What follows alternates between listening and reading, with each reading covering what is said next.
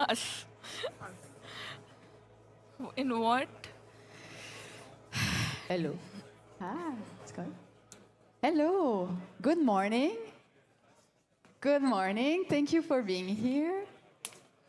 Other people are still coming in, but let's start without them. Okay, we have important information this morning to communicate. So today we'll start with our keynotes. We have 2 keynotes this morning with short presentations, and then we have still 2 tracks this morning, one in Ville-Marie and one in the Salle de Bal.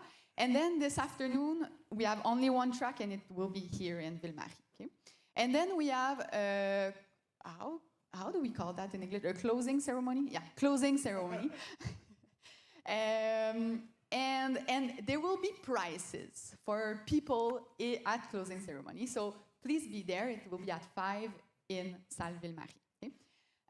Little reminder that we now have the badges. I see a lot of you with them. And for those who didn't get the chance to have them yesterday, the community room, so the badges are in the community room at the Schwag table, you'll find it.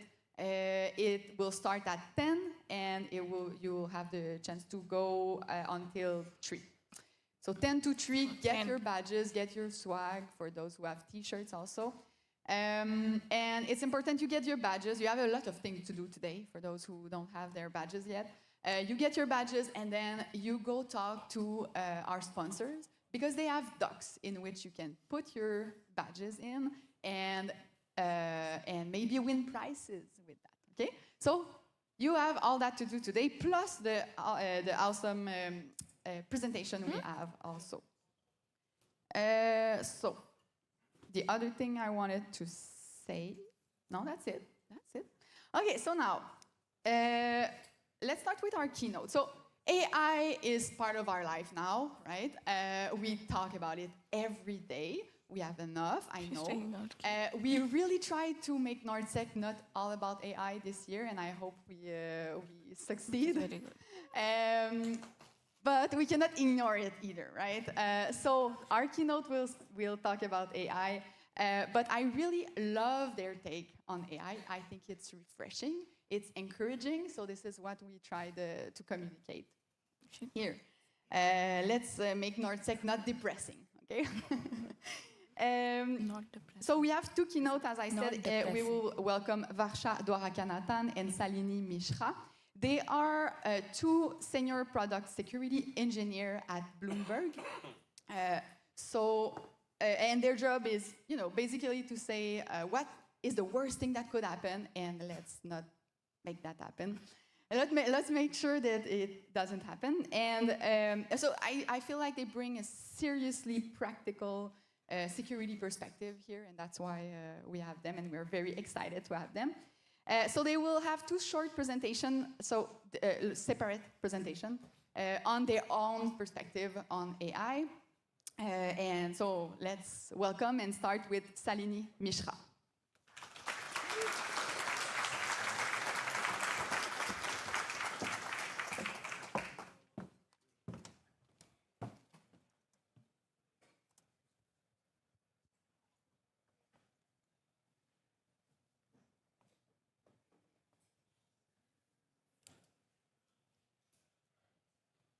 Okay. Hi. Welcome to second day at NorthSec. I must say, this is my first time at NorthSec, and I'm very excited to be here. I was not prepared for all the warmth, all the technical expertise that I've been interfacing with. I'm having an amazing time, and my favorite part was the soldering village yesterday. I was that weird kid who used to solder a lot with my dad, so it brought back a lot of childhood memories, and shout out to the folks who helped me out at the soldering village. I had an amazing time. But given that we have been into this big world of cybersecurity, technical interfacing all day yesterday in the world that we are today, we thought, why not take a step back, zoom out, and look at the bigger picture, given the point in time that we are at, the world we are at, and the field that we are in. So I want to start off by asking you all a very small question. How many of you have seen a big red button that said, "Do not touch," and immediately wanted to touch it? Don't be shy, come on. Well, that impulse that you're recalling, what is that? That isn't being unruly or being disobedient. But then what is it? Good morning, everyone. I am Salini, and I am one of those kids who always click the red button whenever I got the chance to. Not to cause trouble, mostly, but just to see what would happen if I did. And as we all raise hands, I think I can speak for the most of us present here that I wasn't the only one. And we didn't end up in this field of cybersecurity just like that. We got here because of that very feeling. But now, there is this looming elephant in the room: AI. It's unfamiliar, kind of. We don't know all the ins and the outs, but what we do know is that it is reshaping this field. And meanwhile, a lot of people, most of us, have that same one question: will there be a place for us? Well, my answer to that is a resounding yes, but not for the reason that people expect. It is because this field of cybersecurity does not belong to the most experienced, but to the most curious. Don't believe it? Let's look at the evidence, shall we? Let's start with a short story. Years ago, there was this teenager in England who discovered a strange piece of malware spreading online. Now, a bit of a context. He wasn't at a big company, he didn't have advanced tools or resources, and mind you, this was from a time when cybersecurity wasn't as big of a deal as it is today. He went ahead, downloaded the code, analyzed it line by line, and noticed it kept reaching out to an unregistered web domain.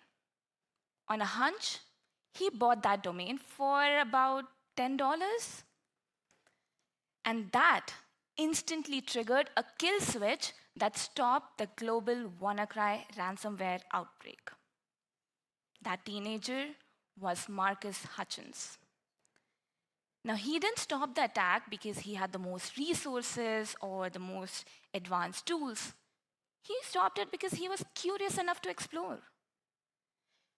Now, his story got complicated later on, but I want you to focus on that particular moment that gave us the ultimate moral of the story.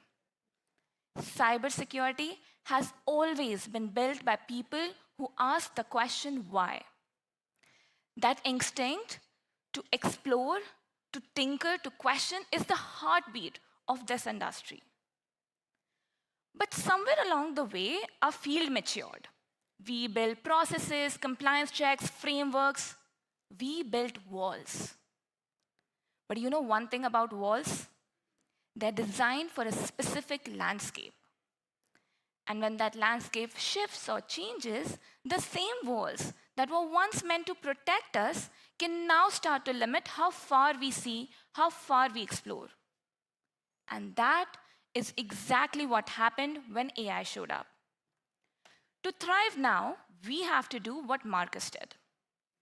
We have to step outside those walls. And I know it can feel scary, it feels like we are in an uncharted territory.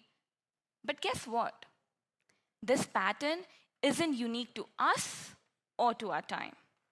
Which brings us to evidence 2. Every time a transformative technology appears, the first reaction is fear. Well, in today's age, it's memes first and then fear, but you get my point. When machines entered factories during the Industrial Revolution, people weren't excited. They were terrified. Jobs would disappear, skills would become irrelevant, humans would be replaced. And in one sense, they were absolutely right. Machines did replace the repetitive manual labor, but what it did not do was replace human ingenuity. Instead, it became a force multiplier, turning individual effort into industrial scale impact. And the result wasn't fewer opportunities. It was new roles, new jobs, new skills, new ways of thinking we could not have imagined before. For example, a worker who once shoveled coal by hand now had the chance to be an engineer who mastered the machine. Well, I want to say AI is our generation's industrial machine, our generation's force multiplier. And just as steam engine elevated work from physical to mechanical, AI is replacing our repetitive work into strategic work. It allows us to spend less time on the what and more time on the why. More time imagining what hasn't been built, questioning and exploring the boundaries of the possible, staying curious. And so, the question is no longer, will it replace us? But rather, what will it free us to do next? But I realized somewhere along the way as I was thinking about this shift about AI, fear, curiosity, I get it. It's only my perspective, it's only my data point. So I did what we all do when we're nervous about delivering a keynote to an audience like NorthSec. I gathered data. I ran a short questionnaire across our company, across product security, incident response, risk analysis, different roles, different seniority levels, same underlying question. How do you actually feel about AI and your job? Now, I expected to hear fear or uncertainty. After all, that is the prevailing industry narrative. But what I heard was a surprising consensus.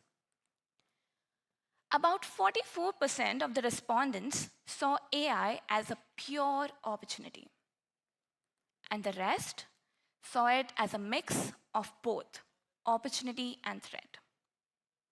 Notice anything?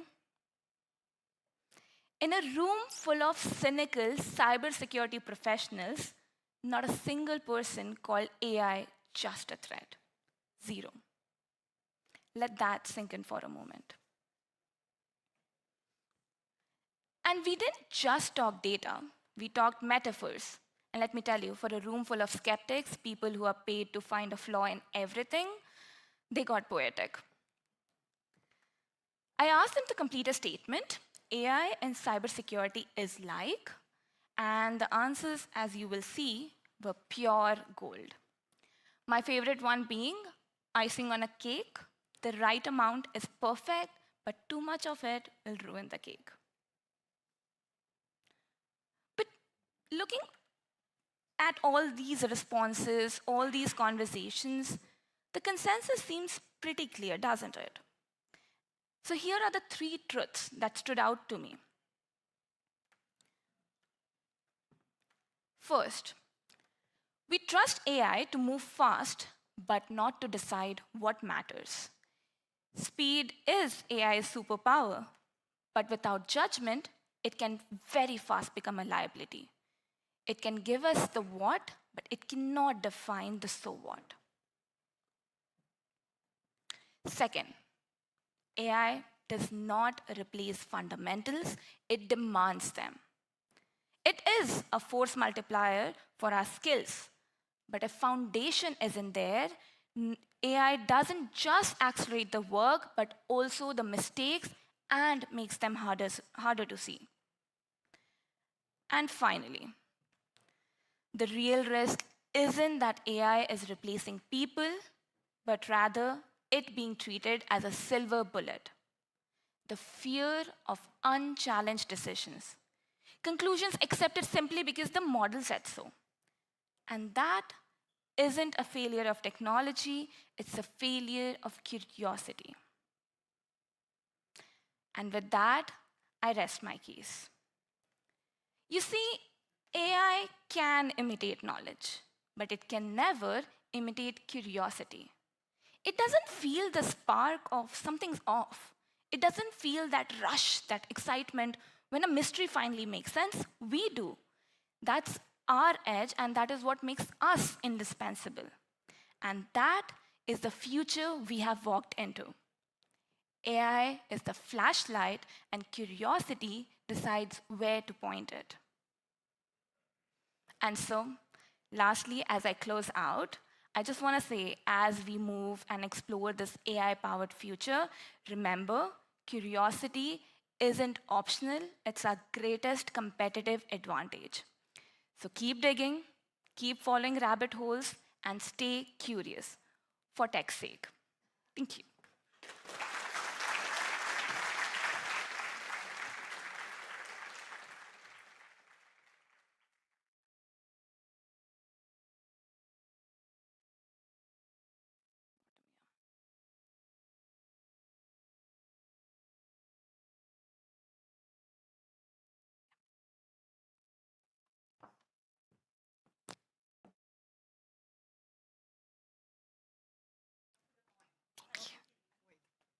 Wait, mic. Sorry, can we switch the mic?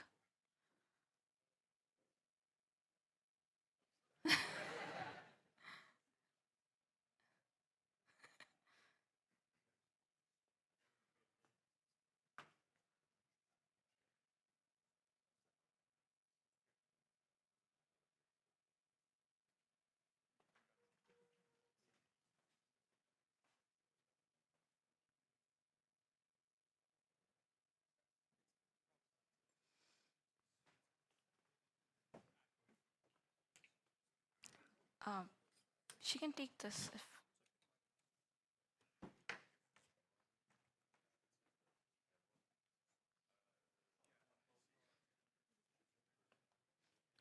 Let's treat this as an evidence as why AI cannot replace us.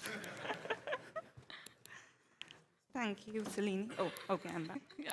That was a great kickoff to the morning. And I think from what she said, and also, quite frankly, the climate that we're in today, I don't think we should be fearing AI or ignoring it. But having said that, I want to look at it from a different angle. What actually happens when we step in and start exploring the space? Every day, there is a new release, another breakthrough. And lately, this has been my routine. My phone lights up about some game-changing AI tool. So I dive in, trying to understand what it's all about. But before I've even wrapped my head around it, another update flashes. The next new thing, the next breakthrough that I somehow cannot afford to miss. And just like that, my focus shifts once again.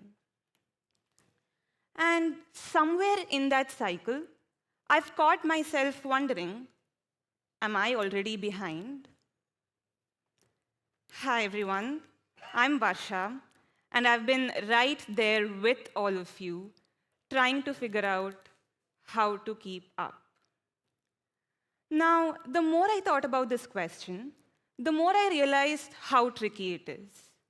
We have always known how to adapt, but with something new emerging every day, it's like we're in the middle of a game and the rules keep resetting every 5 minutes.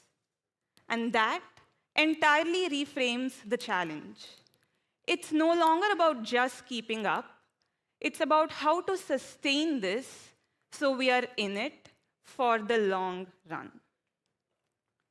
Now, to find my way, I've started navigating this landscape with a bit more intention. I've identified 3 shifts that are helping me stay on track. The first one is focus over FOMO. Now, for a while, I was reacting to everything, context switching between every new update. It kind of reminded me of when I first started going to the gym. I had no plan. I would walk in and just sample every machine because I didn't want to miss out on anything. And at the end of it, I would definitely feel tired, maybe a little accomplished, but I realized I was making no real progress. Then I changed my approach. I would walk in with one goal, say cardio, and instead of bouncing around, I would pick the treadmill and focus on it. Because I had one question in mind.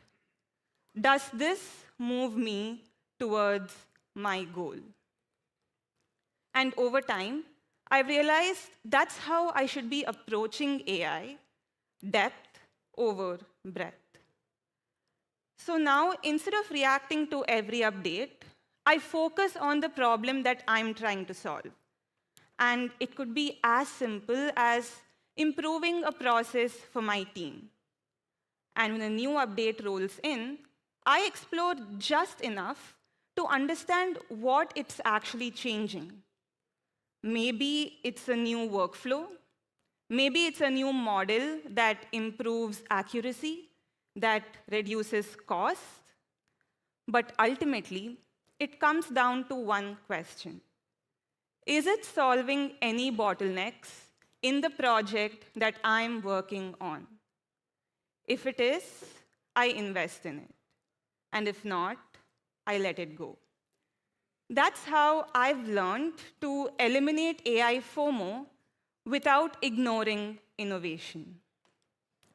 Now, I don't know how many of you are students, but if you are, you might feel like you need to know everything because you don't know what's coming. I get that. But remember that no one expects you to know everything. They want to see how you think. And the way to do that is by building something. When you focus on a project, you're showing that you can think, solve, and adapt with AI. I'm not saying don't explore. Exploration creates awareness, but focus creates impact. But even with this shift, I couldn't ignore the bigger picture, that I work in security. Which brings me to my second shift, basics over buzz. Now, Tim, in his keynote yesterday morning, which was amazing, by the way, he spoke about the importance of going back to the basics. And I kind of want to build on top of that. Now, every time there is a new update, I often find myself asking the same set of questions. What are the new risks? What are the new threat vectors? How has the attack surface changed? But I remember something that my mentor once told me that has kind of started to reframe my perspective. The surface keeps changing, but the foundation remains the same. That stayed with me. I realized that every major wave of technology, web, cloud, mobile, IoT, blockchain, and now AI, they have all increased complexity and changed attack surfaces. But the core principles behind security have always remained the same. Access still needs to be controlled. Boundaries still need to be defined. The mission still remains to trust but verify. And once I embraced that, I started to see patterns. The same principles keep repeating, just in different forms. For example, let's take prompt injection. That's untrusted user input in a new form. An AI agent making decisions, that's a least privilege problem. And that's when it clicked. When your foundation is strong, the chaos, and let's face it, we are in a chaotic world, that chaos turns into clarity. because you now have a lens to interpret it. And over time, that lens turns into something more powerful: security intuition. That instinct to look at something new and ask, what is this designed to do? How could it fail? How do we protect it? That instinct, that habit, is what carries you forward through every update and every breakthrough. But even with this, I stumbled upon something else, which brings me to my third and final shift: human skills over systems. Now, I remember a time I had used AI to help draft a security assessment. It did a great job. But when it came time to discuss it with stakeholders, what mattered most was how I communicated the risks, how I explained the trade-offs, how I read the room and decided what mattered and what did not. Yes, AI generated the analysis, but it did not take responsibility for the decision. It did not lead. It did not build trust. And that's when I realized, as AI becomes more powerful, our human-only skills become our most valuable assets and help us stand out. I've realized how important it is to develop these skills deliberately, to put myself in situations where I can develop them. Because these skills, they compound. They stay with you for your entire career, regardless of the technology or the pace. Now, I know I've spoken about the 3 shifts that have helped me, but before I close, I want to say something out loud that I feel isn't said enough. We are in an always-on world. The pressure is constant. Taking breaks, it isn't slacking, it's part of being effective. So work hard, yes. Care about what you do, yes. But also remember to breathe, to rest, and to live. Not because your career doesn't matter, but because your health, both mental and physical, matter too. You cannot perform at your best if you're running on empty. So don't let the hustle cost you your health. So remember that at the end of the day, there will always be another tool, another update, another push to move faster. But if you focus on your core project, master the fundamentals, keep honing your soft skills, and focus on your well-being, you aren't just keeping up, you're building a career that lasts. Thank you.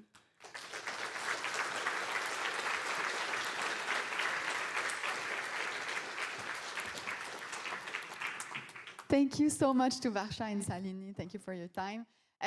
So if you have any question, go see them, go talk to them. They are awfully intelligent women, so I encourage you to go talk to them. So we have a pause right now, and then we will resume at 10 in both rooms. Thank you.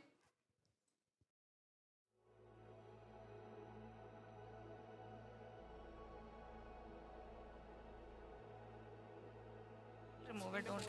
My hair got so bad. Was it looking bad? No, no, it wasn't. I don't know what.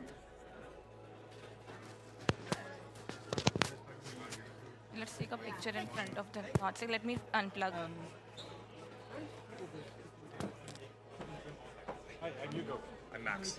I'm presenting a 10. Yeah, that's what I said. When do you want us to come up and get mic'd up? Or like, how does it work? Yeah, so 9 people. No, you're good. It's absolutely fine. Pulled the battery from the charger this morning and it died. I don't know. I quarantined it and it's on the charger now. When the Excuse me? No, it's fine. this little thing. Yeah. Thank you so much. Yeah. Yeah, we're live. Yes. I'm gonna take your mic off of you. Yes. go. This is your speaker coin. Oh, thank you. Amazing. Are you staying here for the Tomorrow, yeah, yeah. Pull this. Actually, you know what? Lift up your hair and then I One second. ripping out your hair from your head. You're gonna wind up looking like me. Okay. It was great last night. Yeah, it was beautiful. Like, Good. I got it. Thank you.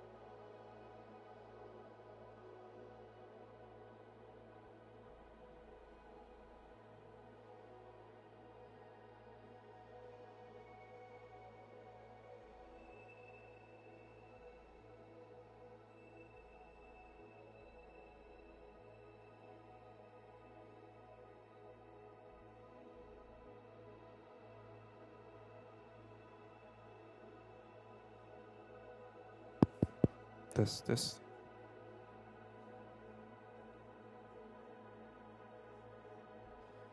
All right. This.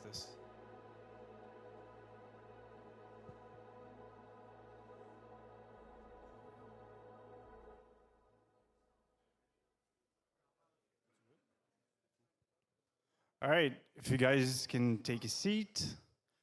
So for the next block, local legend, manager at Mandiant, Laurent Desaulniers will present you a couple of talks. So please welcome him to the stage. Thank you.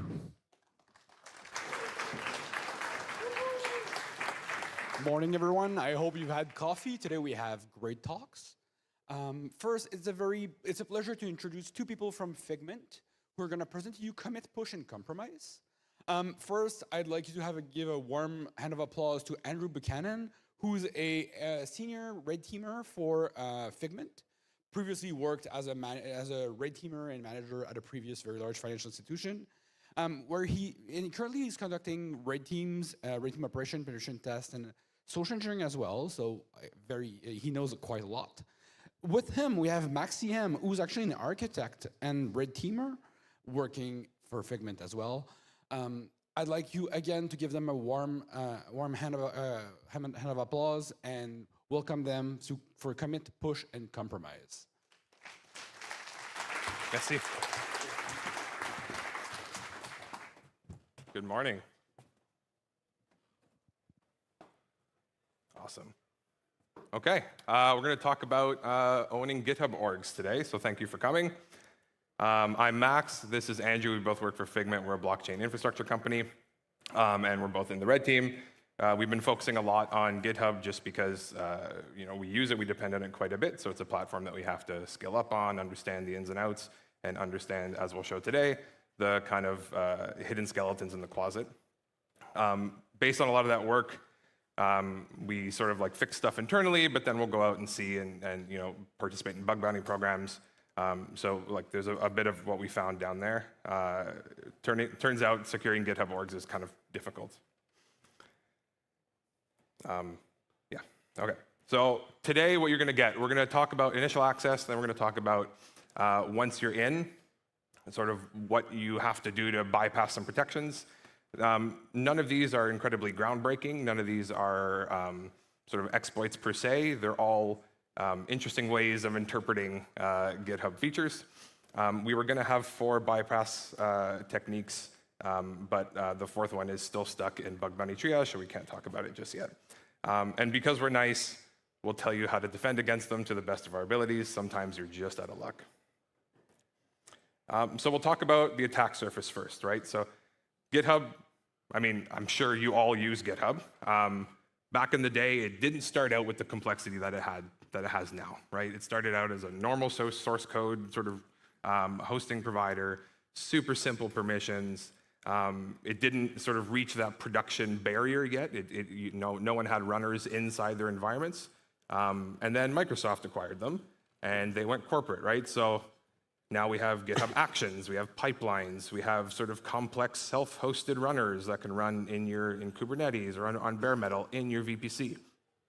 And you can do OIDC, so your workloads running in GitHub Actions can log into your cloud, and now that explodes the reach, right? So the complexity really increased post-acquisition, and attackers figured it out, right? They realized how fruitful and how absurdly rich of a target pipelines were, and there's some high profile hacks down there that all sort of came back to CI/CD and GitHub. You want to go for it? Yeah.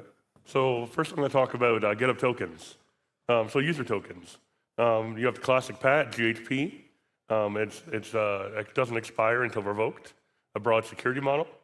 You have fine-grained PATs, about a year expiry. You can scope them down per repo or org. An approval may be required to use them. You got OAuth tokens, which we'll talk a bit about later, and they're good until revoked, mainly used for device flow. And then we have things like SSH keys you can use in Git, deploy keys for things like Terraform, which are read-only. And then you have code space tokens, single repo. No, the matrix. Uh-oh, hold on.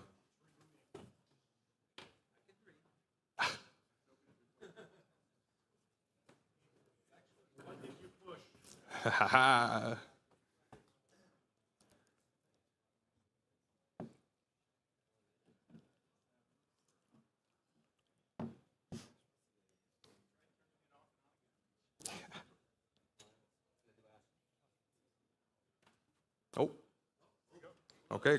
And now you have machine tokens. They're GitHub tokens. You'll find these in workflows. They're auto-generated by job, scoped to the workflows repo, and they want you to believe that they expire when the workflow is done, but that's not the case, and we'll go over that a bit later. You also have app install tokens, which use the same prefix. They're server to server, and then you have actions runtime tokens, which are on the runners themselves, backend only, undocumented. And you have things like runner registration for registering self-hosted runners, and that's done through the REST API. So the idea here is that they all, different backends use the tokens differently.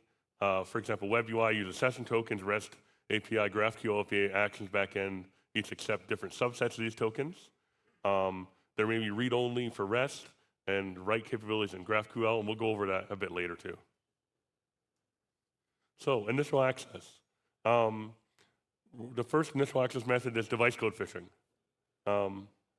So the idea with OAuth is it's designed for headless devices such as CLIs, TVs, headless browsers, things like that. The app requests a device code token, they receive it. The user visits a URL and then types in the code. And then the app polls in the background and receives a token, and you're authenticated. Why this is phishable? Attacker initiates the flow, the victim disapproves it, and it looks real regardless of, because it's an official page that they're normally using. And the victim really has to look hard to spot it. So the GitHub CLI, it's an app in GitHub, and it's a perfect vehicle for... No.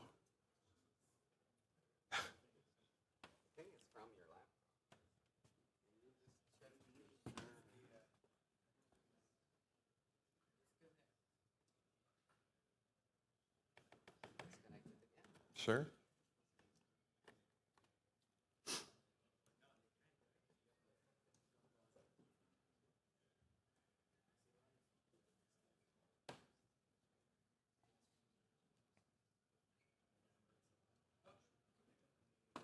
Okay, we got to speed run it. All right, GitHub CLI is a target. The reason it's great is the client ID is published through the open source release of GitHub CLI. You just need 3 steps, 3 curl commands or 2 curl commands and another command. So basically you you send the API request to an endpoint, get a device code, somehow give that to the user or the victim, and then when they enter it in, you receive a token back that has unlimited, never expires, and it's hard to revoke.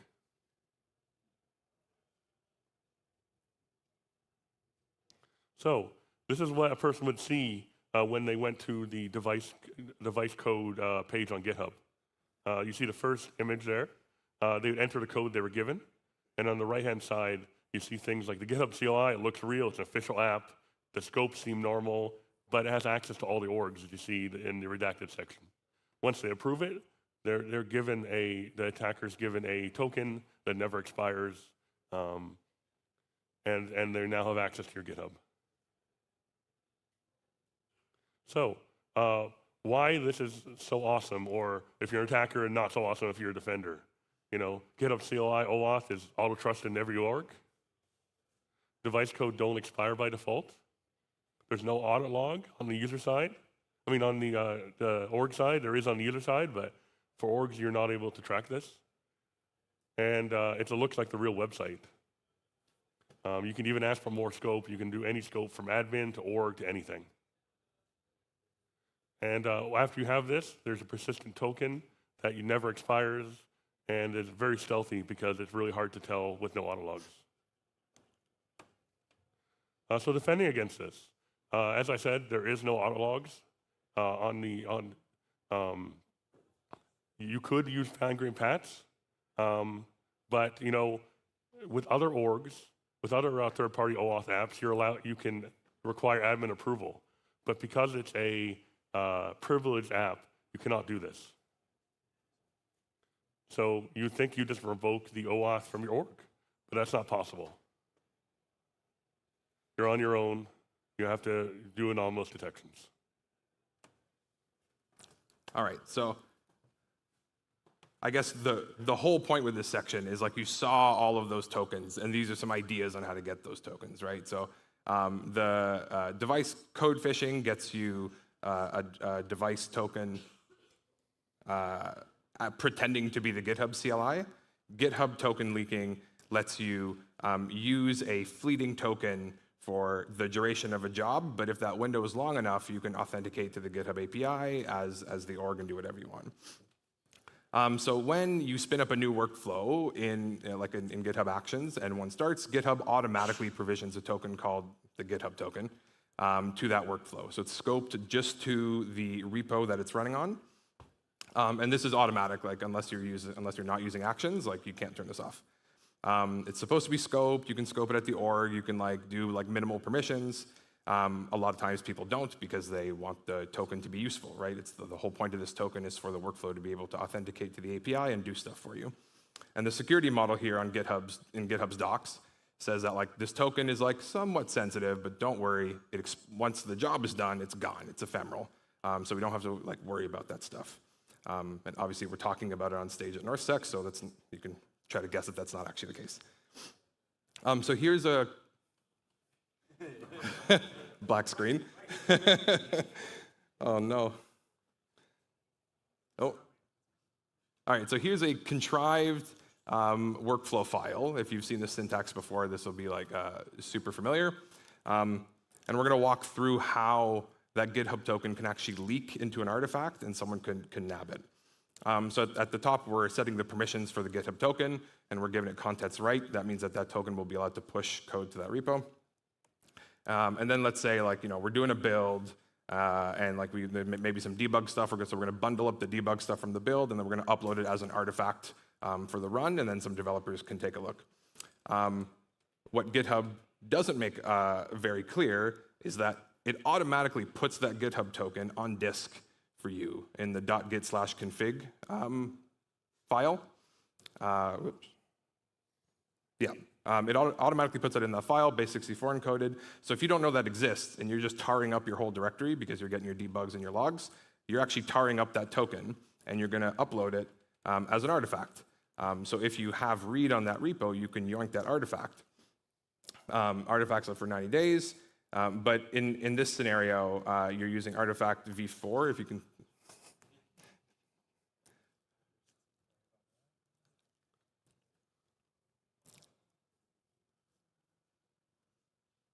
This is what, okay. Oh no. At some point, I'm just gonna take the laptop and maybe. Let me try. For the big screen? To what? Okay. All right, I'll try this. Okay, thank you. All right, so when you upload an artifact, this is what it looks like in the UI. We wrote a simple script to sort of monitor for these vulnerable workflows. If you find the vulnerable workflow file, you know there's going to be a token.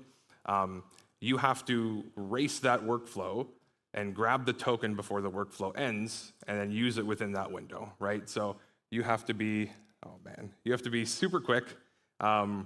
So luckily, if you know what the workflow file is, you know the name of the artifact, you can kind of hard code all of that stuff. And then you just wait and you pull. The interesting thing is here, if you take a look, we pulled the token out, the GHS at the end, that's the actual GitHub token. And then we just pull the API to see when it's valid. At this timestamp, you'll have to trust me, the workflow is actually done. From GitHub's point of view, the workflow is complete, so that token should be invalidated. Turns out you have about 2 seconds of time, which sounds like not a lot, But if you optimize your round trip and you get very close to GitHub's API, you can do a lot with 2 seconds.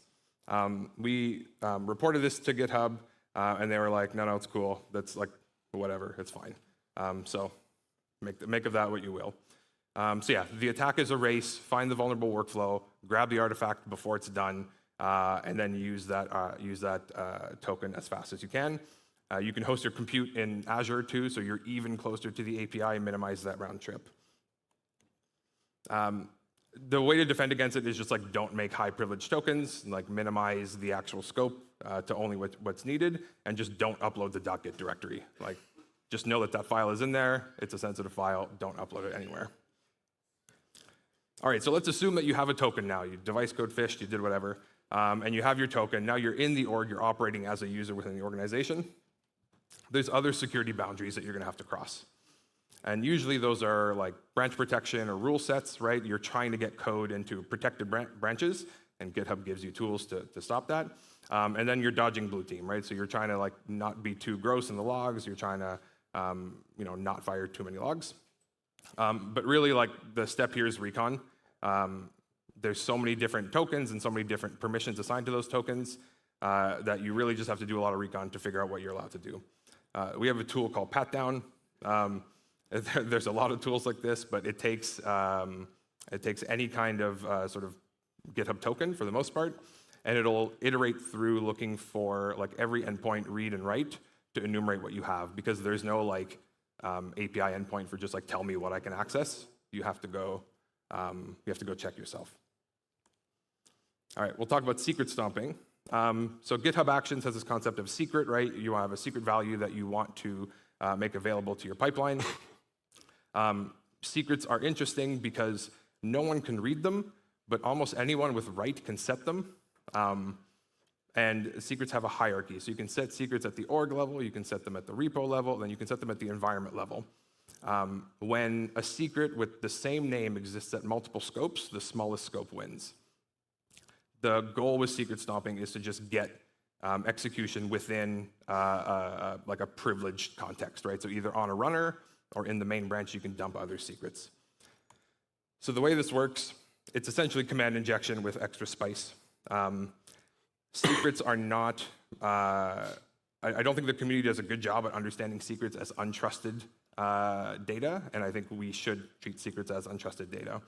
So if you take a look, here's a contrived step at the top, and like we're putting the secret right into the command line, so it's like a pretty easy flavor of command injection.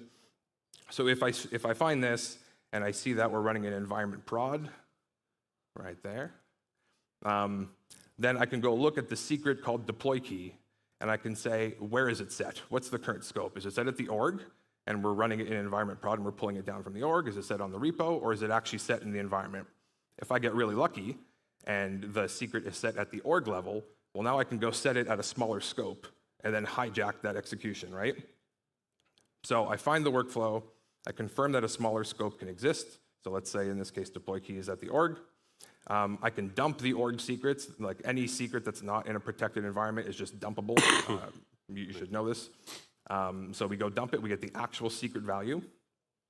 And then we craft a payload that runs the commands we want to run, but echoes out the secret value. And that's really important because it won't break the pipeline. You can overwrite a secret with your command payload, but you're going to break the pipeline because it expects a secret. Override it, and then you wait for execution, or you rerun a job, and then your payload's going to get pulled instead of the org secret. And then you get execution. This is so good because secrets, like I said, are not considered, they're considered trusted in a lot of the documentation online. So this is us giving Claude the vulnerable workflow file you just saw, saying hey, there's an injection, and it's with secrets, take a look. And Claude's like, no, it's all good, don't worry about it. Zizmore, which is a really popular GitHub Actions linter and security checker. By default, Zizmore will not pick up on secrets injection. You have to enable pedantic mode, which a lot of people don't.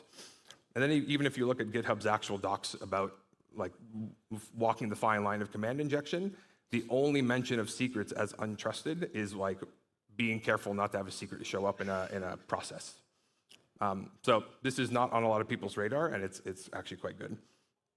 The bar is really low. You're going to be able, if you have write access, you're going to be able to overwrite a secret, and secrets are just invisible. So like, you can store your payloads in there. Blue team can't see what you put in, and that's by design.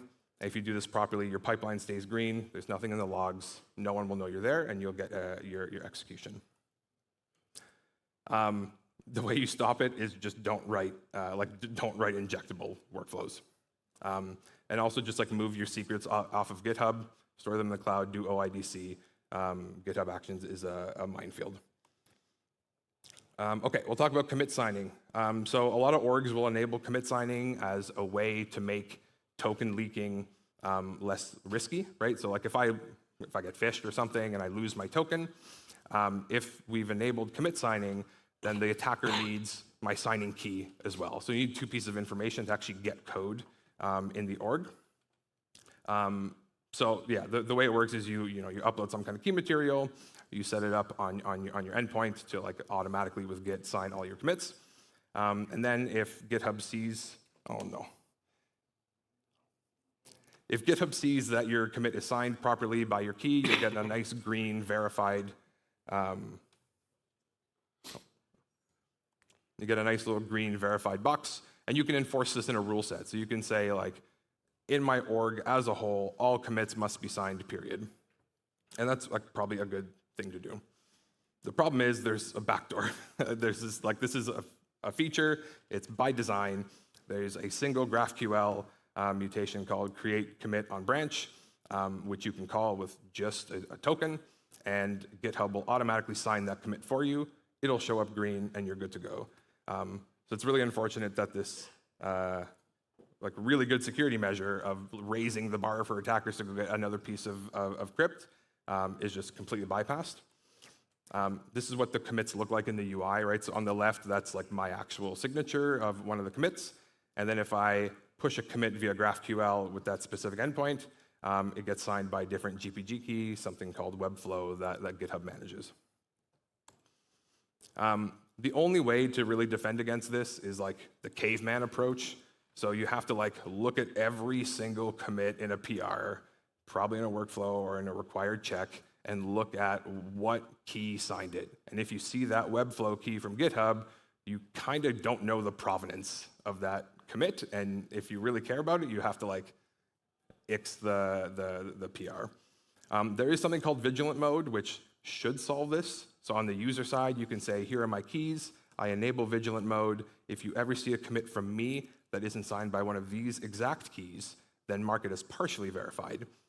Which sounds nice. The problem is you can't enforce that at an org level. That's just a user thing. So I can't impose users in an org to say, hey, you all have to have vigilant mode. All right, we'll do some workflow logs. Yeah. So workflow logs. Let's say you're an attacker and you do something, you mess up in a log and one of your workflows fails. Back in the matrix. You would think you just delete the workflow run, right? Well, that causes an audit log, which can be a detection. So maybe you would instead hollow out the workflow run by deleting the log. There is no audit log. The run stays green, and yeah. So defense. The only way to defend against this basically is to create your own audit log, to parse the API for workflow runs that have no log, 404 on the log. It's not ideal, and GitHub should be able to handle this. Yeah, that's another example of just missing audit logs. Like the GitHub audit GitHub's approach to audit logging is incomplete. There should be an audit log for a workflow runs logs being deleted, and that just doesn't exist.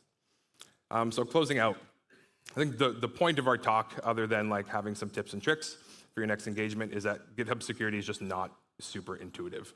Part of that is just that it's very complex, and it got complex very quickly. And of course, now with all the AI stuff, like they're getting like absolutely smashed with reports. So really, what we're trying to impart is like invest in securing your GitHub org. A lot of the public literature talks about GitHub security from the point of view of like a public repository and like interacting with the public in like an open source project. and there's not a lot of good documentation on like inside that org perimeter, which is very important because we don't just want one perimeter, you want many. Yeah, figure out what you care about in your GitHub org, protect it properly, don't rely on the docs, test the edges, and I'm sure you'll find something. We had to sneak a slide in, so GitHub published a blog post a few weeks ago about changes to GitHub Actions in 2026, which probably are going to break some of these techniques. So secrets are now getting different permission scopes, so you'll be able to create a custom role in your organization that says, like you can push to a repo, but you're not allowed to set secrets. So that probably kills secret stomping. And then they're releasing something called Actions Data Stream, which seems to be like runner EDR telemetry stuff, which is also going to be really good because a lot of times runners are just not monitored properly. So you can just get away with a lot of stuff. This is a good thing. A few shout outs. If you know these guys, you'll know how much they're involved in the GitHub space, or Adnan and John. Really great blogs. They're largely moving on to other things right now. But a lot of the techniques we use started from a blog post that one of these guys put out. And yeah, thank you very much.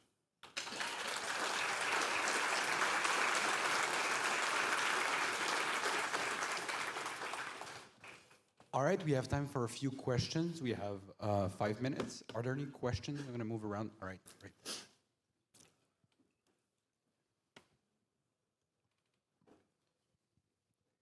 Thanks a lot for the presentation. Very interesting.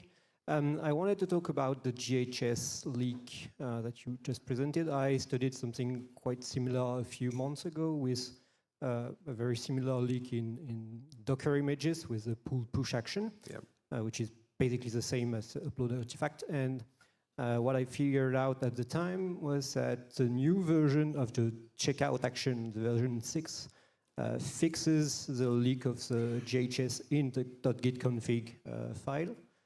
Does your technique only work with pre-version 6 actions, or is there something I'm missing here? I think it does. We haven't run across, I think, the newer actions. But I know the one you're talking about. If they don't write that file, then yeah, there's just nothing to leak. Yeah, it works in V4. I don't think it works in anything above V4. Okay. All right, next question. Thank you, gentlemen. Concerning the secret stomping, my question was, and this is probably me not understanding GitHub so well, when you decide to force your own secret as opposed to using the, let's say, the org secret, is the attack that now you control the secrets that's used in that build, or you had mentioned that you could leak the org secret, or did I misunderstand? Yeah, no, you're right. So any secret, if you have push permissions, right, which most developers are going to have because they have to push code, you can very trivially dump org secrets and repo secrets. You push a workflow on a branch, there's a secrets object, you JSONify it, you pass it through base64 twice so that it doesn't get like redacted from the logs, and you just get all the secrets. If you really want to protect a GitHub Actions secret, you have to put it in an environment, which is just like a GitHub Actions concept, right? And then you protect that environment and only allow branches that have branch protection to be able to operate in that environment. So that is what stops you from like getting those secrets, but it doesn't stop you from setting those secrets, right? So you can't read, but you can write them. Like it's just like a weird kind of threat model or security model. So yeah, the attack is leaking the actual data, like the actual secret from org or repo, whatever it is. So you have that value, maybe it's useful, but if you want execution, you write your payload and then you just make sure that you echo out that secret again so that the workflow file still has access to the secret it needs, but it's also running the code that you just put in your payload. All right. If you have questions after, we can chat, man. Yeah. We have time for one more question, if there's anybody else. Oh, yeah, all right. Great talk. Thank you, by the way. So you said some of these things are very specific to GitHub. Do you happen to know how this compares to like GitLab, dare I say, Bitbucket? Like, is it any better or is it similarly bad? That's a great question. We only use GitHub, so we've really only researched GitHub. My intuition would be that these are all very GitHub Actions specific. Oh, it's worse? Okay, Francois says it's worse. Yeah, Worse, different. These techniques probably don't work in other environments, but I bet you like analogous techniques that very similarly also work. All right, well, thank you very much. You were so generous. Thank you so much for your talk, and have a great day. Thank you.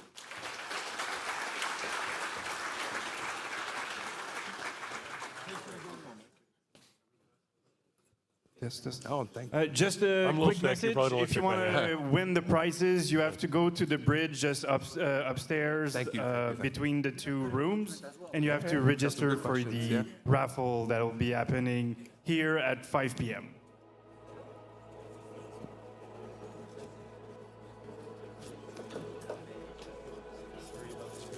No, that's okay. I don't know what was going on there, but like. Your laptop, you never know. Yeah. Oh, thank you.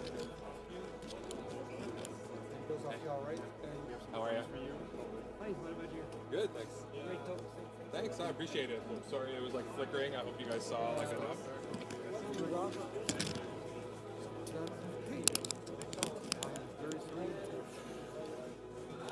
J'hésite parce que deux points qui arrivent. Pardon, je te... Ah, après vous. Désolé. Je sais pas, les deux.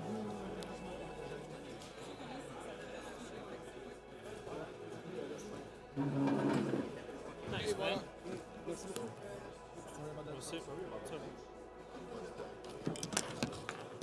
It didn't happen with any other laptops, so I don't know.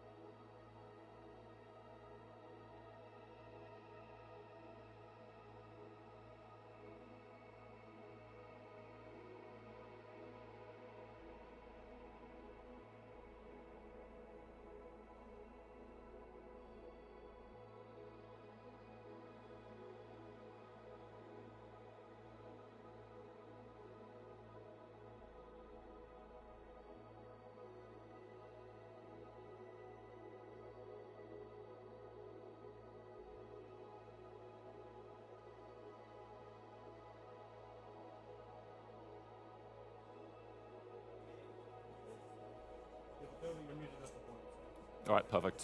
So I should be. You're going to get introduced. Okay. Yeah, no, of course, of course. If something goes on with your mic, this one here. Okay. Sounds good. We've also got 3 wired microphones back there. We should have enough backup then. Should be. There's 3 on the other side. Oh, I wanted to shout. Okay, good, good, good.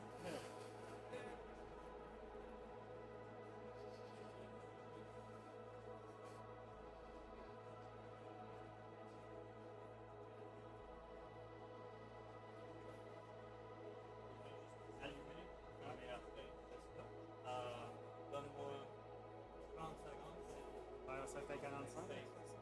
Je sais pas si c'est 40, 41. 40, 41, c'est 45.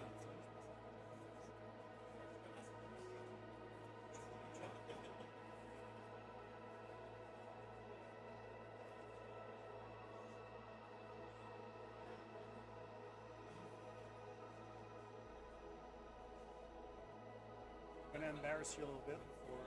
Oh dear. Good, good, good. Mini roast, do it. It's the what? It's the prime. Oh, right, right, right. Okay. I watched the roasting Kevin Hart the other day, and it was very funny. Your battery is dying again. Again? It's a regular ass AA battery. It's wild. Say again? You're good? Oh, good. Yeah, yeah. Looking forward to it. Glad the technical issues have been sorted out. Were you here for the previous talk? Yeah. So glad, I think it was their laptop. I don't know, but it looks like mine is all right. So fingers crossed.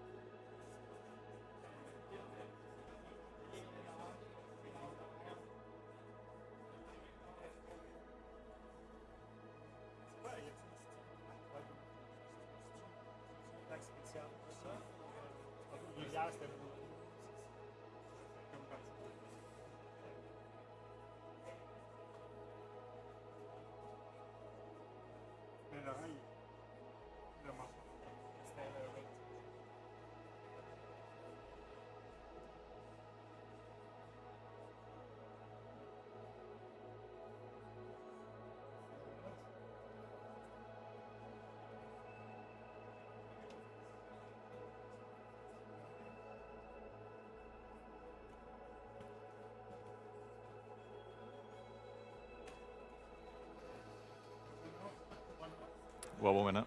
I think he wants to change your battery. Oh, yeah, of course, of course. Sorry. There's something going on with this guy's battery.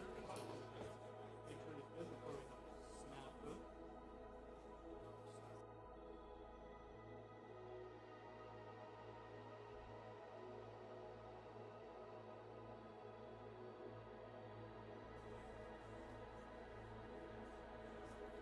All right, it's green again. Yep. Let's see how long it will be green for. Yeah. I think it's these packs. All right. Just let me get back to the board.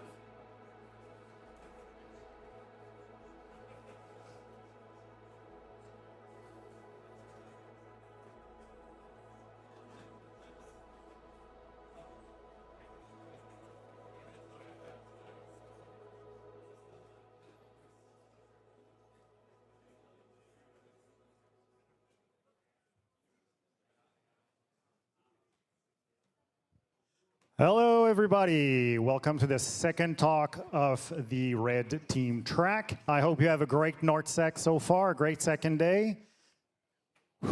You guys need some coffee. Thank you, thank you, thank you. So it's my pleasure to introduce Vice. A little story about him. A few months ago, I saw one of his research. I thought it was super cool. I wanted to have him for another conferences, so I reached out to him. At the same time, the other organizer also reached out to him, all while he was driving in a car with Olaf, who was also part of that conference, who was also trying to recruit him. So he did make the workshop. I saw this talk a few months ago at Wild West Hacking Fest, and I told him, you really need to come to NorthSec and present your talk. So with no pressure at all, I present you the super nice and very talented Vice. Thank you very much.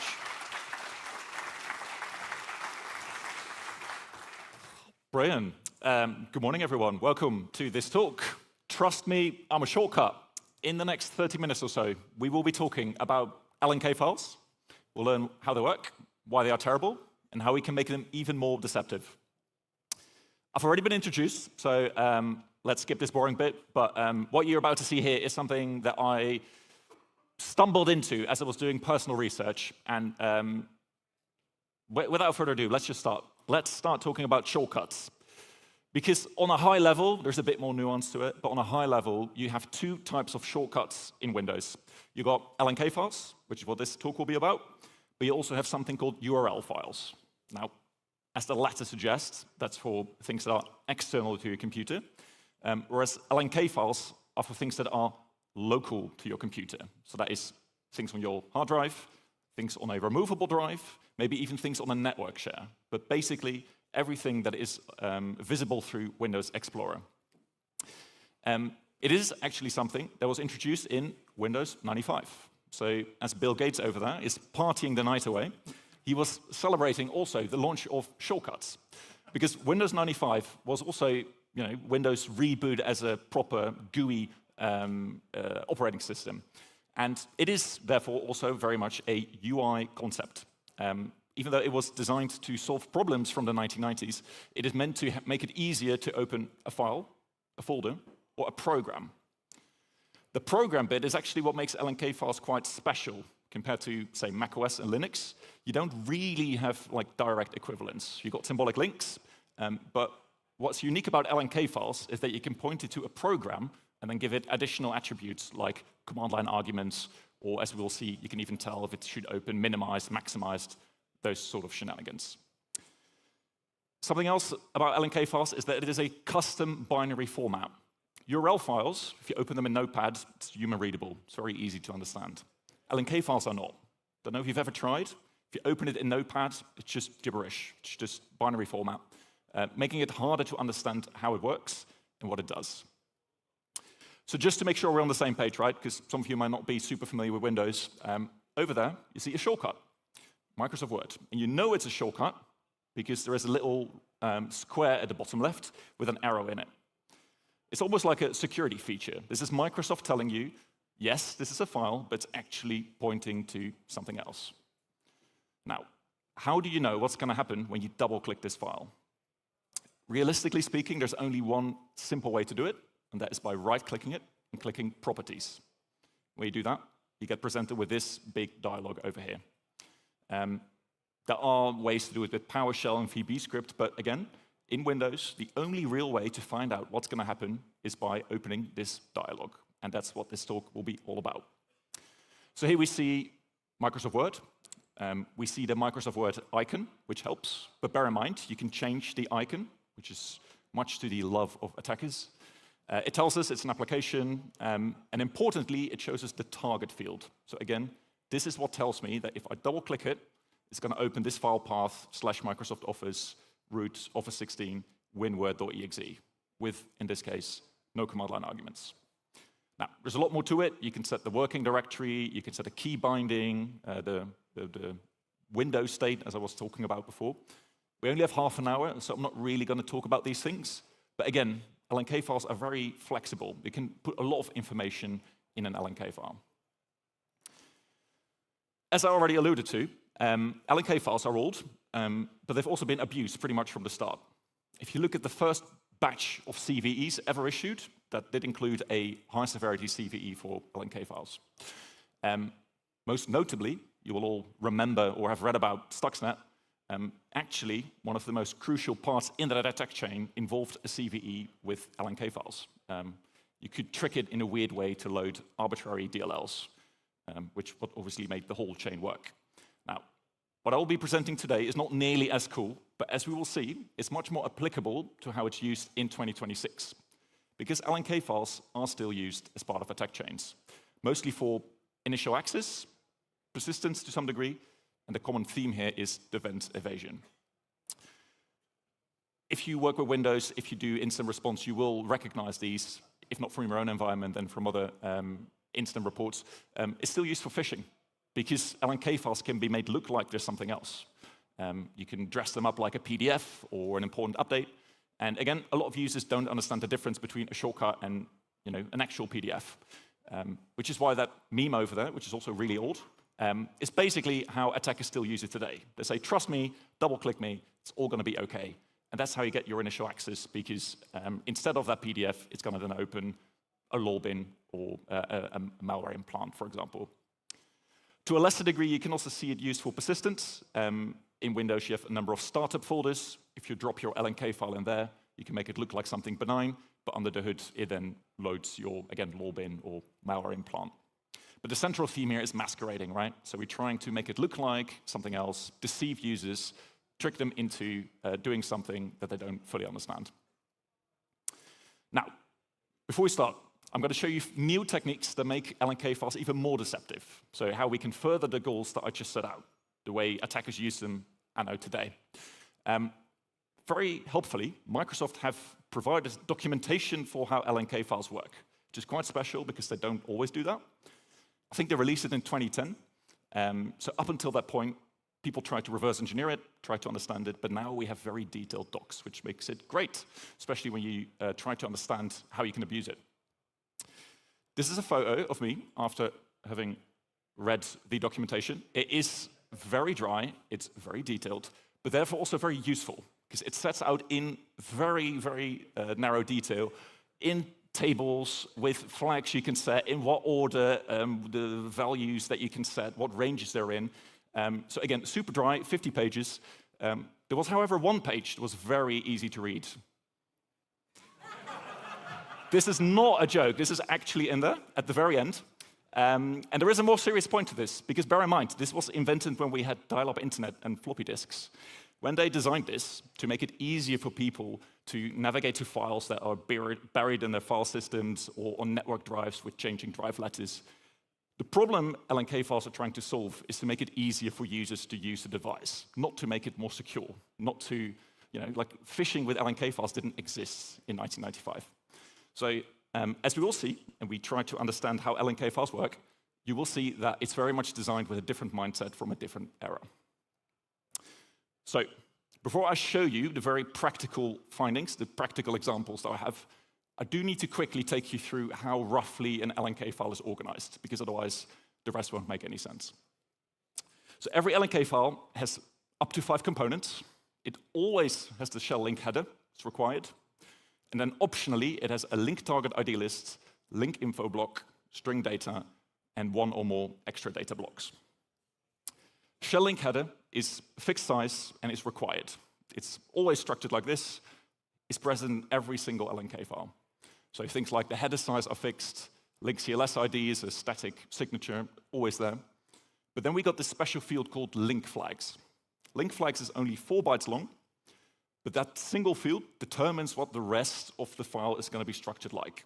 So Windows will look at that single 4-byte field and then know, oh, there's going to be a link target ID list or a link info, and so forth and so on. Now, there's also lots of other data in there that's very helpful when you do forensics. I'm not going to focus on that for time's sake, but let's have a look at some of these link flags and what that means. So there is a flag that says there is going to be a link target ID list. Whilst this is optional, this is present in nearly every LNK file. This is a structure that contains the path to your file or folder. So if your target is c/readme.txt, this is where you would put it, c:, and then another item, readme.txt. So whilst optional, you see it very frequently.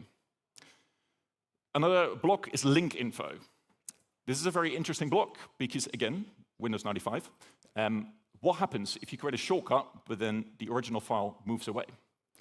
Windows then tries to be very helpful and try to help you locate where the file might reside now, because maybe you moved it, and then it will try to work out where it could be, and then update the shortcut.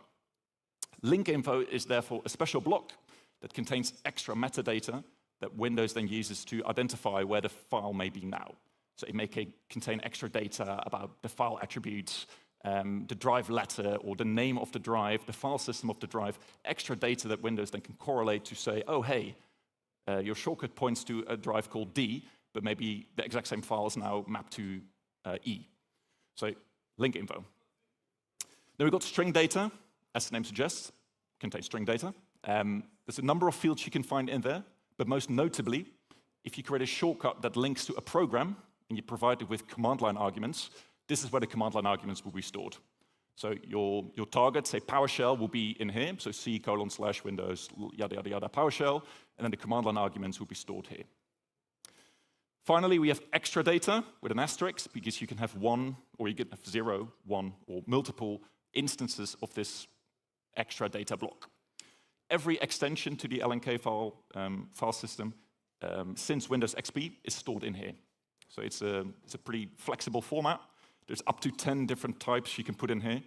But again, most notably for this talk, if your target contains an environment variable, right, so you have a path that is C:/users/username, you can't put it in here, because that's a limitation to this file format. This has to be an absolute resolved path. So if you have a shortcut with an environment variable, you have to store the path in here. So sometimes you will find the actual target in here, depending on what sort of shortcut it is. Now, don't worry if you didn't follow this. Hopefully, in the examples, I'm going to bring this to life a bit more, and you will understand why this format is weird and how you can abuse it. So just for completeness then, this is an example of that shell link header. Again, don't worry about the actual details, but you will find this in every single LNK file. This is roughly what the start of every LNK file will look like. Fixed header size, fixed link CLS ID, but then that link flags field. So it's in green over here, only 4 bytes. According to that very long documentation doc, there are 25 unique flags that you can set that have an actual meaning.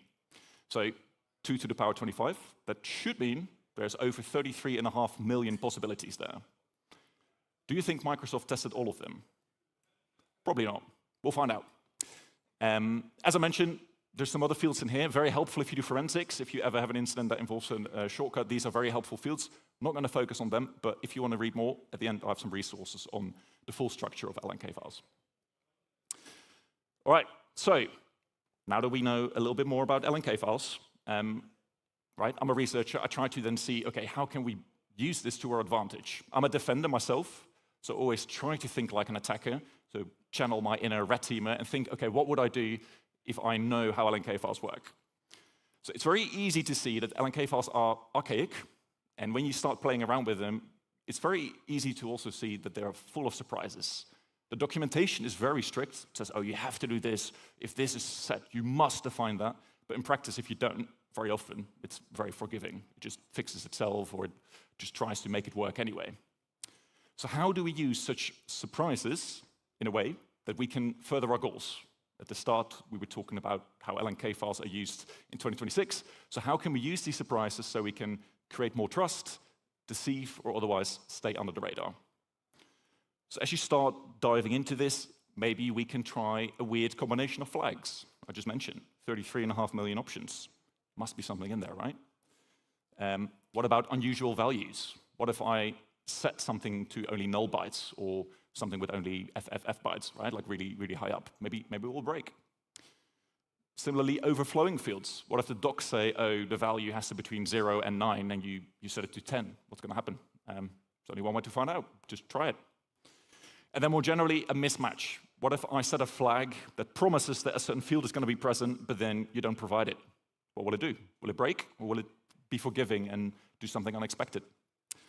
Now, against this backdrop, I'm now going to show you 4 new things that I thought were unexpected. See if you agree. On my desktop, you see a file called Your Invoice. Looks like a PDF, but it's a shortcut, clearly. I open it. The target says your-invoice.pdf, no spaces there. So surely, if I double-click it, it's going to open a PDF if it exists, right? So let's see what happens. Calc. So we broke something. That's how you know we broke something, right? We have calc. What happened here? It showed your-invoice.pdf. You all saw that. But it executed something completely different. C Windows System32/calc.exe. So it turns out, if you change the flags a little bit, you can spoof the main target. You can make it look like something else. Now that's quite concerning, right? Because this is the only way we can reliably understand what's going to happen when you double-click a file. This was clearly lying to us. So why does this work? Remember the structure. Link header is always there. In this case, I say it has a link target ID list, but I also say it has an environment variable string, has X string. This is already confusing, because I now told the LNK file I will specify 2 paths, but surely it can only show 1, right? So what does it do? If you have 2 paths, which one does it choose? Now, turns out, if it can choose, if you provide both, it will always prioritize the environment variable version, which is why we saw your-invoice.pdf. Now, this is something that may be a bit confusing, but this path has to be a valid Windows path. And as you will know, there are certain characters that are not allowed in Windows paths. Double quotes are one of those characters. I don't know if you've ever tried, but you can't write a file to disk that contains a double quote. So what I've done here, I said my file points to double quote your-invoice.pdf double quote. So it will render that in the UI, but when you double click it, it realizes, hey, this can't be a valid path because there's double quotes in there. So it refuses to execute it because it says, I can't locate this, there's double quotes. So it will then fall back to what you provided in link target ID list, which is in the weird situation where we end up with 2 different paths. It shows one of them, but executes the other one. Now, that's not great, because again, this is now more deceptive than LNK files were before, because you now can't trust what the dialog says. This is my first example. The reason that this works is because I tried to pretend this pointed to a PDF file, and my actual target was a single executable, namely calc.exe. If, however, you are trying to deceive someone and you provide it with command line arguments, this technique is probably not your best bet, because it will still show the actual command line arguments, right? So if my target is cmd.exe, and I provide it with command line arguments /c ping 127001, right? The one on the left you may fall for, but the one on the right looks a bit weird. That's not, that you can tell something is off if you right-click that. So depending on your use case, this may be helpful, but maybe there's different ways to break LNK files. So let's keep going. First variant, right? This is undetected, by the way. Windows Defender, or to my knowledge, any other EDR will not stop you if you double-click this. We spoofed the path. We did not spoof the arguments, and no environment variables because of how this works. But let's keep going. Next example, command prompt. I'm going to right-click it, and when I do so, it tells me the target is Windows System32 cmd.exe. The file target is read-only, so I can't change it, but surely, if I double-click it, it's going to open an empty command prompt, right? But it didn't. I tricked you. Because it didn't open an empty command prompt, it opened it with these command line arguments. It showed cmd.exe, right? But there were hidden command line arguments that, for some reason, it did not show. It did /c echo haha tricked you ping 127001. So another surprise here is that you can hide your command line arguments. And we also disabled the target field, by the way, which I quite like, because that means that your victim can't accidentally tamper with the intended target. So why does this work? Slightly more complicated. We now have 3 arguments. Has target ID list, has arguments, because it has arguments, and then has X string. You remember from the last variant that if it has 2 paths specified, it will always prefer the one with the environment variable. Now, in this case, I provided it. I promised it was going to be an environment variable version, but I provided it with only null bytes. When you do so, it realizes something is wrong. And when it does so, it then marks the target as read-only, which is why the field was grayed out. And then it falls back to link target ID lists, which is why we saw C Windows system32/cmd.exe. Now, for reasons entirely unclear to me, when it realizes something is wrong with the LNK file, it also hides the command line arguments. But when you double-click it, it still executes them. Again, I don't know who made that decision. Again, maybe running programs with command line arguments was a later addition, but to me, that is very unexpected. So that now means that we can hide command line arguments, again, changing or giving a deceiving view of what's going to happen when you double-click that file. Now, again, this example worked because I posed as command prompt, and if you right-click it, this is what you would expect. So this is reasonable. But if you want to pose as a PDF file, right, and you want to trick someone into doing something dodgy, this is probably not your best bet, because if you open a PDF LNK file and you see the target is conhost or PowerShell or CMD, you're probably not going to trust it, right? So depending on what you're trying to fool, what you're trying to execute, this may be helpful, but for some cases, may not be your best bet. But I'm not done yet. We have more versions coming up. So what do we have? Undetected still. We disabled the path. We did not spoof the path, right? That's a weakness, but we did now hide the command line arguments. So that's pretty cool. Right, moving on. README, shortcut, README. It says the target is c/readme.txt. Target type is a file. Again, surely, if I double-click it, it's going to open Notepad, no? It says, hello, this is MSHA. I hope you're liking the talk. And of course, calc, because we're breaking things, right? So you need to know that we're breaking things. So what happened? We saw c/readme.txt, but executed mshca.exe, and there were command line arguments. So now we've achieved both at the same time. We spoofed the path, we spoofed the command line arguments, we've hidden the command line arguments. Why does this work? Now we need all four of them, or all five, because the header is always there. Now we say we have a target ID list, we have link info, we have arguments, and we have the exp string. Now, you will now see that we now have 3 different paths specified. So again, in what order will Microsoft try to pass them? So again, it prefers this one, which is why we saw this in the UI. Once it realizes that path doesn't exist or is invalid, it then falls back to link target ID list.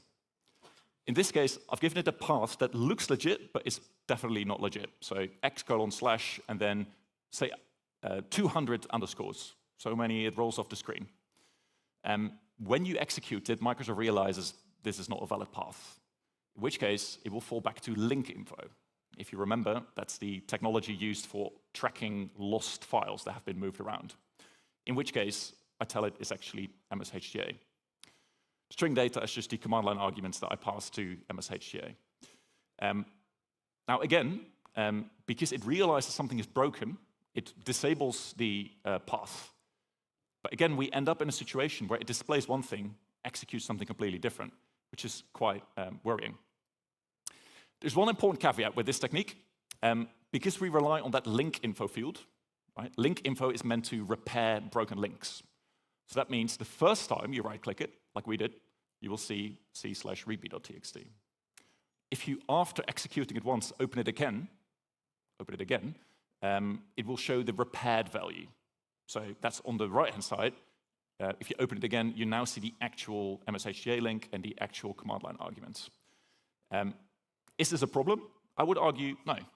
Because if you're an attacker, you don't care if someone opens it after they've executed it. You don't care. You want to deceive them the first time around. So as long as on the first time it looks convincing enough that this is going to open a trusted file or do something harmless, you're fine. So it's important to call out, but again, I don't think it is a limitation. So what do we have so far? The latest variant is still undetected. We disabled the path, we spoofed the path, we spoofed the arguments, but we can't use environment variables yet because we rely on target ID list and link info. So can we bring it all together for the 4th version? Let's find out. In this case, we see a shortcut that says USB drive. I'm going to right-click it. It says my target is f:/USB drive. Looks legit. What do you reckon if I'm going to double-click it? you're no fun. You already knew. Is opening PowerShell, so and calc, because for the fourth and final time, we broke something. Why does this one work? Oh, well, to recap, again, we saw it told us it's going to open f:/USB drive. In practice, it opened PowerShell /EC, blah, blah, blah, blah, blah, blah, which opened calc and showed you the message. Why does this one work? Actually, this one is simpler even. Link target ID list has arguments, has extra string. Now, something I didn't tell you is that if you provide the environment variable version, actually you have to specify the path twice. You have to once do it in ANSI, so let's, for argument's sake, say Unicode, UTF-8, and in, UTF-8, and in Unicode, so UTF-18. Weird design decision, but you have to specify both, even if you specifically say this file is Unicode only or ANSI only. So I thought, what's going to happen if I provide one of the values in ANSI, UTF-8, and one in Unicode? If I make them different, what's going to happen? Now, if you provide one in UTF-8, and you provide only null bytes in Unicode, it realizes something is wrong, which is why, again, it disables the field and hides the arguments. And it falls back to link target ID lists, which is why we saw f:/USB drive. But now the very unexpected thing is that even though it realizes something is wrong, and it hides it from the UI, when you execute it, it realizes, oh, but wait, there is like a UTF-8 version. Let's execute that. Which is why you end up in a situation where we now have something in here that is executed despite this being displayed. So again, I don't know how this came about, but clearly something went horribly wrong here. With now the advantage, as you can see, that we can, pointer isn't working, we can now use environment variables. So in my opinion, of the 4 I've presented you here, this is the best version because it now brings everything together. Still undetected, you can disable the path, spoof the arguments, and use environment variables. So the most flexible of the bunch. That was fun, right? Now, like a good guest, I came bearing gifts because everything I presented you today, you don't have to reproduce yourself. I've created a tool suite called Link It Up. If you're brave enough to scan the QR code, you can do it here. If you're not that brave, go to my GitHub page and you can look it up there manually. It contains 2 tools. One is the LNK generator, written in Python. You can do it on any platform, Linux, macOS, or Windows itself. And you can create your own LNK files. The 4 versions I presented today, as well as 2 other versions that, for time's sake, I won't have time to show you. But this is roughly how it works. You provide it with the module. I then say my target executable is calc. My fake path is NorthSec 2026.pdf. It then very nicely produces an LNK file. And then, as you can see, it pretends to point to NorthSec 2026.pdf. But when you double-click it, it will open calc. So if you're a red teamer, it's pretty obvious what you can do with it. When you're a defender, stay tuned, because we're going to talk about defense shortly. Because the tool suite also contains, as mentioned, a testing framework that I used for my research, but something you can use to identify potentially malicious LNK files. What you can do, so this one is written in C and has to run on Windows, because what it does is it uses native Windows APIs to predict what it's going to show in the UI and predict what it's going to actually execute when you double-click it. It then compares the 2 and then warns you if something is off. So it will detect any of the 4 versions I've shown you today, because with the APIs, it is clever enough to work out, hey, something weird is going on.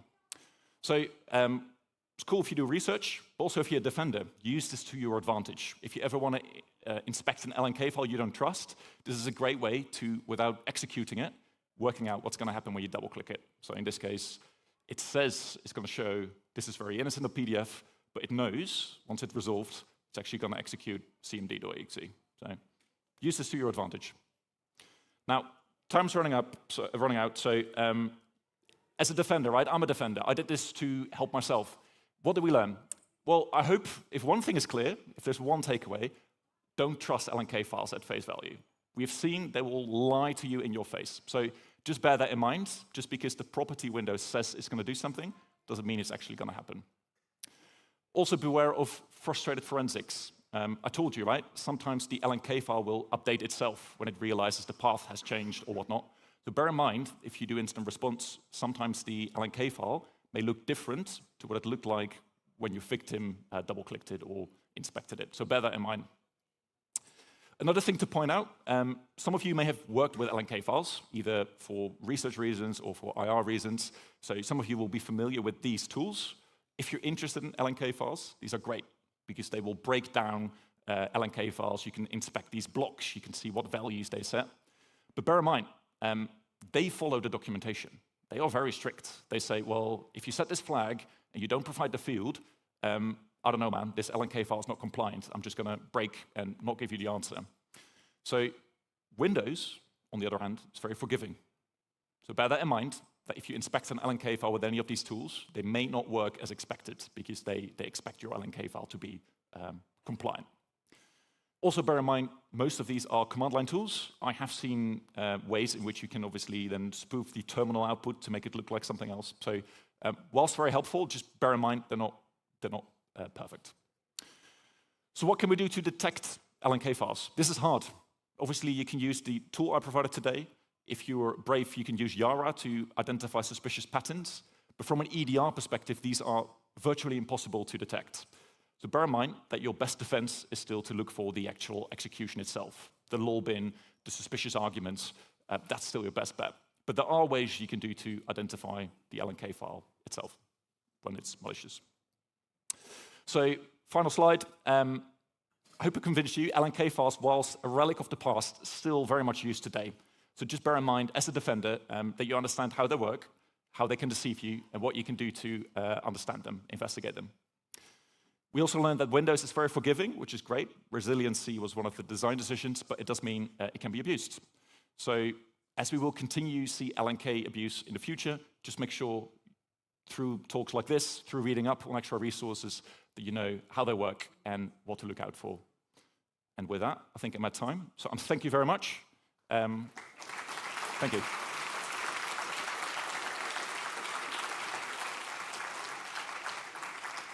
We have time. We have time for a few questions. Do we have any questions? Yes, one here, one over there.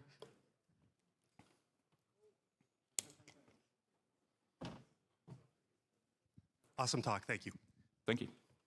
When a link file self-repairs, is there an audit trace? There is not. Nope. Oh, me. In classic Windows fashion, yep. Awesome, okay. Related? Related to that, does the any of the file timestamps get modified when the link is updated by Windows? It will. So what's slightly confusing is that you also saw these timestamps at the start. So these timestamps are actually pointing to the target, right? So if it realizes the target of your LNK file has a changed timestamp or it self-corrects, this might be changed as well. But the LNK file's own modification timestamps will also be changed. So yeah, you're right. If it self-corrects, to be fair, in terms of audit trail, that's the best clue you have that it updated itself. Correct. Good question. What would happen if you click on the open file location? What field would be taken in consideration? Sorry, could you repeat that? I can't really hear it. On your screen, when you click on the property of the LNK file, what file would be taken in consideration if you click on the open file location shortcut? When you, sorry, I can't. On your could you hold it a bit close to you? Yeah, on your screenshot, you have the open file location. Open file location, yeah. Yeah. What field will be taken in consideration when you click on it? Oh, I see. That's a good question. I think it's basically what is shown in the UI. This one you mean, right? The bottom, yeah. So it will try and resolve whatever is in the UI. Because what's actually interesting here is that this is Explorer's interpretation of the LNK file. So it will use the whatever is shown here. In this case, if you do it, it will say, hey, your invoice.pdf doesn't exist, and it will just stop. So that's it. It's also a good question. We have two more questions. For the broken link, not the broken, sorry, it rewrites the link after execution. Could you just have your script repair that link to the previous state? Or is it after running the whole thing that it updates? Correct. So exactly. So it looks, whenever you look at it, it presents as one thing. When you double click it, it then repairs itself. So it looks like the, I think it's version 3 you're talking about, right? So this one. So after you've double clicked it, it will look like this. Repair itself. I suppose it could, yeah. If your target, so in this case it's MSHDA, right? But if it's PowerShell or whatever, you're right. You could just tell it like, update the file itself to its previous state, copy itself back. So yeah, you very well could, yeah. It's a cool idea. I like it. My question is about the alternate data stream. If in your research you found some way to trick the smart screen of Explorer. If you, sorry, the alternative data stream? You found some way to trick the... Alternative data stream. Interesting thought. I mean, I haven't looked into it, but again, I like all these research ideas, by the way. Like, I'm glad you're getting you all enthused about this. I'd love it. That's a good idea. There's probably some worth looking into there as well. Alternative data streams is always full of surprises as well. I don't know specifically how it will work together with LNK files, but similar to the previous question, right? You could probably write a script that reads its own alternative data stream and do something interesting with that. So again, there's lots of opportunities there for abuse as well. So you could have a self-contained LNK file where the payload is hidden in the ADS, for example. Yeah, it's cool. I'm sorry, I don't know if you work in this side, you know, the actual retrieving side. I wasn't here for the beginning, but the delivery methods. How do you deliver the LNK file? Do most, you know, spam and malware scans catch it, or you know, mail flow stuff also, or are you doing like 7-zip, anything like that? Correct. Yeah. So zip file is still the most popular way to do it. So it will be presented in a zip file because, to your point, browsers or email programs might. Like, there's no real reason why you would download an LNK file or send an LNK file, right? So, but in a zip context, it often makes sense. Portable software is often riddled with LNK files, so it's not unexpected. And then either they use the law bin, so there is just, it's all system native, or it comes with like a DLL that is then loaded, again, using that LNK file. So that's still the most common delivery method. So in terms of detection, by the way, that's another way, right? Look for maybe uncommon LNK files in zip files delivered via email. You may be surprised with what you find. So also a good question. Sorry, I'll be real. I'll be real quick. I feel like I know the answers already, but why hasn't Microsoft taken action over any of these past 2 decades? Very good question. So part of the reason I also looked into this research is that for some reason there's another variant that's been abused a lot more in the wild, was awarded a CVE, not by Microsoft, by through MITRE. So I tried to send them, because I knew that Microsoft were going to say this is not a security bug, this is a UI bug in their minds, right? So I sent them a vulnerability report as well, and with the exact same reasoning I was expecting. They said, well, you know, you already need access. You're basically asking the user nicely to execute something on your behalf. They don't consider that a security bug. So they're aware of it. They may patch it in the future, but to them, this has nothing to do with security. This is just a UI flaw, right? So my point here being is that UI flaws can have serious security consequences, but for that reason, they don't treat it with the same severity. So I hope you enjoyed the talk. Give it up for Wietse.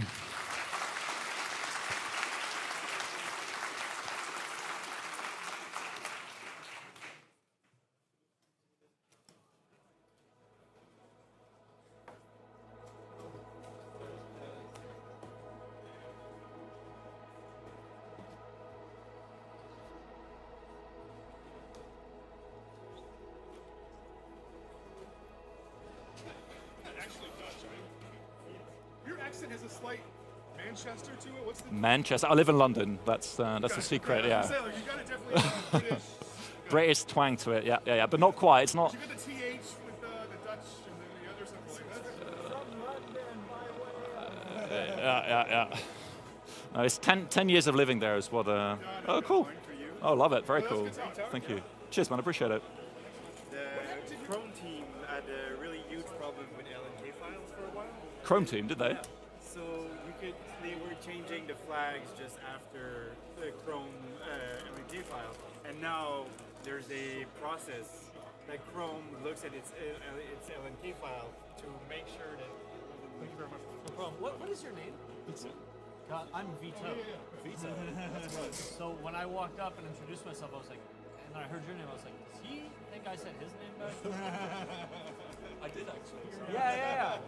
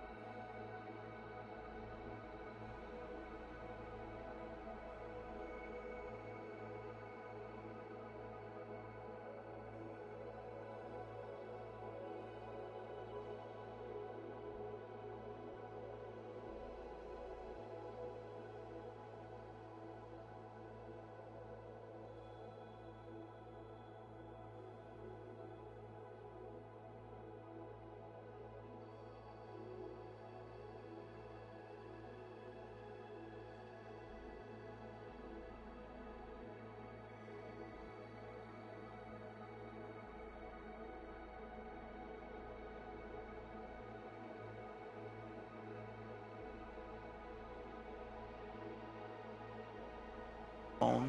Mais c'est parce qu'à un moment donné, t'arrives à un point où, genre, tu t'en calisses, là. Fait que, c'est ça, je sais pas. Mais mon préféré, ça reste Einstein Dior, que quand il bouge, je fais comme... Meh. Fait comme... Ça me fait rire. C'était mon tatoueur qui a eu cette idée-là. C'est quoi ton titre, directeur, chef, président de la Sainte-Foy? Je sais pas. Anybody with an extra ticket for tomorrow night? I'm thinking about changing my return flight. Tickets for? Guess. Hockey. For CTF? No, the hockey game. The hockey game. The hockey game. Oh yeah, man, it's gonna be nuts. I know. I'm looking at tickets online. Dallas. Oh wait. If you know somebody, let me know. That has tickets, no, but if you go to if you go in front. Yeah, Scalper will sell you one for $1 million. To go to the hockey game the other night. But you have US dollars, so you're a billion. Yeah, Don't give me that shit. No. Changing my flight's easy. It's $140. Yeah, yeah. But you have US dollar. Tickets are like ticket to the hockey? The game. Yes. Oh, I thought you were saying a flight. I was like, no, flight's easy. It. Flight's easy. 141 Canadian. Easy. Easy. Done. But as stupid as it sounds, maybe try like spotted groups on Facebook. Like Spotted Montreal or something like that, and just ask for a ticket. Sorry, you got your talk. I'm sorry. 99% of the people will try to scam you though, but at least you might have some local people that have tickets. I don't know, because it's definitely going to be a money-grabbing scheme for a lot of people. And it has been all season. Surprisingly, maybe scalpers. Scalpers might be the best. Yeah, exactly. Yeah. Honestly, scalpers is probably your safest bet. As weird as it sounds. Yeah, they're already scalpers. So 500 US. Yeah. So tickets.ca is like a pretty reliable one around here. $661 for the cheapest. Canadian. Yeah, that's in the nosebleed. Yeah, it's 301. Ooh, I like that. See that? The Breitling? Yeah. I didn't know they made the two-tone. I love Oh, but it's the older model. I think I got this watch like 15 years ago. So yeah, the new one are disgusting. But I'm working hard to get the next one. I want to have an AP, the Royal Oak. We got one that's cheap near me. Yeah. And I'm thinking about trading a couple other watches and giving some. Oh yeah, APs are incredible. The Royal Oak. And they hold their value. Yeah, but they're definitely nice. Yeah, but they're like the real price is about $60,000. There's a used one near me for 30. I mean, US still, but. Yeah, the steel case one, no gold or no pink gold. Yeah. I'm not a big gold guy. But two-tone, I like it. Yeah. And the thing too is it's. Yeah. I love that one too. God, I'm not a huge Rolex guy, honestly. No, I don't like it because it's too pretentious. Like if you see it, you're like, you got it because it's a Rolex. Yeah. Like you see this, you're like, I know. Hi everybody, thank you again for being here. Like, I like the speed. All right, thank you so much. It's an honor to present Charles-Frédéric Hamilton, but I have a favor. It's a little thing that he and I discussed. I'm gonna say, hello Charles-Frédéric, and you're gonna say, hi Charles-Frédéric, are you ready? Hello Charles-Frédéric. All right, thank you very much. So you know him, he's from Cypher, you know him as Mr. Unicoder. He did Ring Zero, he's giving talks for the past 14 years or so. He's giving training at NorthSec. Red Teamer extraordinaire. Give a warm hand of applause for Charles-Frédéric.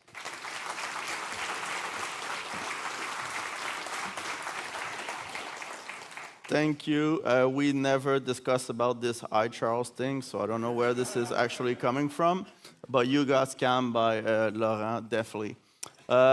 So thanks for taking the time. We only have 30 minutes. For those of you that may have seen some of my previous presentation, I have way too much slide. I'm gonna try to speed run this. Hopefully we're gonna get there in time. This year I wanted to do something slightly different. I wanted to kind of address the red teaming concept, because nowadays everything is red team. We have AI red teaming, we have web app red teaming, your grandmother red teaming type of thing. So I wanted to kind of provide my vision on actually what a red team is and how you can actually address your actual methodology to make sure that you are actually conducting a red teaming exercise. So that's me. director at Cypher. I've been doing training all my life, basically. I'm trying to provide knowledge to the people. I published terrible code on GitHub for years. Also have a bunch of other platforms for learning, so if you're interested in learning more, you can find some in there. So today's agenda, fairly simple. The myth about pen testing and red teaming, so actually kind of make a distinction between both. Methodology and tricks to actually be successful during your red team engagement, and the good old AI question. I think we all know that AI is a thing now, so where it has actually value when you actually do red teaming exercise. So just a quick note here. This is a personal opinion. Feel free to disagree, but based on my experience, this is what I've noticed in the industry, and I want to address my vision of the definition of a red team exercise first. If you look at the origin behind it, it has something to do with the military, where people were actually trying to defend and attack themselves. Obviously, when we do red teaming nowadays, it has nothing to do with army. Nobody shoot each other. This is not what we're doing anymore. What was interesting about the original one is that it was the adversary approach. They were trying to actually mimic and pretend that real attacker will try and actually attack you. So they wanted to get better at understanding how attackers might actually, find a way to kill them or something like that. The only part that I believe that we're still keeping in the red team aspect is the part where we're trying to actually get better at defending a scenario that you control. The thing is, over the years, I think that this red team term has been misused. Another thing that is actually pretty much interesting, and by the way, this was something that the AI came up with me. I pretty much agree with the original definition. The important part is the simulation aspect of it. Of course, a red team is not a real attacker. We are not real attackers as red teamer, and that's something that you need to understand. And what's really important is that a red team is not about finding as many vulnerable as possible. It's to find path to what your client considered to be valuable. So even if the path is super simple, if it leads you to a goal that your client considered valuable, this is what this is about. And this definitely not a comprehensive security assessment. This is not like, hey, here's a report with 1,000 vulnerabilities that have zero context. The red team bring the context to the equation. So another thing to understand is that attackers are opportunistic, right?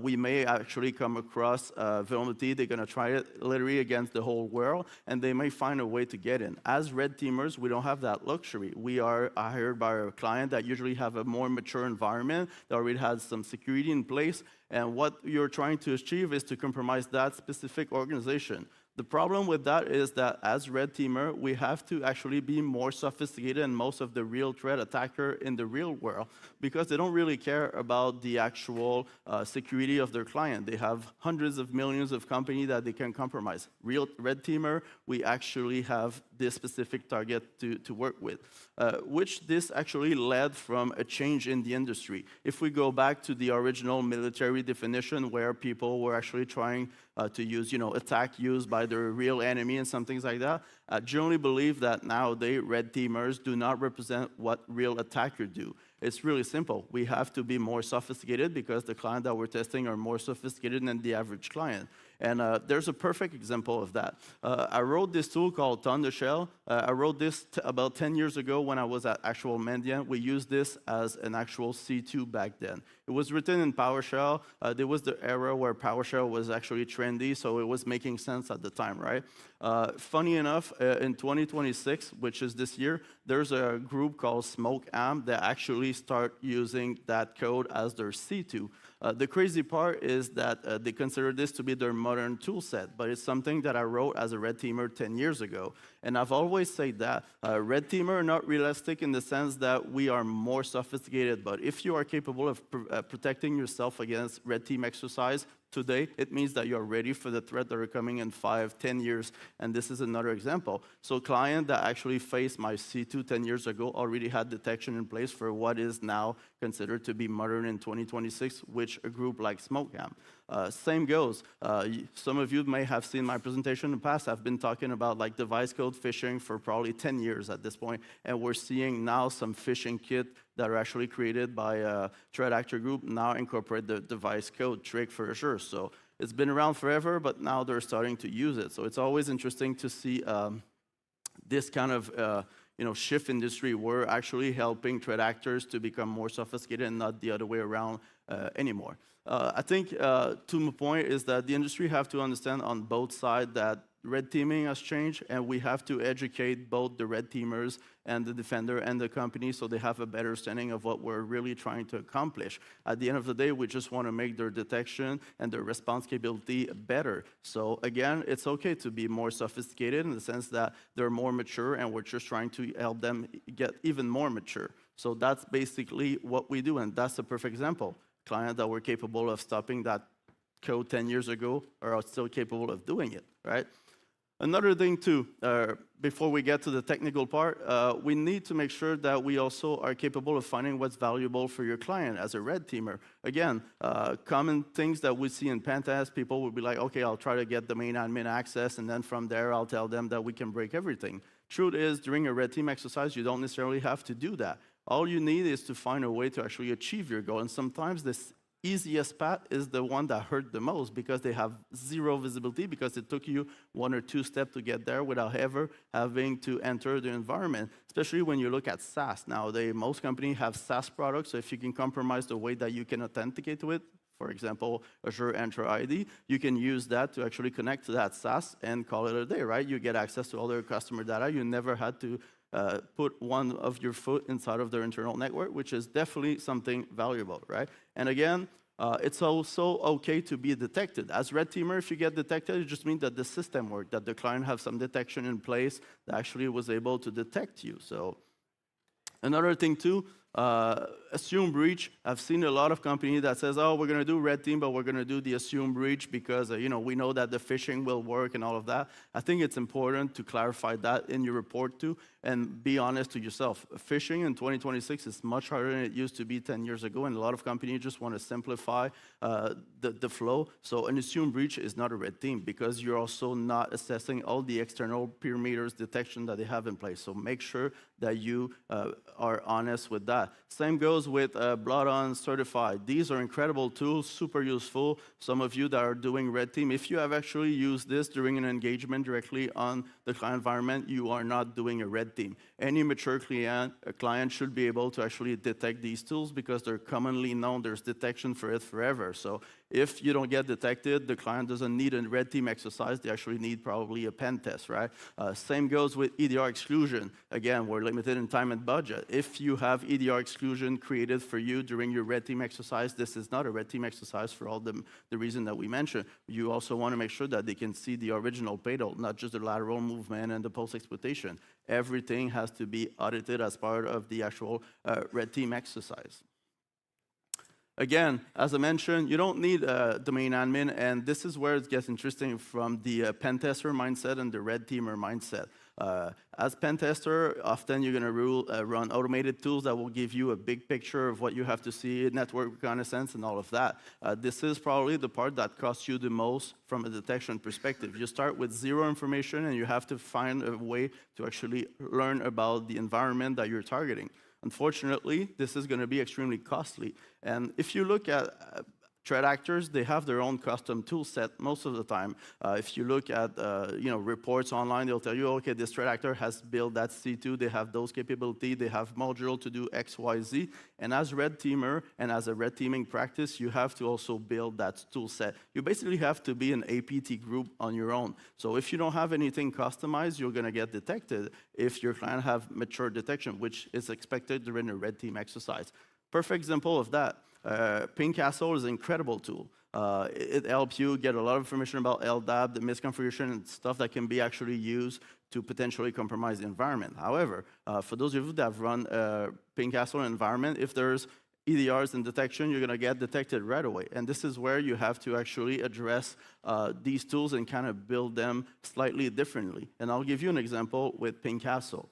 If you actually run Ping Castle against typical MDE and MDI, you're going to get an alert like that. You're going to get an alert about the network mapping reconnaissance, which makes sense. You're running Ping Castle, right? You're trying to actually discover the environment. The beauty of red teaming is also taking the time to do your own research. So if you actually search for that specific alert in Microsoft documentation, you're going to get presented with a bit more information. What is actually interesting to notice here, and you can actually see it on the screen, It's talking about an AXFR request. For those of you that are not familiar with those requests, it's actually a zone transfer request. So you ask the internal DNS to perform a zone transfer. The purpose of a zone transfer is to actually give you all the DNS entry. From a red team perspective, do you actually need to attempt a zone transfer? Probably not, because you're not going to get much out of it. The problem is this is going to lead to a detection right away. So what you can do is take your tool set and, for example, search for that specific keyword. Remember, we had the keyword AXFR. If you search into Pingcastle, you'll realize that in dnsquery.cs, there is an actual file that have this constant defined. That's definitely a good start, right? What you want to do is probably trying to find a way to get rid of it. So you can search the code knowing that you have those constant, and you're going to realize that there's a function that attempts a zone transfer as part of the built-in capability of Pingcastle. So again, if you are a red team practice, you probably want to build a pipeline that rebuild the tool on each iteration every time they release it to address that kind of stuff. And there's someone that actually just published a 77 or 71 IOC for Impacket, for example. Impacket has made some decision to actually make it detectable because of how it works compared to the legitimate network traffic. So that's the kind of things that will make a difference. If you're planning to use Pingcastle, for example, make sure that you have a slightly modified version that get rid of the things that actually get you detected. And this is here a perfect example. In the isZoneTransferActive method, they're going to actually attempt a zone transfer. Just remove that part of Pingcastle, and you're going to see a major difference in detection. Another thing, too, you have to ask yourself, what are you trying to achieve with Pingcastle? Most of the time, you're going to try to get the LDAP user dump out of it. You're going to try to see if LDAP sign-in is enabled or disabled. Same goes with SMB sign-in. Is there any weak permission on the object, right? At the end of the day, Pingcastle will generate a nice HTML report out of it. But the thing is, can you actually create module for each of these demands? The answer is yes, and this is how you should proceed. First of all, you get full control over your code, and let's be honest, nowadays with AI, building modularized tool is fairly easy. You just ask for the features like, I'd like to have a tool that does this. So instead of having one tool that does it all for you, we have to come back to each module accomplish something on its own. So you want to do LDAP user dump? Sure. Create a tool that only does that. Then you want to check if LDAP sign-in is enabled or not. Do a tool that just does that instead of having a chain of events that might lead to a detection.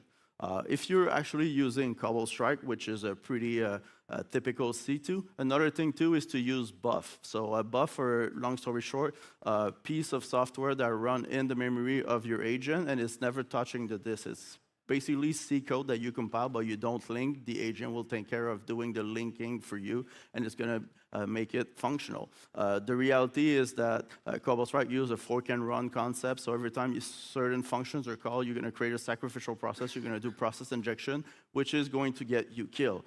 Buff kind of address that. So again, if you have never run a buff in a red team engagement, I highly recommend that you port all of these to buff. Keep in mind, one feature, one buff type of thing, so you have full control on what you need. Red teamers are actually dealing with the minimum amount of data that they can get to do the most out of it, and this is exactly what this approach is helping you doing too, and it's definitely going to help. Another thing too, if you want to check if LDAP and SMB sign-in is enabled, you don't need to download a 300 megabyte framework. It's actually fairly simple. It's a matter of understanding what we are looking at. So if we look at the SMB server response packet, for example, long story short, it's a known structure, well documented by Microsoft. And all you have to do is you send one request to SMB. It doesn't have to be authenticated. You're basically just asking, hey, can you talk to me? And it's going to say yes, and it's going to reply to you with a packet that have one specific bit that might be set or not, depending on if SMB sign-in is enabled or not. So from a tooling perspective, all you have to do is actually check if that answer contains that specific bit. If it's set, you know that SMB sign-in is enabled or not. Simple as that. So it can be implemented in a buff file, in a Python script, or whatever you want. It's just a matter of actually understanding what the tool does in the background. I'm pretty sure that some of you have used tools like NetExec or any of those massive frameworks in Packet to actually check if LDAP sign-in or SMB sign-in was enabled. But have you ever asked yourself, how does it actually perform that check? And this is exactly what you need to do as a red teamer. Find the answer and make the tool as simple as possible to get that answer instead of using a massive framework that may issue other queries like we saw with Pink Castle with the zone transfer attempt. Another really interesting thing too, LDAP is kind of something that you are going to touch in a red team exercise. There is no doubt about it because it contains a lot of information. The problem is you may actually come across detection like that. So you had your C2, it remained undetected, and you're going to get an alert like that. This is one of the top tier EDR in the market. It's going to tell you that you're beaconing to a rare suspicious domain, and you are also attempting to connect internally on port 88, 135, and 445. It makes sense, right? So there's a process that talks to the internet. It also talks to critical service internally. It marks the domain as suspicious, not because the domain itself is suspicious, but the whole activity is suspicious, right? You may have come across these detections in the past. I'll give you a super simple answer, solution to actually address that in your engagement. The problem with that detection is that it detects the network aspect and the internal connectivity aspect. So all you have to do is split both. What you're going to do if you use Cobalt Strike, for example, you're going to have your external agent that talks to the internet. So your beacon is just beaconing out, so you can talk to it. And then you have the ability to create what they call an SMB beacon. SMB beacon allows you to actually use name pipe communication to talk to a process. So name pipe can be used on local system and remote system.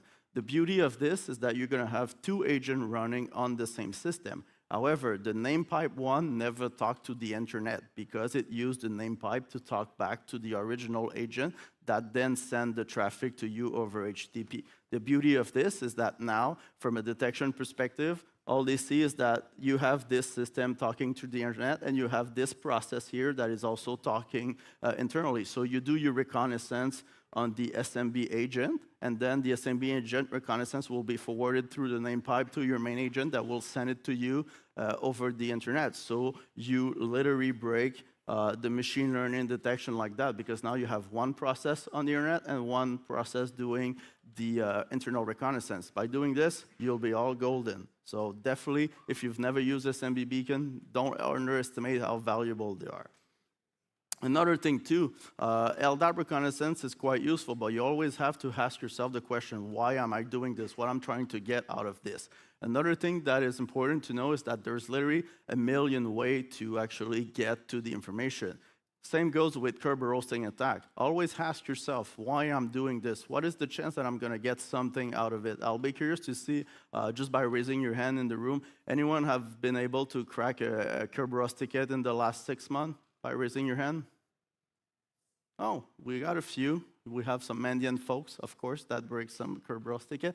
Point is, most of the time nowadays, these are going to be extremely strong password. And this specific attack only works if the password is something that you can break, right? Most of the time, you're going to run this. You're going to get potential ticket. Just backstory on Kerberosing. You get the Kerberos ticket that is encrypted using the password as the key. So the ticket is as strong as the password associated with it. So, however, it's going to get detected. The reason why is because in the LDAP query, you're going to see something like service principal name. The second that most of the EDR tools see that, they're going to know right away that this is something potentially malicious. So ask yourself, am I going to be able to do something with that information? If the answer is no, most of the time, you should probably stay away from Kerberos roasting attack too, even if they're super popular. Same goes with LDAP. There is some LDAP detection, especially with the XDR and NDR nowadays. They're pretty good at doing some correlation between service like Active Directory and the system. There is other ways to actually talk to this. WMI, SAMR API, LSR API, net function, and RPC. The truth is all of these are actually going to go over RPC, but truth is there's option like net-enum user. This is built in Windows. You can literally use that Windows API to remotely ask for the account information. So if you're looking for account information within your target environment, you can literally just use those API that will, under the hood, actually end up calling some RPC data. You can do the same with WMI. You can actually query user account Hive on the local system. By default, it's also going to try to connect to the domain controller for you, and it's going to give you the list of all the users within the environment.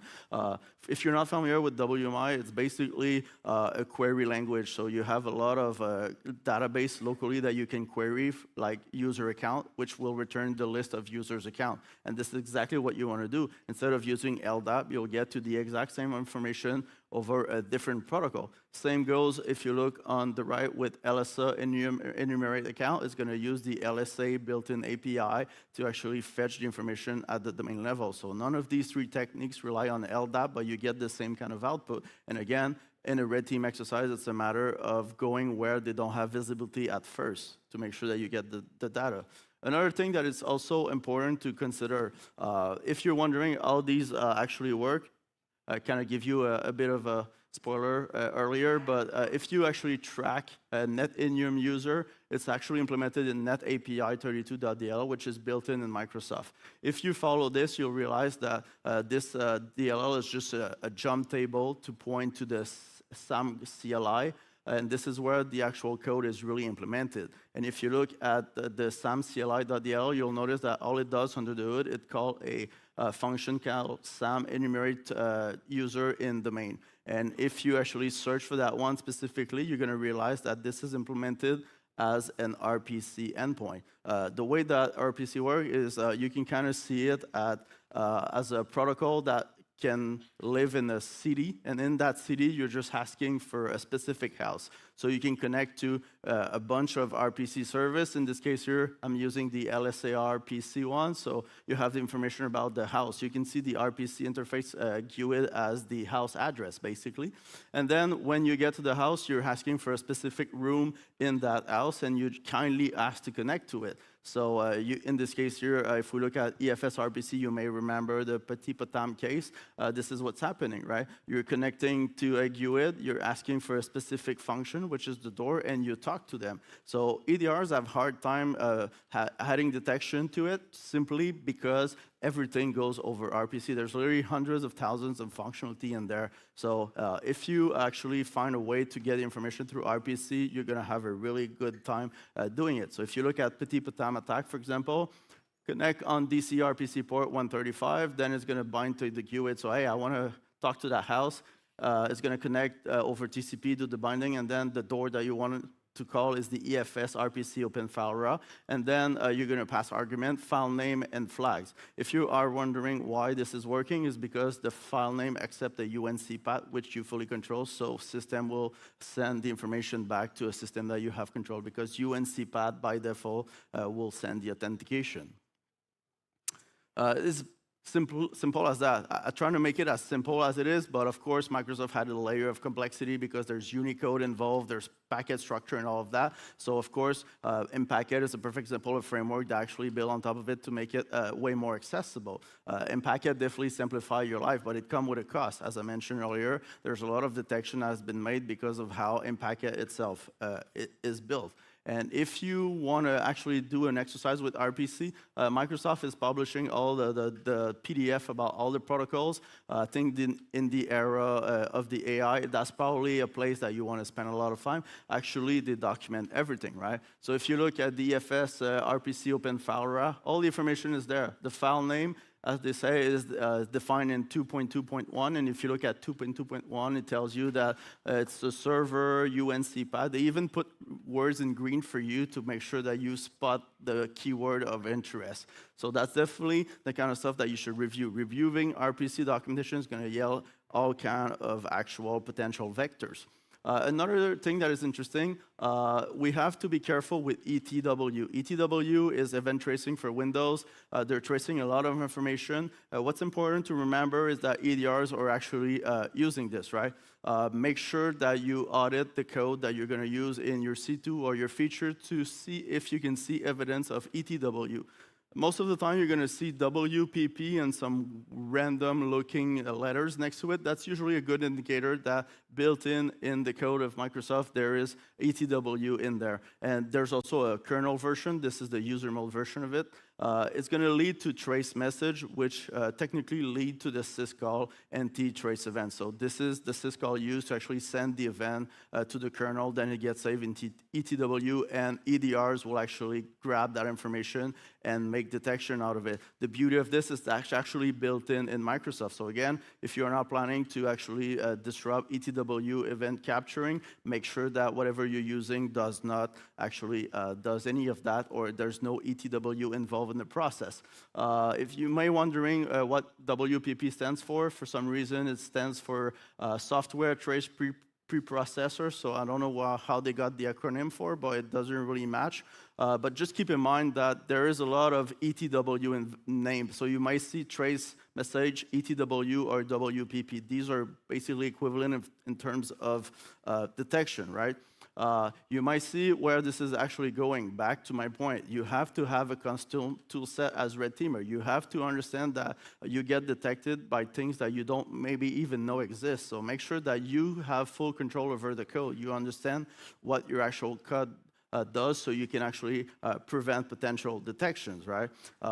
We are limited in time and budget as red teamers, so make sure that you also do R&D outside of your red team. And what you can do is to make sure that you have proper detection in place within your tool set. So have people that do research and make sure that they're capable of finding ways to do reconnaissance without being detected. That's definitely going to pay off on the long run. Another really interesting thing too, especially with Microsoft environment, Azure and Entra ID is a gift that keep on giving. They have a lot of potential interesting things. For example, you can just connect to a system that you compromise. You can actually extract token from WinWord, for example, because of the SharePoint drive syncing and all of that. They actually have tokens in memory.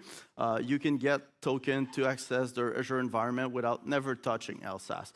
Most of the time, personally, I recommend not touching LSASS in a red team engagement because you might get detected. Once you have that token, you can connect to Microsoft Graph. And the beauty of it is that there's an endpoint that has not officially been released called beta/users, which even provide you on-premise information about the environment. So you can actually go back to the external surface, which is usually where there's less detection.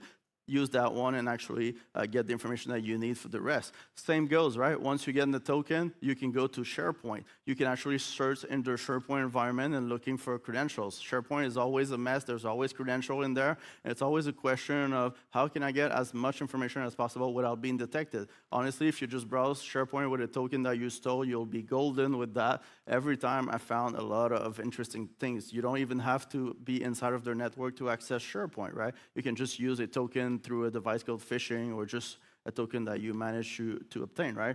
Another thing too, if you look at Petit Potam, it was never actually fixed, it was only mitigated. So that's something to keep in mind, right? It might come with a cost in terms of detection, but if you feel that you can relay it or you can downgrade it to NTLM v1, that's definitely a way to go. But MDE and MDI, which is the identity detection, will detect Petit Potam right away. Another thing that you can do too, if you found a system that have virtual machine, why don't you just actually grab the snapshot? A snapshot for a virtual machine is basically a snapshot of the memory. So you can do memory forensic on that snapshot locally. You can find credentials in there. You can find information on the browsers and all of that. Dumping browsers is also fairly safe because EDRs don't really care about browsers. And there's a reason why all your browsers are taking like a 1 gigabyte of memory. They actually store a lot of information. You may have seen that recently Google have trying to address the cookie thief within browsers. The problem is that these cookies are actually encrypted on disk and the key is a bit harder. They want to actually change this and bound it to the TPM chips. Truth is, for a long period of time, these cookies will actually live in memory in clear. This is a perfect example here where you have the cookie stored in the SQLite database encrypted. But if you actually just dump the process memory, you'll realize that the token live in clear. So you can just scrape that memory, get that token, and you get to the exact same point without even having to bother about the layers of encryption that they added into the process. Another thing too, lateral movement should never be used for post-exploitation. Lateral movement is designed to allow you to compromise another system. Once you have access, you can then run your exploitation tools. This is exactly what I had in mind when I designed SC Shell years ago, which is a tool that I still use constantly in red team exercise because of how it works. SC Shell is actually a real fileless lateral movement technique. What you do is that you modify an already existing service. So you change the bin path to that service for something that you fully control, and you get this executed on this remote system, then you restore it back to the original. If you think about PSExec and all of the other tools, usually they actually create a new service. In this case, we're just modifying an existing service, and I usually use the defragmentation service because it's not used, and you get way less detection because of that modification versus creation. That makes a huge difference. And you can also change other things. When it comes to impersonating other users, the typical way was to use Mimikatz. It's easy, you get password and clear. What you can do is you can now change something like the SC shell to actually get process impersonation. Long story short, when a process is running, there's a token associated with that one. You can actually use that token, steal it, and run whatever you want in there. So in this case here, I have this tool called bypid. You specify a PID and a command that you want to run, and it's going to run that command within the token associated with the other application. So you end up with impersonation of a logged-in user. In this case, let's say the main admin. You get to the exact same point without ever having to know that person's password. So that's also a way you can use SC shell, drop that file remotely using SMB, because I'm assuming if you're running SC shell, you have local admin already anyway. So you run that tools and you get there and you actually do the impersonation, and none of this will be detected because this is not an execution flow that most EDR are used to see. And there's already a buff file available for you if you want to use this with Cobalt Strike 2. Another thing to keep in mind, at the beginning I was like, should I do another evasion talk and something like that? I realized that nothing has really changed over the years. I've been using the .NET app domain tricks forever. Long story short, you can have an executable, a .NET executable that will read a .config file, and that config file allow you to remotely fetch a DLL. That DLL is going to be executed. EDRs are getting good at detecting this because they see a process fetching a remote DLL, and they're like, nope, I don't allow that. So what you can do is come back to the original. Instead of fetching the file remotely, all I did is I ended up asking the .NET config file to fetch the file locally. So that's basically the only modification that I had to do. In this case here, instead of using a specific hard-coded path, I just use an environment variable. So if you think about the red teaming flow, what I usually do is I use the device code phishing to compromise a user account. Once I get that user account compromised, I will use the permission of that user to actually push a file to their SharePoint. When you actually push a file to your own local SharePoint, it's going to be synced back on their system. So that's why I'm using the OneDrive environment variable. I'm going to store the executable file, the config file, and whatever DLL I want to load locally. So making those little changes actually does not get you detected. So little details make a huge difference when it comes to red teaming, and that's really it, right? Same goes, as I mentioned, with the GWT token. You can just use another graph endpoint. Most of the clients have zero visibility in there because they just don't look at their Azure environment. So if you look at it from a graph perspective, thanks to the AI, I'm now capable of making a nice graph. You use the Entra ID GWT, you use the Graph API to actually push your signed Microsoft binary, because the beauty of the .NET trick is that you can use signed binary as a proxy application to load your DLL. You load your malicious DLL, that malicious is going to, DLL is going to load the obfuscated shellcode. Usually how I obfuscate my shellcode, and this is a conversation that we could have forever, but I try to not be trendy. I always stay away of what people are using. Right now, AES encryption, ARC4 encryption, classic obfuscation like that are actually extremely well detected. So what I'm using is boring XML file. The idea is fairly simple. Within my .NET agent, I'm going to have a little loop that will fetch the config file, which is just XML. What I'm going to do is create an XML structure with index and value. So I'm going to take my original shellcode. On the left, you have the index. On the right, you have the actual byte value set at that index. And then I'm going to shuffle that array, and then I'm just going to generate that XML. So when this actually gets reconstructed, the index on the left is going to be used as the position in your shellcode, and then it's going to set the proper value. This actually accomplished two things. One of them, some EDRs have some memory visibility, right? So they'll be able to tell you that, hey, you copy this string which is non-malicious to that location. In this case here, because I'm not copying the whole thing, but I'm copying bytes of it at arbitrary location, I have a byte copy there, another one there, another one in the center, another one on the left. So you're actually rebuilding the string over literally like thousands of write at different locations. So that also helped with memory analysis because it's not just one plain copy. It's just you rebuilding it over time. Another thing too, I think from my perspective, it is important. We heard about a lot of AI. I believe that AI is wonderful. I use it a lot.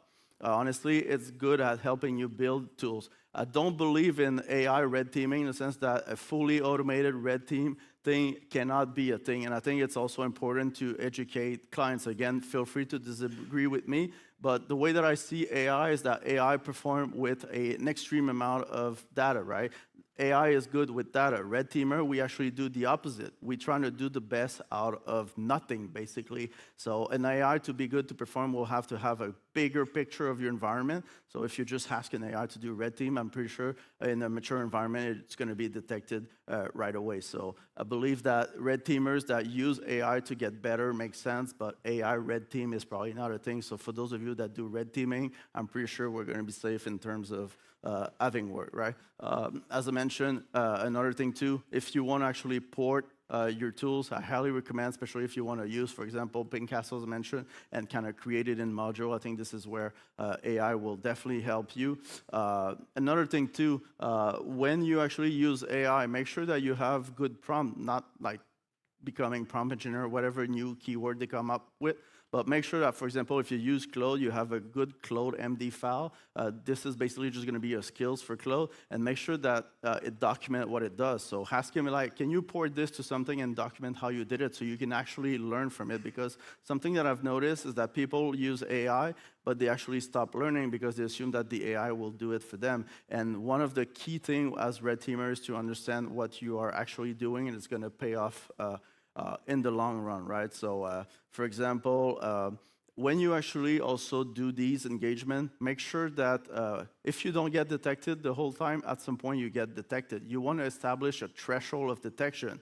Usually, I'll start running PowerShell at the end of the engagement just to make sure that I can tell them at least you're detecting from there so they know where to start building from. If you never get nothing, honestly, what I recommend is just dropping a vanilla Cobalt Strike exe in there.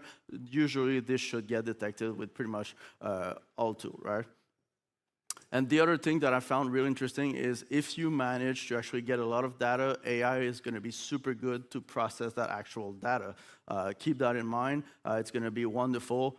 The main takeaway today is one feature, one module, basically. Just a little side note too on AI from a red teaming perspective. I've seen this quite a lot lately. If you search on GitHub and you search for remove client secret, at the moment there's about 124,000 results. That's pretty bad. The problem with that is if you look at the right, you'll see that you have the application ID, the tenant ID, and the client secret. What I love to do is look at commit because people assume that when they remove something, it's going to be gone forever. The truth is there's still the client key. And if you actually use that to authenticate within an Azure environment, you inherit whatever permission this application have. So from a red teaming perspective, you can definitely use that. Why I'm talking about AI?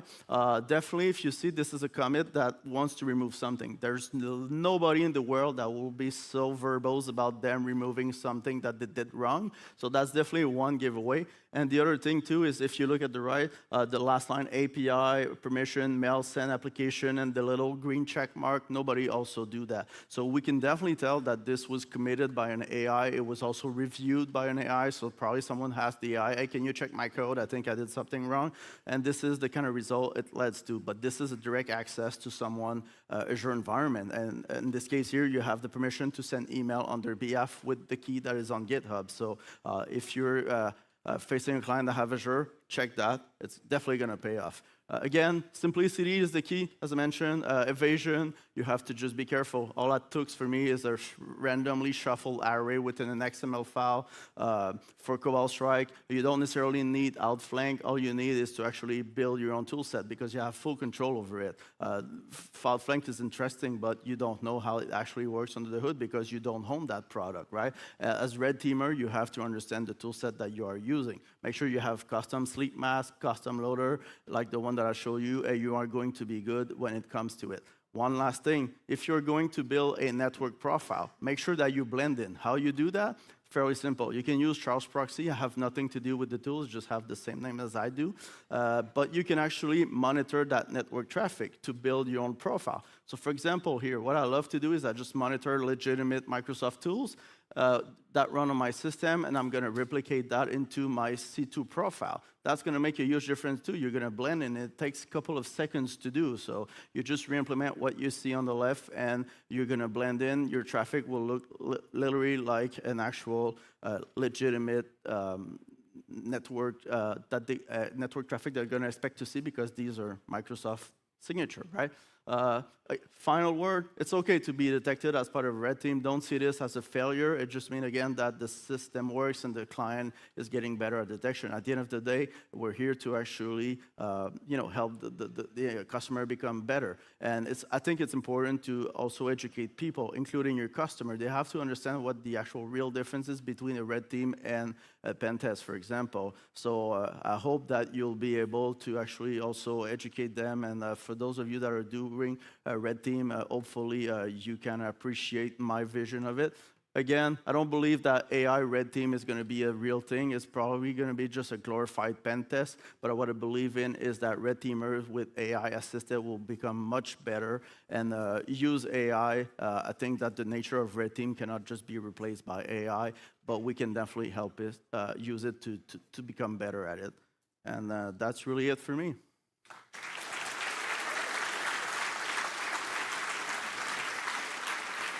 Thank you very much, Charles-Frédéric. You were amazing, very generous with all your tips. Really a big thank you. We're a bit above time, but still I want to give 5 minutes for questions. I think if anybody has questions, raise your hands. Well, I guess then, as always, Charles, you were super clear. Thank you very much. And thank you again. I just made people want to clear the room as fast as possible.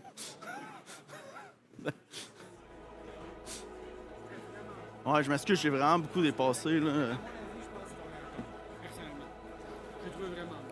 J'ai essayé de respirer entre les phrases. Ouais, mais c'est ça va pas briser. Mais c'est ça qui m'a coûté 12 minutes. Mais pour de vrai, c'était vraiment bon. Bien placé dans l'horaire. Le midi. Ouais, ben pour être honnête, quand je savais que c'était vraiment pas... Non, It's attached at multiple spots. Yeah, that's okay. Thank you. Bref, merci encore. Y en a-tu un pour les trainings aussi?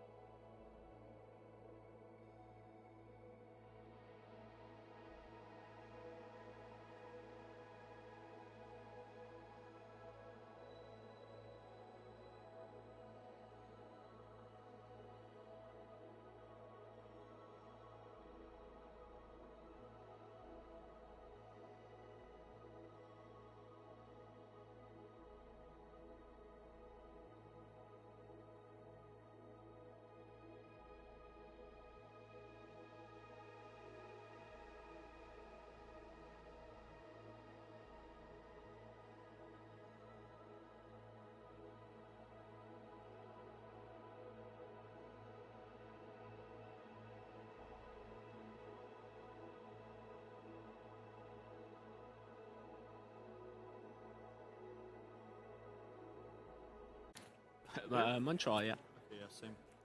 Nice. Well, I mean, I grew up in the West Island, but Okay, me too. I live in Verdun. You live in Verdun now? Where did you grow up?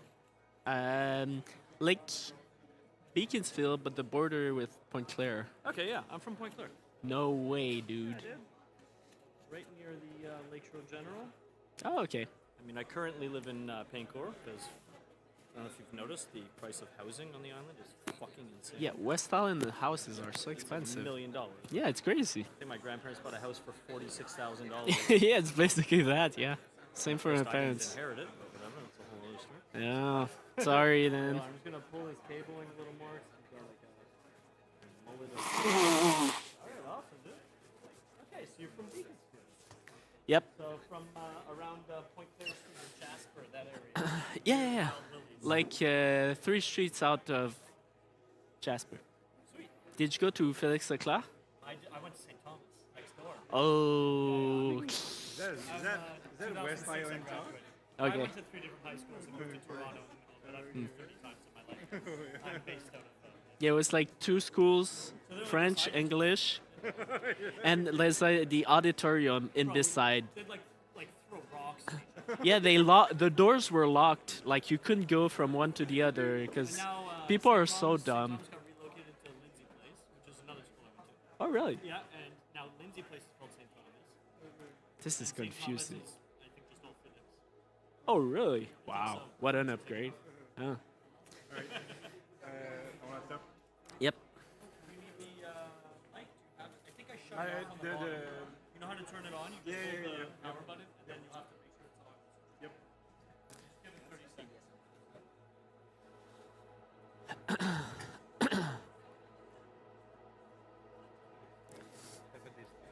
Hein? Faites des slides. Ouais. Non, mais je peux en trouver. Hey, man. Ouais, j'ai mon laptop, c'est bon?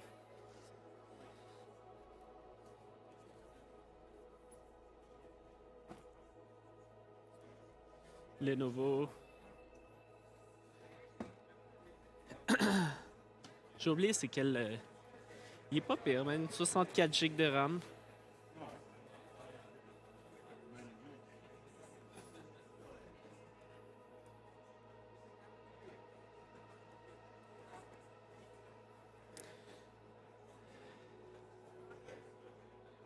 Ah ouais. Pour le Wi-Fi. Ouais. Pourquoi? Ubuntu Corporate.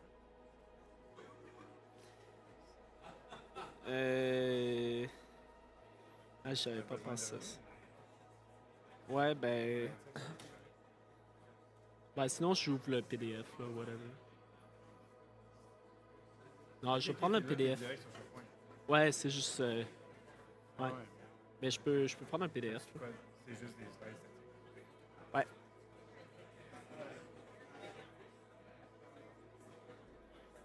C'est sûr que ça va... Je sais pas si on peut... Present... Ouais, comme si ça va aller, right? Ah non, non. J'aime pas ça lire des notes. Ok, on met ton écran. Tu sais, on avait déjà eu des problèmes avec Ubuntu, le sharing d'écran. là. Je sais pas comment on teste ça. Je suis mieux de faire mais tu- duplicate, c'est vert, genre? là. Hein? Sors tes slides. Là. Ok. Ah, on voit ton deuxième écran. Ouais, ça fait que je le bouge au deuxième, ouais. It's just down. I turned it on. Okay, thanks.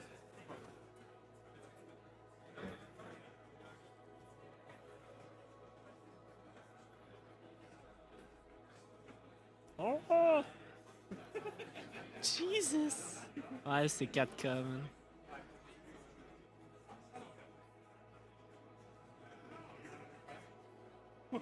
Ah. Faut que tu changes ma résolution, ça va-tu fuck up sur là? Ouais, ça va être exactement ça. Alright.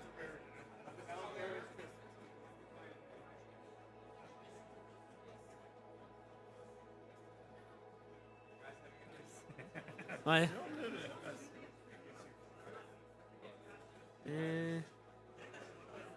Mirror, non?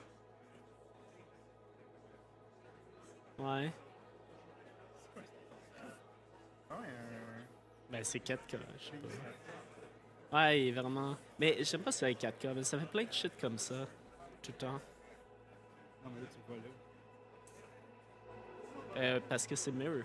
Ouais. C'est correct ou non? Ouais. Ouais, ouais. Non, non, Ah tu non, peux mais. regarder là, c'est pas ça. Idiot. Je suis stressé, man. Je suis quand même déçu. Tu sais, c'est tout moi qui ai pris les décisions. Puis après ça, je réalise que je suis même pas la personne qui se présente. Je présente une personne qui se présente. Ouais, non, mais tu peux. Ouais, je sais pas pourquoi. Mais c'est cool pour faire présenter du monde, je sais pas. Mais... Il a fait un workshop. Ouais.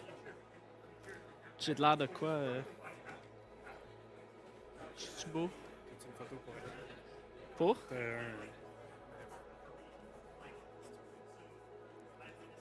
Fuck. Je suis pas de ça dedans?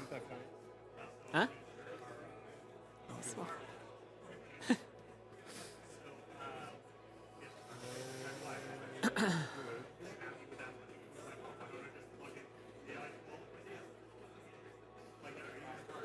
Est-ce que tu te... On va attendre 2 minutes de plus. Ouais, que le monde trickle in.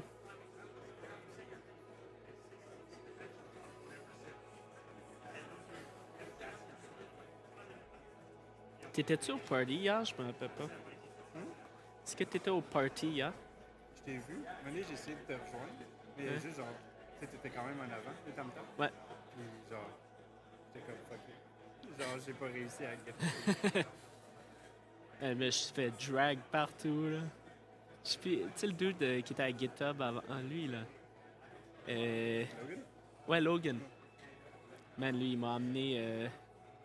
il était full dedans, là. Danser devant avec les percussions pis tout. Puis après ça, on m'a poussé quand il a dit on sort des bâtons. Puis le monde dit il est chummer, il est chummer. Ok, ouais, c'est vrai. New best friend. Et il te fait signe, je pense.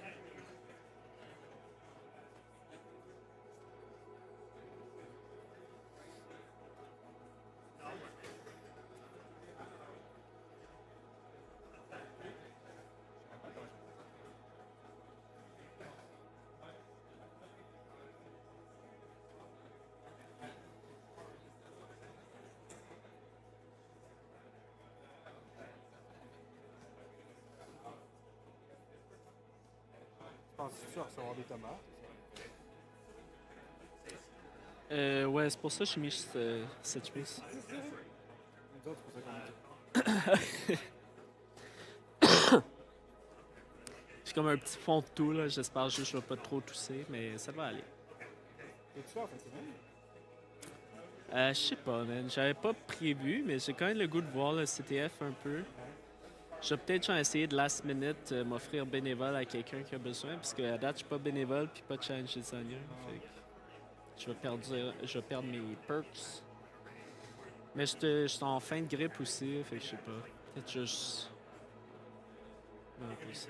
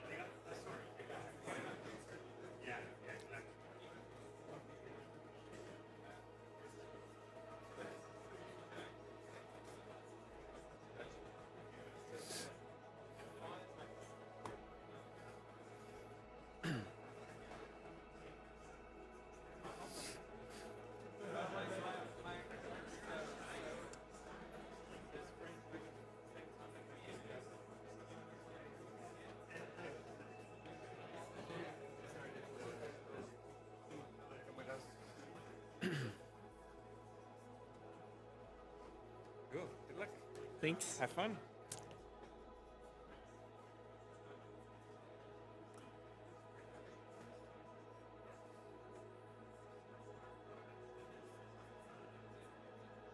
Musique. All right.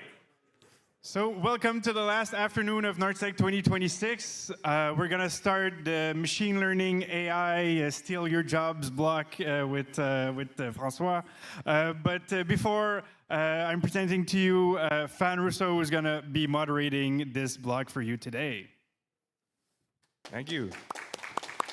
Hello, everyone. So it's my great pleasure to introduce François Labrèche. Yes. Yes. I actually asked another guy that's French how to pronounce it exactly, so I nailed it.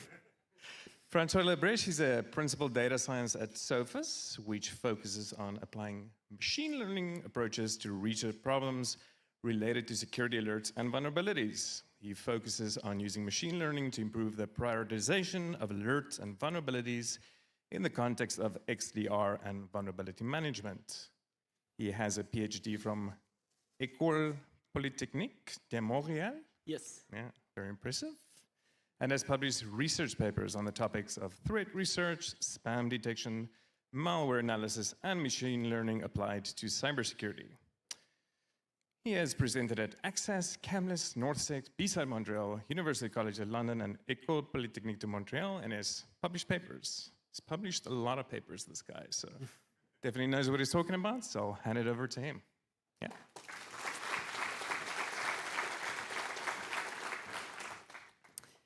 All right, thank you. Hopefully, yeah.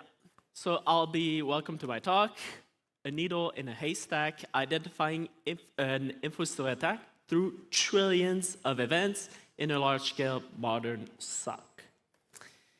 So the context of this talk is essentially we offer a managed XDR where we have SOC analysts that look through all the XDR pipeline, all the alerts, to try and identify alerts. Now, the problem is, as you probably all know, there's a large quantity of security alerts that range from a wide range of security controls, and most of these signals are actually irrelevant or false positives or just benign. So the problem is how to identify these key threats out of all the noise. Now, there's been some past work exploring this, but most of the time they focus on IDS alerts, which is just a small part of all the signals we can use. And the second point is that the scale of data sets used in blog posts, papers, typically don't reflect what a modern large-scale SOC has to deal with. And that's understandable. We don't have openly available data sets for obvious reasons. And so in this context, I'll be introducing how we deal with the sheer scale of data in our case. So what we do is a multi-step approach. So essentially, you'll have to apply the simplest approaches to filter down the noise, filter down the alerts, to eventually get to the critical alerts, critical signals that can identify an alert, an attack. So you can't just use a single large machine learning model that globally identifies all the attacks through all the sheer volume of data. So in this talk, I'll be looking at a 2-week window to eventually filter down to identifying an info-stealer attack that we actually saw in a customer. All right, so let's go through the alert pipeline. So this is the general overview briefly. So we have events. We start off with events. We apply detectors to identify threats. Then we go through correlation, suppression, and finally prioritization of threats. I'll go through each of these steps in detail. All right, so to begin with, we ingested and stored 9.7 trillion events. Now, this is a pretty large number. It is roughly 3 times the total number of trees on the whole planet. Or it's 1 LLM. But I thought the trees was more impressive as a comparison. So this basically means every day we ingest 500 billion events. And the 9.7 trillion events is over only a 2-week window. So it's a lot of data to deal with, and you can't just pass through this through an LLM or even a machine learning model. So you have to have a framework that goes through multiple steps. So just to show what an event is briefly, but essentially, I've talked about IDS alerts often used in previous approaches, but in our data, it's only 0.15% of the signals that are actually IDS alerts. Now, IDS alerts are in general more relevant than other signals, but it is still a small part of all the data you have.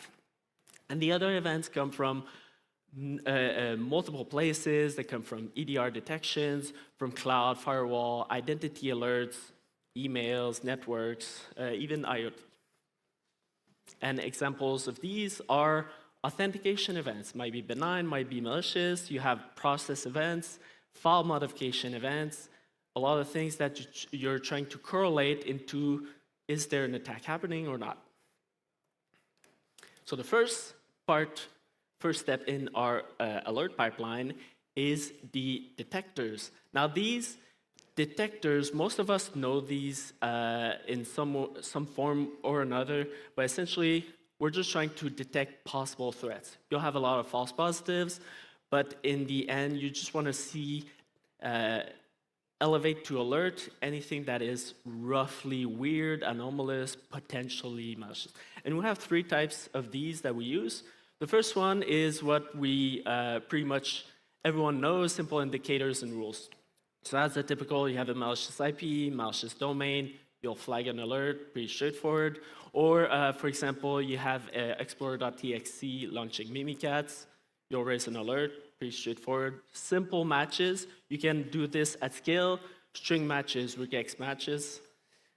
The second one is correlation rules, which is also relatively simple, but this one looks at historical data to see what's normal, what's anomalous. So for example, if you have a user, myself, who connects to the dev machine and connects to HR a couple of times a week, and then you have my manager, Eric, that typically connects to the HR machine. Unfortunately, Eric, my manager, has to spend his days on Teams, so he doesn't connect to the dev machine. However, if all of a sudden we do see Eric, my manager, connecting to the dev machine, now this is not normal, you'll raise a flag, you'll raise an alert. He did approve this joke, by the way. And the last one is machine learning models, but these machine learning models are ML models that will work on very specific subset of alerts or events, and they'll look at a specific type of attack. They'll work on their own sets, and I'll be presenting 2 of these.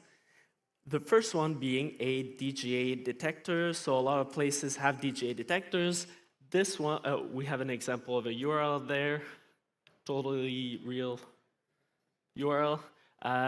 So here, this model is pretty straightforward. It's supervised machine learning. We have historical data here at Sophos that where we know URLs that were domain generated from domain generation algorithms.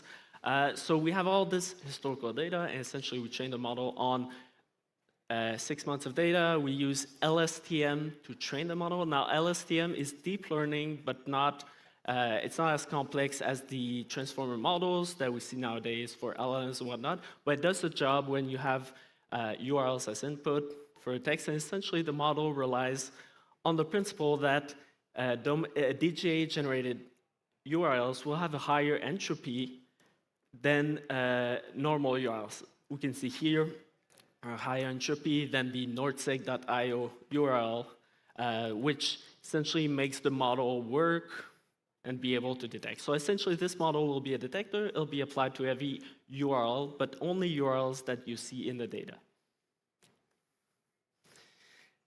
And the second model I'll be showcasing is what we call the hands-on keyboard detector. Essentially, it's called this way because it's trying to identify if a malicious actor is actually running command lines or if it's just an IT script or benign IT behavior.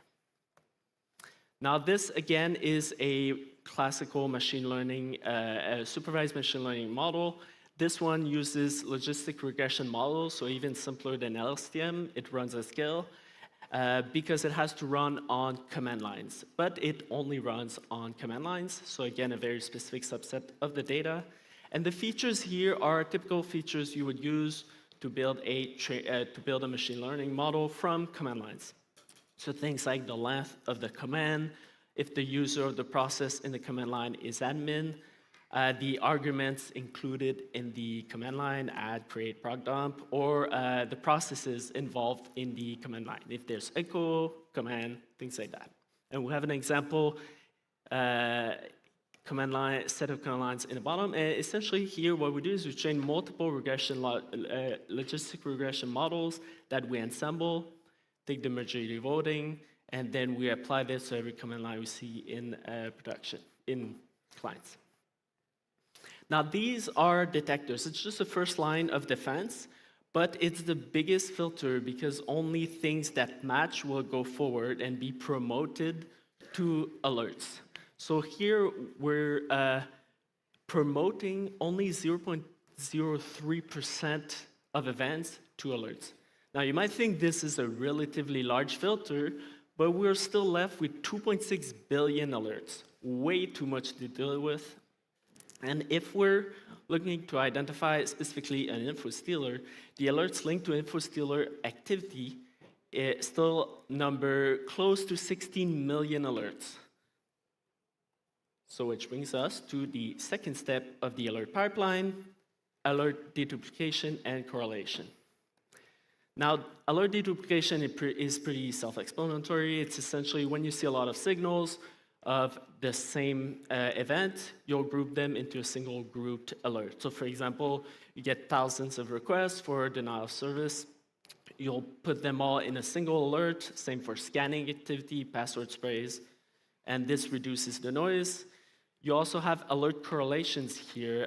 It is different than the correlation I mentioned before. Here, we're correlating different alerts related to the same activity. So here, for example, if we have data exfil that matches on a specific user and IP, and for the same user, we have an attempt to access protected information, and we have some signal of post-exploitation activity, all in the small time frame, we'll group them because it's a pattern we've seen before.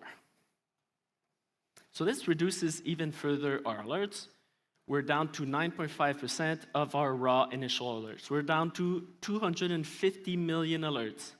Still a lot, but we're getting there. As far as info stealer activity goes, we still have 800,000.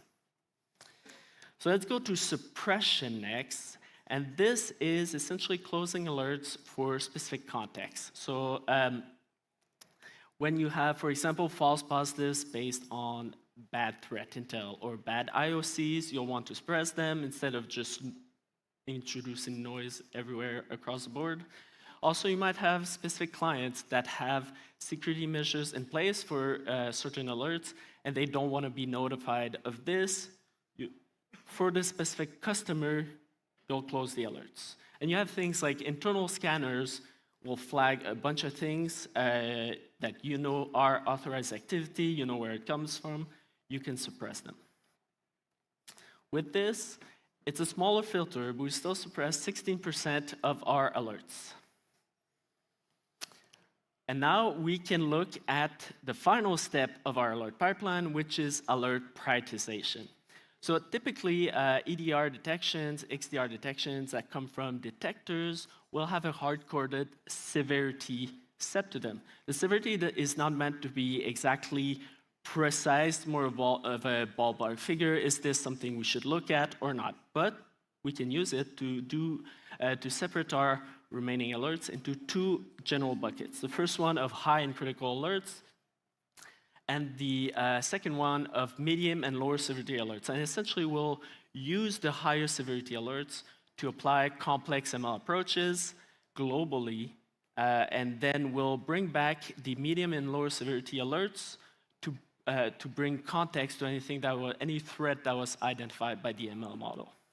So out of our 211 million alerts, we have just shy of 140,000 high and critical alerts. So now we can actually go and implement a lot of the approaches we see in the literature for detecting noise or identify threats in IDS alerts and whatnot. So what we do is we also now have another supervised machine learning model. Here we have 6 months of data, which extrapolated from the 2-week window. We can see it's 1.8 million alerts. So this is perfectly doable for an ML model. Scale is perfectly fine. And essentially here we have 2 main goals. The first one is to automatically close any alert that has very low probability of being a threat. And the second one is to increase the severity of any alert that the model thinks is an actual threat. So what we do is we train a supervised machine learning model to do this. Here we use a gradient boosting tree classifier, and the reason for this is we keep to classical ML with tabular data so that we can have explainability with the features, and also scale. We do have to apply this model to every alert at the end of our pipeline, so it has to run fast and be able to do a lot of inferences per second. And to do this, to train this model, we essentially build 2 types of features, static features and dynamic features. Now, the static features are pretty straightforward. They're things like the number of entities in an alert. Do you have like multiple IPs, 1 IP, 1 user, things like that? And the MITRE technique that might be associated with the alert. But the dynamic features are really the strength of this model. Here, the dynamic features are essentially what have we seen in the recent past for similar alerts. And we encode this as ratio, as counts. Essentially, are past similar alerts investigated for this specific client? That's one feature. Are they investigated globally? What's the ratio? What's the ratio for the past 24 hours, the past week, the past month? These can create all tons of features. Are similar entities been investigated recently? So these are all counts, essentially counts you can encode as features. And the robustness of this is that you don't have to retrain often because it encodes the counts and not directly like IPs or command lines. Yeah.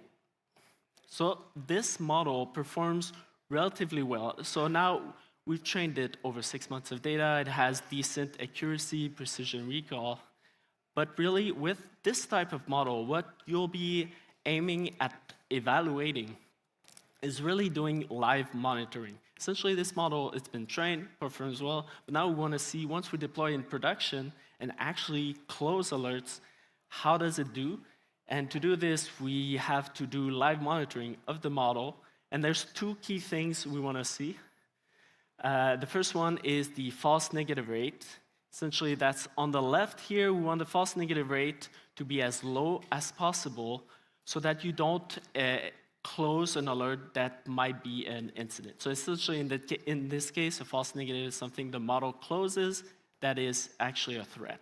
Now, you can have some false negatives. Typically, incidents will trigger multiple alerts. But the more false negatives you have, the more likely you are to completely miss an event, an incident, which you obviously do not want to do. And then on the right, you'll want to maximize the volume, the alert volume reduction. So essentially, it's a trade-off between the 2. The more false negatives you have, the larger volume reduction. So you have to decide what's your threshold for risk that you're willing to accept. And these are charts of how it's performing. And we apply this to our remaining alerts I mentioned before, and we can reduce an additional 60,000 alerts. This model runs on all remaining alerts, and we're down to our 81,500 alerts for our 2-week window. Now, you might think this number is still relatively large, but you have to remember here we're in a large-scale SOC. We have thousands of clients. If you split this number per client, it's just on average, it's a bit less than 50 alerts over 2 weeks, which is perfectly manageable for SOC analysts. You can dispatch SOC analysts to different clients, and you can actually do manual triage. And now identifying info-steal activity becomes possible. So let's go search for it. So as a reminder, these are the different steps in the pipeline. So we've run detectors, correlation, suppression, and prioritization over our 2-week window. From our 9.7 trillion events, we have 81,000 alerts. And looking at one specific client out of these 81,000 alerts, we get this list of alerts. So here we have essentially the title of the alert. The threat score is the output probability of the prioritization model, scaled between 0 to 10. And we have the detector that triggered. So here we can see we have multiple alerts, not that many. We see a couple of suspected stolen user credential alerts for a blacked out user here. But actually, if we dig into it and see with the customer, these are all actually false positives. So even after all this filtering, we still need SOC analysts to identify which are the relevant alerts. But we do have 2 alerts here called possible theft of password alerts. And they both have a relatively high threat score. So these warrant further exploration. So let's dig into these. And this is where we can bring back the lower severity alerts I mentioned earlier. So we have a user with alerts on a specific machine, so we can bring back lower severity alerts for a specific user in the same time frame. And we can see that we have this list of alerts here. We start with a rare program to rare IP alert, which is something anomalous, not necessarily a threat, but anomalous. And then we actually see an info stealer malware detection, followed by a theft of password behavioral detection, another malware, info stealer malware detection, and another theft of password after this. So with this list of alerts for a specific user on this machine, we can start to be relatively confident there might be an info stealer running, and we need to contact the customer and do the incident response steps, isolate the machine, and whatnot. Now, you might be wondering, why these 2 info stealer malware detections have such a low threat score? Well, that's because most of the time these alerts are actually false positives. They just trigger on things that aren't malicious.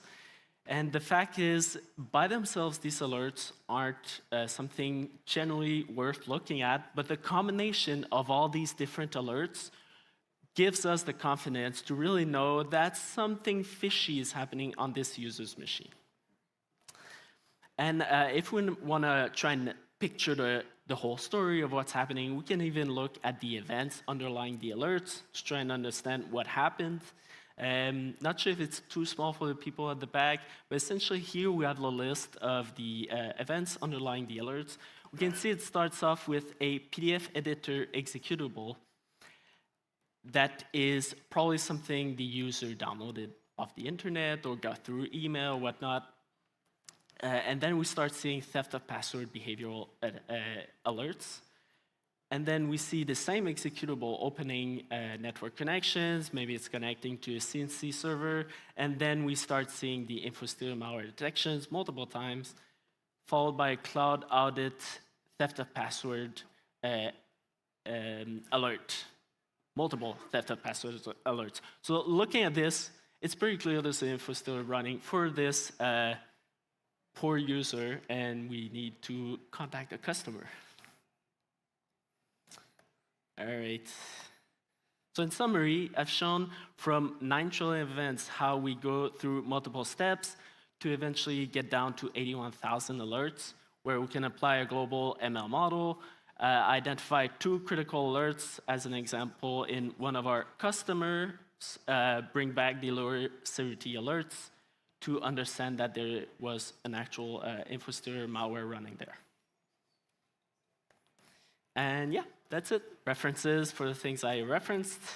And I'd like to thank my manager, Eric Chin, for help with this talk. And yeah, I'll take questions now.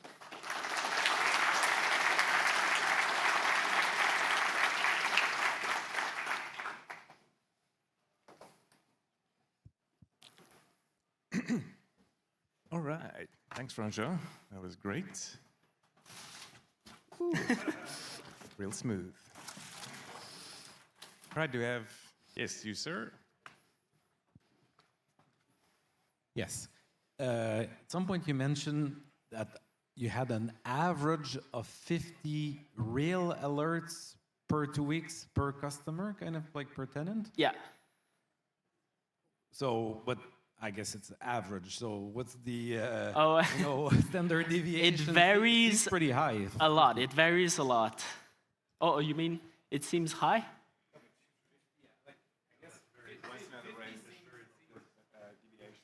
Yeah, I don't have the standard deviation of that. I should have gotten that, but it does vary a lot per client. So you'll have, like the client I showed was, I think, 7 alerts, and that was for the 2-week period. So it varies a lot. You'll have some customers that have a lot of more noise than other clients. It varies a lot. Yeah.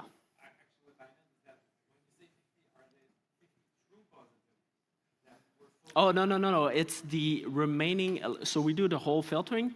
We have 50 alerts. But out of these 50 alerts, most of the time, they're all benign or authorized activities or pen testers doing shenanigans. Yeah, no, things are not as dire as this. No. All right, yeah.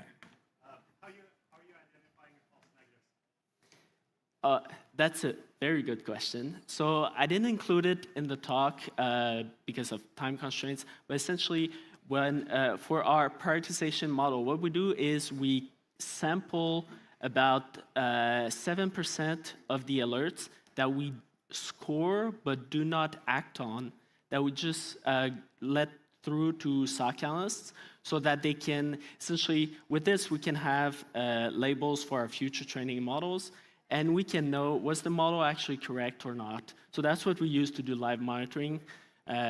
Otherwise, there's no way to know. And then when you do find out, is the model going to be self-correcting and retroactively address those? So we don't act on them. So there's nothing wrong.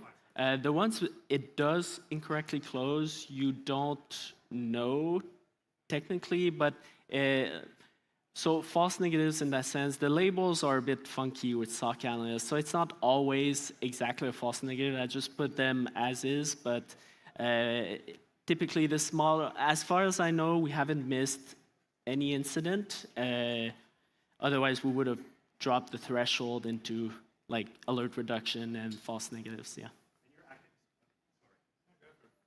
You're acting on alerts and not incidents, so you could classify an alert as a false negative, but the incident could still appear. Yeah, exactly. This is all before incident. So you'd have multiple alerts in an incident after the fact, and you can use other models for dealing with the incident part. Yeah. Cool. Yeah, we have quite a bit of time, so feel free to just ask your questions. Yeah. So it seems odd to me that you don't start with suppression. If you would, because the rules are very simple, like IP based, would that reduce the memory and space requirements for the correlation? So you want to start with detectors just to like have anything that matches goes through. So essentially, it'll filter most of the signals. Now the suppression, it's always a matter. I'm not sure the optimal place to put it. For us, it's this, but most of the time it's engineering constraints, not necessarily. So there's multiple places you could have suppressions depending on the granularity and which alerts are impacted by suppression, if it's like multiple tenants or just one client. So for us, it's there, but there's multiple places you could put suppression, yeah. Any other questions? I'll keep asking. Go for it. I mean, you guys are huge, right? Yeah. Yeah.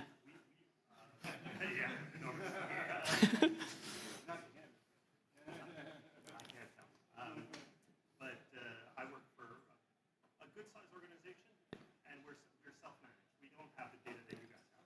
We have a lot of data, but we don't have the data that you have. How can we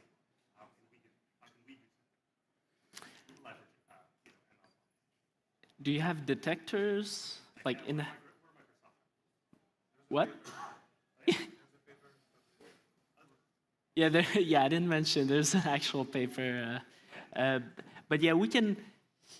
Yeah, I'd be curious. It depends on it's a case by case. Like most of the things I mentioned, like the detectors, you can implement detectors with take Yara rules, Sigma rules, whatnot, and then like suppression, you can implement. It's pretty straightforward, depending on if you know which alerts to suppress, depending on if you get the right feedback from the right places. And the alert prioritization is probably the fanciest part of it, and we do have a paper on this, so I can share after, yeah. Questions? All right, well, I think that's it. Thanks a lot. Yeah. Thanks.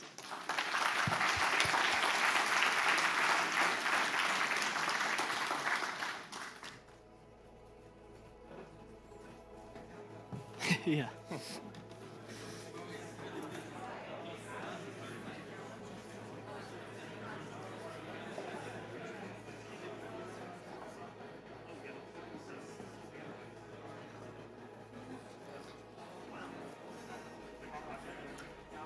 The talks are around an hour, right? So the next one is 2:30.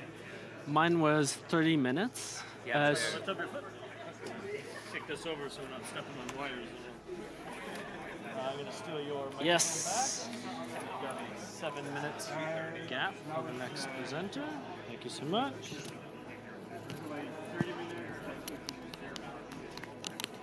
Excellent. Thank you. Yes, sir. Yeah.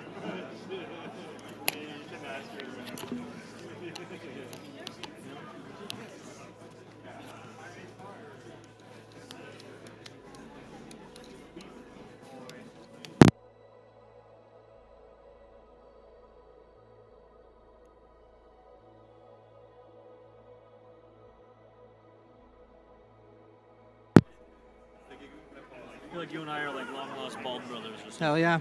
Bald beard. Yeah. Where's your glasses? I got LASIK. Ah. I paid a lot of money to not have one. Yeah. You know what? Let's put this in your pocket because I feel like it's gonna be uncomfortable for you if you got the thing high up. Cool.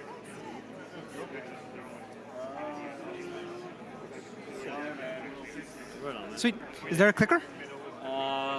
We could get you a clicker. The thing is that everybody's using their own laptops, right? Yeah. So typically, if there's a clicker, it would mean that like we have the laptop connected to a clicker back there. You know what I mean? Yeah. But we do have one. I think I'm good. I could just use the laptop. It's fine. Sure? Yeah, yeah. Okay. No worries. He can help you connect it to the HDMI. Do you have sound in your presentation at all? No.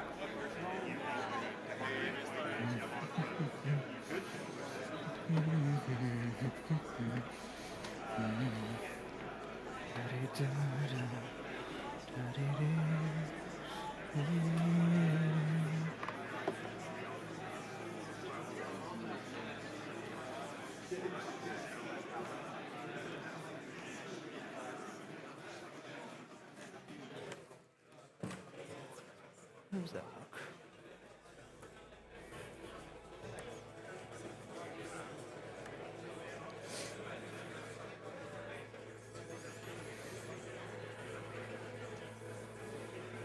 Do you want presenter notes or mirror? Are they hear me already?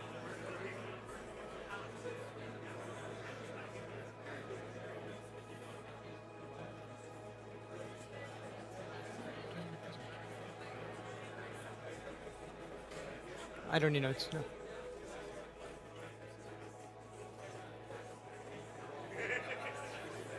So this is what you're sending to the room.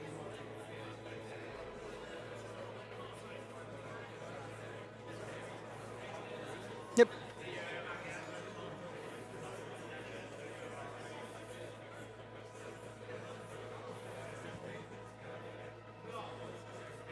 Want to start a bit earlier to have a bit more time? Sure.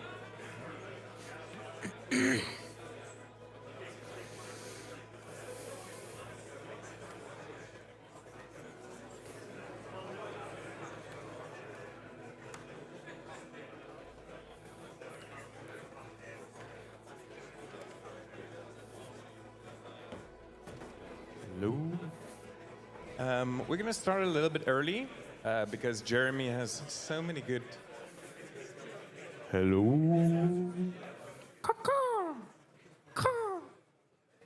Thank you. Works every time. The call of the pterodactyl. So we're going to start a bit early because Jeremy has a lot of cool things to share with us. It's my pleasure to introduce Jeremy. I actually randomly met him a few months ago. I live up north, and I was in the gym in Saint-Agathe-de-Mont, and it's kind of rural. And I peered over, and there was a dude wearing a Kali Linux hoodie. And I thought, what are the odds? I need to go speak to that guy. So, yeah. So Jeremy is an offensive security leader and educator, currently focused on how AI automation is reshaping adversarial capabilities. He's spent over a decade at NorthSec in technical and leadership roles across content development, training, and workforce development programs, bridging hands-on offensive methodology with pedagogy and strategy. His current research, in collaboration with Sean Peters and Jack Payne, applied the Meter AI Task Time Horizon framework, quite a mouthful, to realistic offensive cyber workflows grounded by complementary human studies to measure autonomy, scaling, and adversarial domains. Also, I was part of that human studies, and I actually got paid to play CTFs. It was pretty amazing.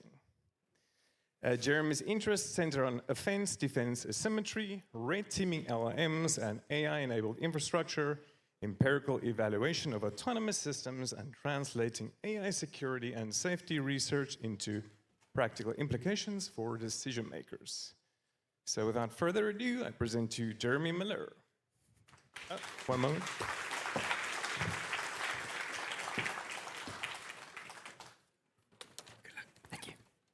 All right, thank you so much, Fawn, and thank you for participating in the study. Wouldn't have been the same without you. Hello, everybody. We are starting early. Thank you, Hugo, for letting me do this. I have a story to tell to start us off. When I was 10 years old, actually 9 years old, my grandmother took me to the prairies. I don't remember which province. It was for a family reunion, and it was for like a second cousin on her side. I didn't know anybody there. There were like 250 people. And a side of the family I've never met. There were all sorts of speakers and people getting on stage to talk about the legacy of the family. You don't have my screen. Okay. Why don't you have my screen? They all want to know what's happening with my family. I'm going to keep telling my story, and you can troubleshoot this. So I'm at this event, and there's all sorts of speakers coming up to talk, and they ask, hey, would anybody else like to come speak? And me, 9 years old, there's not many children here, I decide, for whatever reason, to saunter up to the stage, little me, and I go, hi, everybody. It's nice to meet you all. Would you all like to come to my birthday next week? I've never had trouble speaking in front of crowds. It's always been something that just sort of came naturally to me, and I'm never nervous before. But today I'm a little bit nervous. And the reason that I'm nervous is because I think you can draw a conclusion from this talk that I do not want you to draw. It is a conclusion that would be adversarial against the message of NorthSec, the message that we've heard from both of our excellent keynote talks, and I really want to make sure that you don't draw that message. And that message is this. I'm going to show you that AI is getting really good at certain offensive tasks. And so you might think, okay, what Jeremy is saying is, offensive work is going to go away. I'm going to lose my job. I'm going to lose my identity. I'm going to lose my purpose. That's not what I want you to take from this. In fact, what I want you to take from this is the precise opposite, because there are certain types of work in security that we need to do in order to protect ourselves, humanity, our enterprises, our organizations, the entire planet from the capabilities that are really quickly coming up upon us. Does this work now? Excellent. Okay. Good, intro's done. So, wrong conclusion, don't do this, okay? That's bad. I don't want you to take this from here. Why is this wrong? Well, it actually just doesn't follow. If you were at my talk last year, you know that I have a philosophy background, and this is just a fallacy. This third bullet point doesn't follow from the first two. But the first two are true, or at least I will present evidence that shows why I believe that they're true. And yeah, I think humans are extremely important for many of the problems that are lying ahead of us. Okay, but to deal with this sort of anxiety of are we going to lose our jobs, identity, purpose, etc., we need to understand reality as it is. And in order to do that in the field of offensive cybersecurity, we need to see how good models are actually getting. What do I mean by good, and what do I mean by offensive cybersecurity? So, roughly, by good, I mean, can it do what we can do? And by offensive cybersecurity, we are narrowing our vision to a very, very, very limited selection of things that we do when we do, let's say, penetration testing, or that an adversary does when they are trying to infiltrate a system or an enterprise or an organization or a nation. And we'll talk about the narrowness of this task distribution, why it's narrow for this study, and what we might be able to do for future work. There are such a thing called benchmarks. Who's familiar with benchmarks? The idea of benchmarking? Okay, a few hands. So the idea of benchmarking is you have a set of tasks, and you want to see how good AI gets at it over time, right? And so today, maybe you run Opus 4.7 on it, and you see that it gets like 80% of the tasks. And then tomorrow, because probably it'll be tomorrow, right? Anthropic releases 4.9, skip 4.8, and it's better. It gets like 85% of the tasks. And so with this benchmark, these benchmarks, you can rate how a model is doing over time. But they are very limited because A, they're decentralized, and they can be very difficult to interpret. You basically just get a list of numbers and percentages and how good they are. And for a policymaker or a decision maker in an organization, it's really hard to interpret and to understand. So the organization that really front-run this research that I got to participate in, but I can't claim to have run it, this was ran by somebody named Sean Peters, who founded Liptis Research. It's a very small and recent AI organization, AI safety research organization, hailing from Australia, and Jack Payne, who is his mentee and who really did like a lot of the legwork on this. What they did is they applied this idea called time horizon methodology. And I'm going to talk to you about what that means.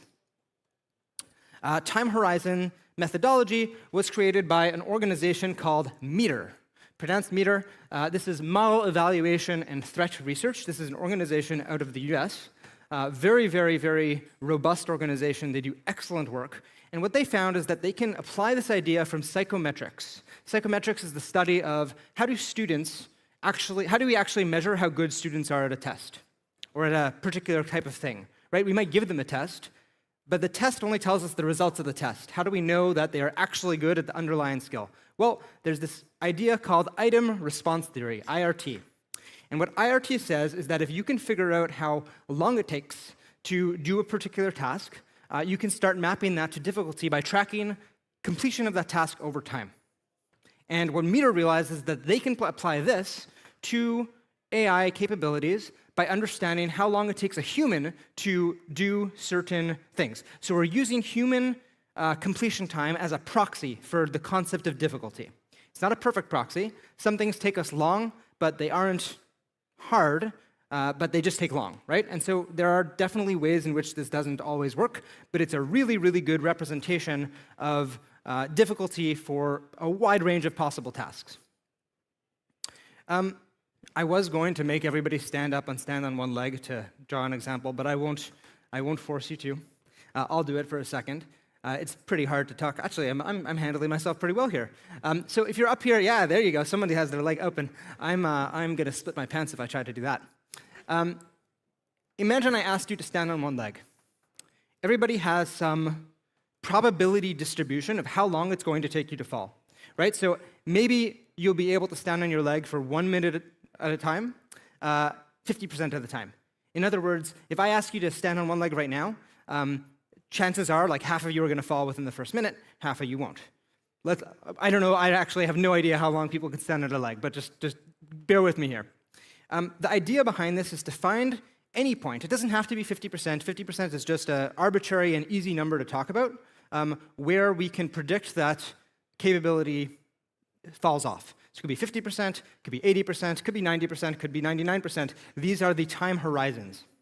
It's called horizon because the horizon is the point in your vision that falls off, right, that you can't see any further. So this is like, you can imagine we're going, and over here, for any X% is where we stop being able to run this particular capability. Why horizons? This is a very, very easy way to explain to decision makers how capability is evolving and especially exponentially doubling over time. I'm going to talk about doubling a lot, but doubling is also an arbitrary number. We don't need to, we could talk about like 10xing, we could talk about 1.1xing, but doubling is an easy, intuitive way to talk about it, and as computer scientists, we like base 2. Okay, so how does this actually work in practice? So you have a bunch of tasks. The tasks that we're using come from 7 benchmarks, these benchmarks that I mentioned earlier. So you can think of this as sort of a meta study on these benchmarks. And we annotate them with estimates. Some of these estimates, actually no, all the estimates come from 2 sets. So we have this robust data set because we have models running estimates. So we ask frontier model, I think at the time it was 4.6. We say, how long would it take a human to complete the task? And it gives you an answer. And we also had our pool of human experts also do estimates. And using this, we get an annotated task for every model that we run. We had 15 models in the experiment. We had 291 tasks. So every model runs all 291 tasks, and we get to see how well they perform. Now, this 2PL IRT curve is a fancy way of saying we're going to just graph it, right? We're going to graph how successful these models are against the release date of the model. And then we can find out that 50% probability, and that's what we call P50. Then we plot the release date, and we can find the doubling time. So I'm going to just show you an example so that you can kind of visualize this. So on the x-axis, we have how long it takes a human to complete a task. And these humans, we'll talk about exactly the characteristics of the humans performing the study, like fun. But so humans are completing these tasks, and this is how long it takes them. And on the vertical axis, we have probability. So at the top, we have 100% probability. The way that you might read this is for these first bucket of tasks in this first rectangle, there were 17 of those tasks. That's why it says n equals 17 at the top. 17 tasks for this model, so this was Gemini 2.5, it was able to complete 100% of the tasks that were estimated to be between 15 seconds to 1 minute, right? So it crushed those tasks. But it was only able to do, if you look all the way on the right side, only able to do a very, let's say 10% of tasks that took more than 2 hours. And so if you look at the chart and see where the red dotted line crosses the middle, that's the 50% mark, 22 minutes. So what this is saying that Gemini 2.5 Pro can successfully complete tasks that humans can do in roughly 22.3 minutes. Now, it's not saying that the model takes 22.3 minutes to do the task. Okay, I want to make sure everybody understands the difference here. We're not saying that it takes the model this amount of time. It takes the model, way less time to complete the tasks, right? It happens instantly almost. But this is the length of time that it takes a human to do the task, which the model can perform at 50% probability. Okay, so these are the benchmarks we're running. If you're interested, you can look them up later. I want to draw your attention to the time range. So these are estimates, right? Some of the benchmarks have a much lower bound on time. Cybash is bash, right? So what's the command to find a particular file? Or here's a bunch of text, truncate all the spaces, remove all the lines with n. These are very, very quick. And then all the way at the bottom, we have CyberGem, which is doing memory safety proof of concepts. So here's a application. It can crash with a buffer overflow. Build us a POC. The reason why CVE Bench and CyberGem are important are because the rest of these are CTFs. And as we'll find out tomorrow, actually I won't be here, unfortunately, this year, but you'll find out tomorrow how powerful AI is at completing these kind of tasks. I think it's going to be a very, very interesting dynamic in the competition. I'm really excited to hear about it. But we wanted to get in the study tasks that were more representative of the real world, right? So say CVE Bench is asking you to, or asking models to actually exploit real CVEs deployed in web applications, and CyberGem is doing C and C++ memory corruption vulnerabilities. Okay, so here's the problem. IRT, this concept from psychometrics, really does need human-determined difficulty. We can't just like shoehorn in the models because then we're kind of lifting ourselves up from the bootstraps. So we do need humans. And so what we did is we had 10 cybersecurity experts, mostly offensive. Some of them were defensive adjacent like Fan, but with the budget and the constraints that we had, this is what we were able to do. But mostly offensive folks who were red teamers and exploit developers and penetration testers actually complete many of the tasks. They completed 100 tasks themselves, and we use that to anchor the estimates. In other words, the 100 tasks that they do allow us to assess how good the estimates actually are, and then we can tailor, we can like put an error range on these estimates because we have these completions.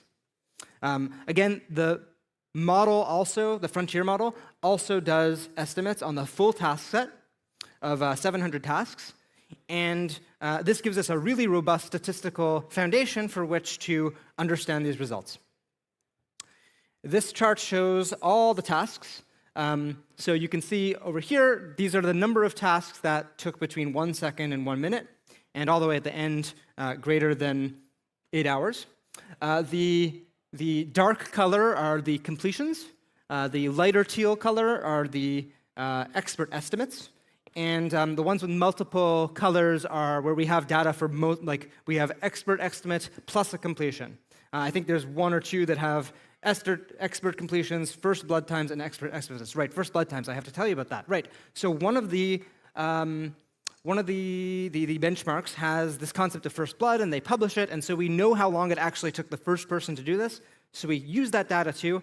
Obviously, that data is very different than estimates and completions, so we have to do some fancy statistics to make sure that it's like fair. But we still get more robust results by using them than by not, as we'll see after. Here's just a list of all the models that we've evaluated. I'll just let that sink in, for example. We did use the highest thinking mode that was available for the models at the time. Scaffolding. So a lot of people will look at this kind of study and say, okay, but like how much power, how much tooling did you give the models? Not a lot, and we didn't give the humans anything either. Got Bash, they got Python. That's it. Bash and Python. Humans and models got exactly the same prompt, exactly the same infrastructure, exactly the same environment. There is a wall clock time, meaning that if the model takes multiple hours to try the task, we just shut it off and count it as an incompletion. And the temperature is set to default.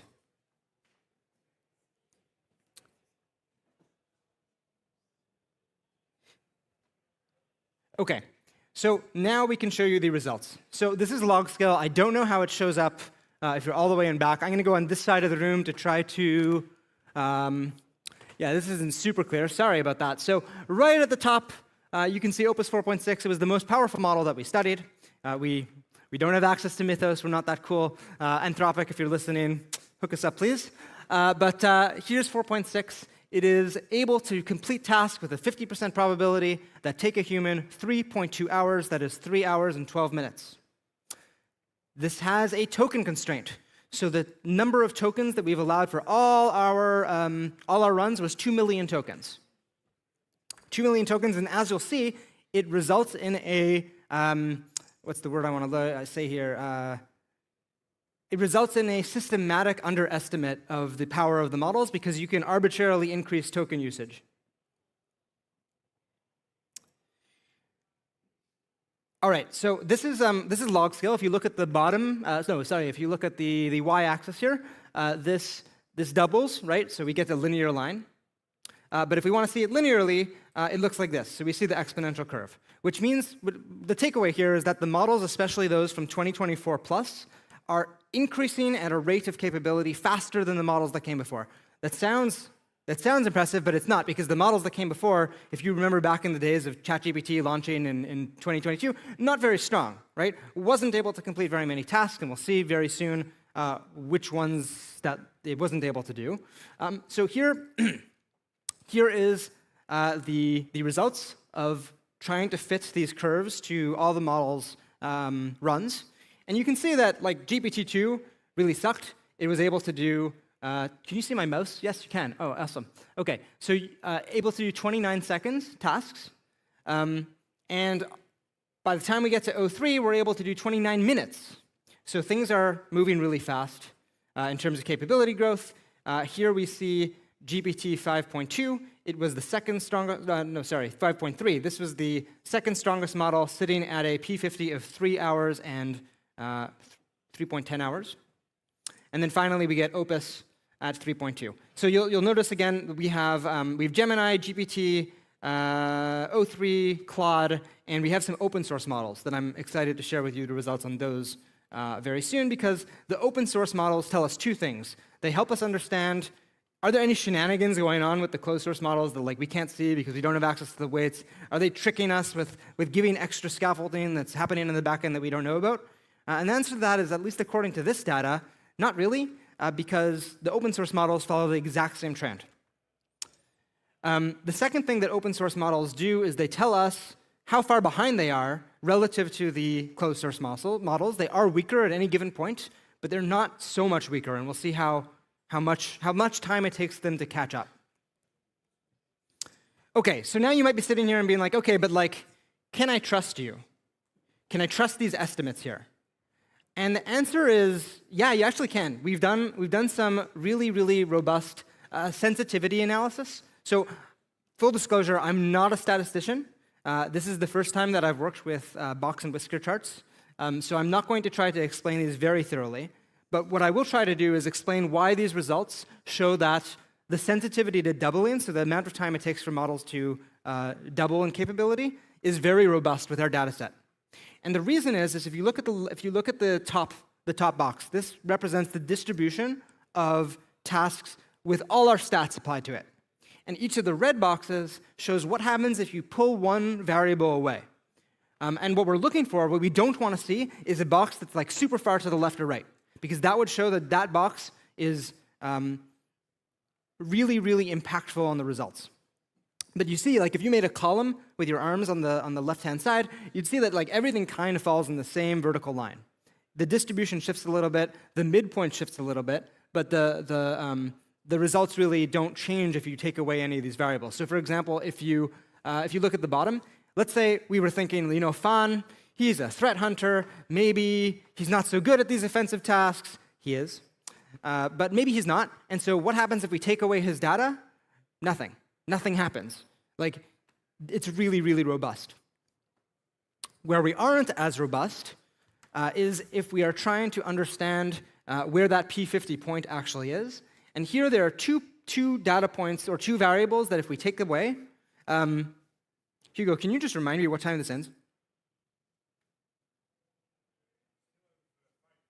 5 minutes? Okay. Yeah, so if you take away the estimates that the frontier model generated originally, then we get into a little bit of trouble. And the reason for that is because we just don't have that many tasks that are more than 3 to 4 hours. So you can imagine we have these tasks that are 3 to 4 hours long. We can actually pay people to do these tasks, right? We can do a fair number of them. Of these 100 tasks, there are many that are, a few seconds, a few minutes. There are a few that are 2 to 3 hours. But beyond that, we can't actually pay for so many tasks that are 8 hours plus. So there's just not a lot of data there. Ultimately, though, you might have heard about the second scaling law in AI, right? The first scaling law is that if you add parameters to a model, it gets stronger. The second scaling law is that if you add tokens, it gets stronger. And it turns out that this is extremely, extremely true, at least with regards to these particular kinds of tasks. You can see over here, first of all, the eagle item, mind you, might see that at the top we have GPT 5.5. This is results that Jack did literally last night. So I'll talk about that soon. But yeah, as you increase tokens, you just get more powerful.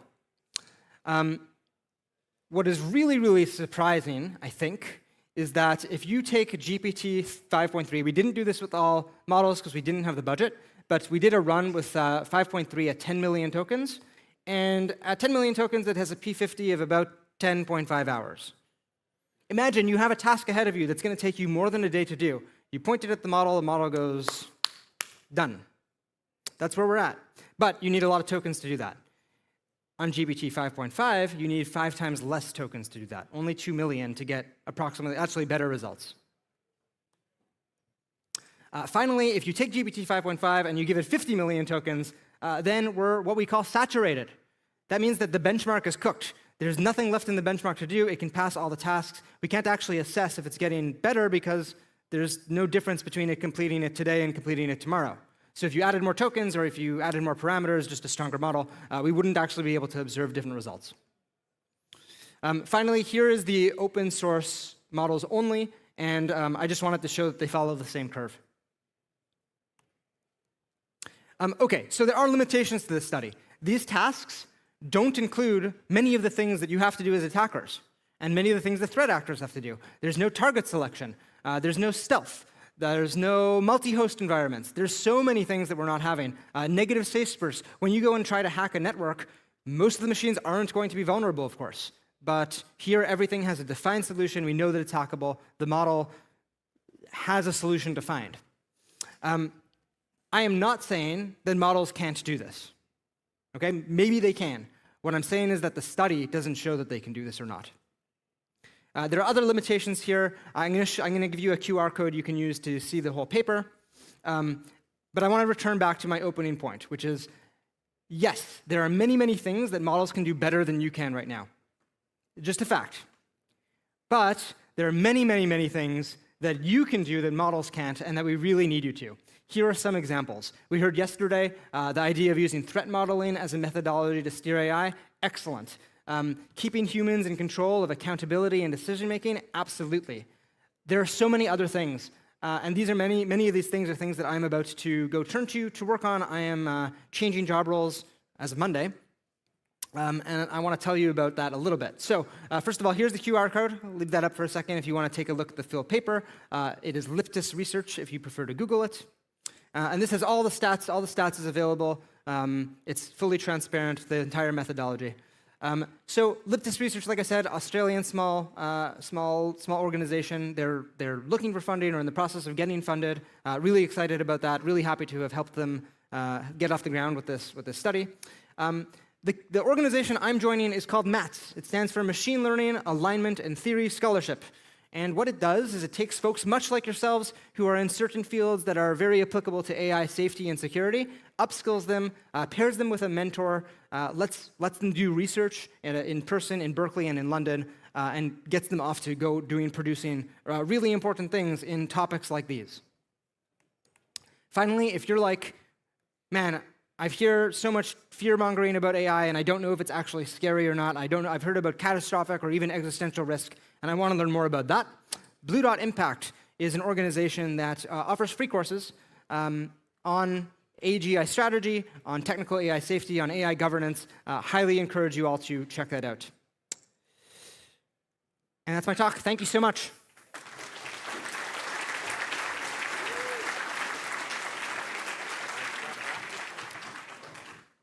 Cool. Thanks, Jeremy. It's great. Questions? Yeah.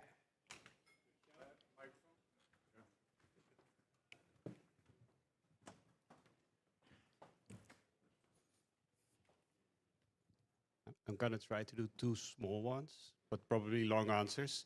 First of all, very interesting research. I think we're trying to do a similar thing on the blue side on a very smaller scale.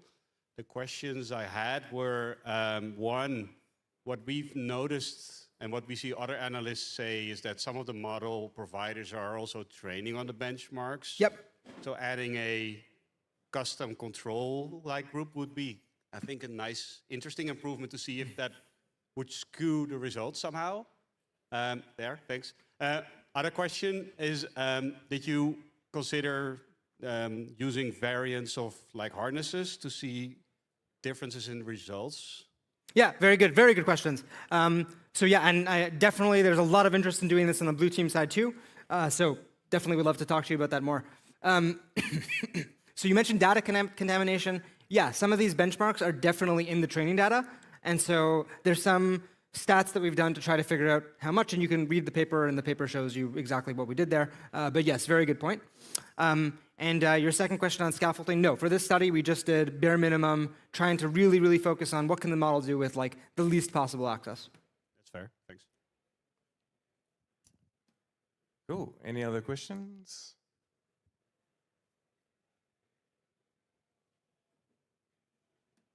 Yeah. Oh, unless found somebody else. Oh, yeah, sorry. How often did it happen that the model actually refused to do the task you asked? It happened a few times, but Jack and Sean have arrangements with some of the frontier models, so we were able to do them. We did have to do some jailbreaking sometimes, but when we got refusals, we were able to, get access to do them.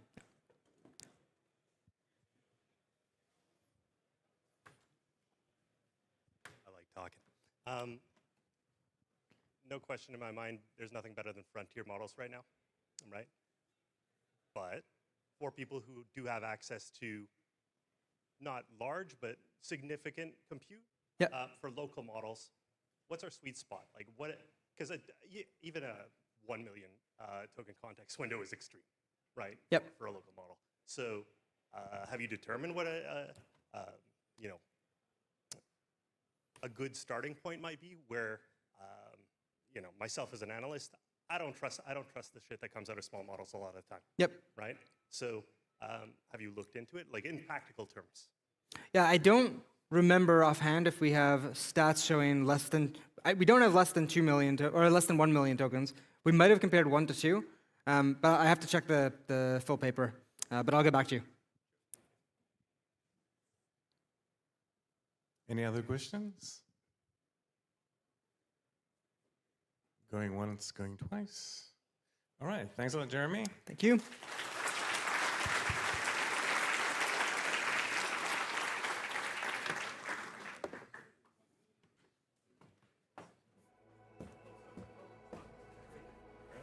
Thank you. Well, you have a good stage presence. Thank you.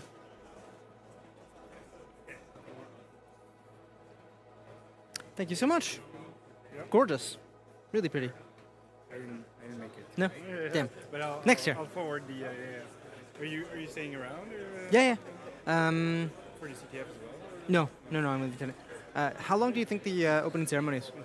I'm sorry? How long is the opening ceremony? The closing ceremony? How long is it? 15 minutes? Oh. Yeah. 5. Nice. Really cool stuff, man. Thank you. Is your email in the paper? I don't think it is actually. Ah. Yeah, I'll get them to put it up because at the time I was working for my previous employer. Right. So, yeah, didn't have that there, but. But I'll find you online. Probably. Yeah, you can find me online. I can also just give you my email too if you want. Stuff that we've been playing with. Yeah. Primarily like defensive capabilities. Less impressive than the red stuff. Offensive is way better than blue. I think it's more legible to policymakers. Yeah. If you're like, hey, models are really good at defending us, they're like, okay, why do we care? Yeah. And if you go to them and say, hey, they're going to attack critical infrastructure, okay, then they start caring. Yeah, that's also true. Yeah. But also the output is generally, it takes them, I think GPT 5.4, we actually came to 70% of benches that we wrote ourselves, where it would be able to have like an acceptable target. The 5.5 is already at 85 or something. So now it's actually rapidly increasing, but not at the rate as the offensive stuff is doing. So it's kind of interesting to at least figure out how you did it. Yeah, the nice thing about this methodology is that it's very repeatable. Yeah, that's cool. And now we're also comparing like the harnesses to see like what works better, and it's like huge differences. So if you use Cloud Code, For sure. Yeah. Because of course you're also cheating a little bit with additional pre-prompts. Yes. And that kind of stuff. But, that's where you would get the value. Yep. As a user. Yeah. Oh, great research. Thank you so much.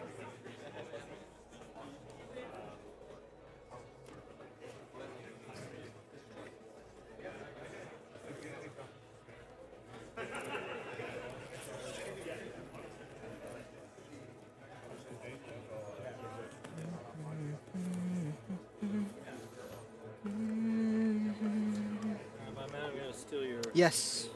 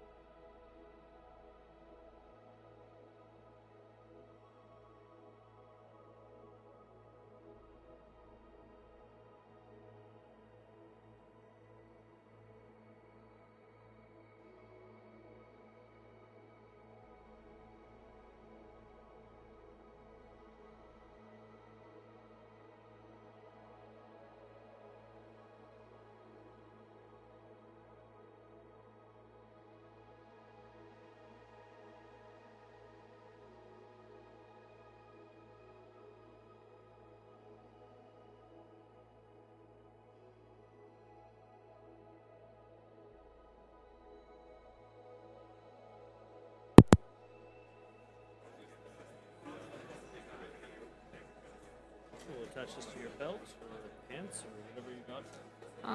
Yeah, you can attach to the belt. Yeah.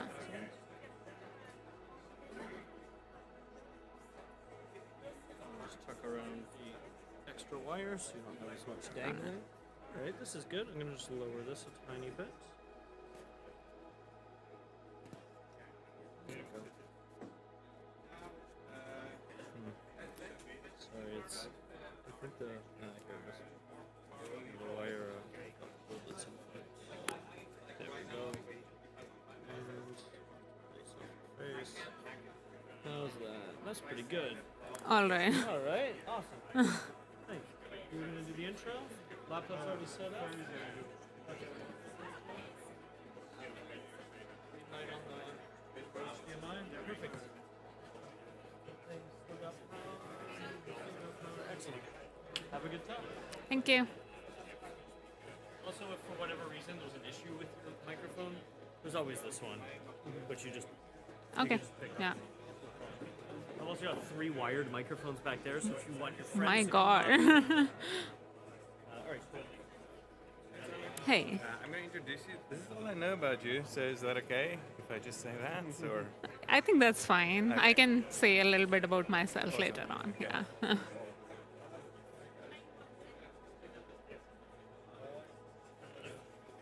Your first time in Montreal? In Montreal, yeah. Yeah. You get the best weather. I think now it's starting to look up. Yeah. I don't know.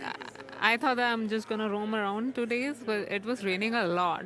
I think today is the only day when I'm seeing some sun and some good weather. So Yeah, the rest of the week. yeah, California is very sunny. So compared to that, yeah, it is different. You live in Montreal? You know what? Sorry, I'm just gonna change your battery so Energizer Bunny style. Okay.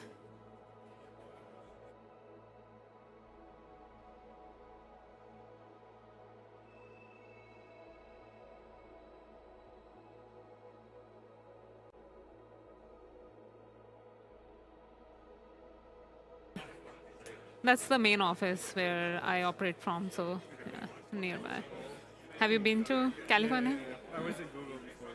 Oh, okay. Or around Sunnyvale at that point. I see. Still at Google or no? No? I've heard of that company. It's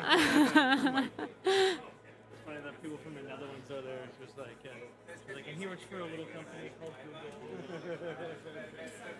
Unplugging? Okay. So you left Google basically that to live here in Montreal? I was in Montreal as well. Yeah. Oh, that's good. Doing malware research. And basically I wanted to do more like product security stuff, but there wasn't anything in Montreal. So it was either moving to Seattle or... Yeah. Oh, that's a big move, I would say. Yeah. I was about to join Google, but then, yeah, it's tricky. Google and Meta. So you survived was it the year of the efficiency or something? Well, that keeps on happening. Now I don't think about it. It's gonna happen on Monday as well. Like there is another thing, yeah. So now it's more about just do your thing. Anything that's gonna happen anyway is gonna happen. So yeah.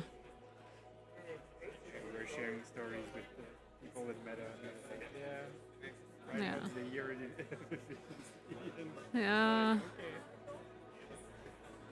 I think it's the efficiency thing that's kind of biting everyone at the moment because there is a lot of uncertainty with how everything is going on. But I don't think that's specifically with Meta. I think that's the whole. Yeah, the vibe was similar. Yeah. Same time frame. You left recently or? No, a couple years ago. Huh. No, 2021. I see. Before all of that. Lucky you. How is the environment here in Montreal? I'm sorry? How is the environment here in Montreal in industry? Good. Yeah, Exchange office. We used to have like an office where we had like small rooms and it was an open space. Yeah. So people like that, and then we're getting the new office. Yeah. And now it's all open space and stuff like this. But yeah, I think the vibe is pretty nice. There's a lot of DeepMind, AI research, Chrome, a lot in Montreal. And I was part of like the whole safe browsing, reCAPTCHA. It's fun. That's good.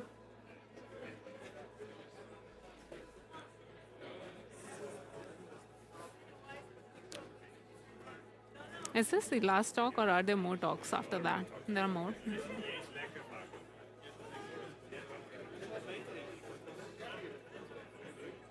you staying for the weekend? No, I'm just leaving tomorrow morning.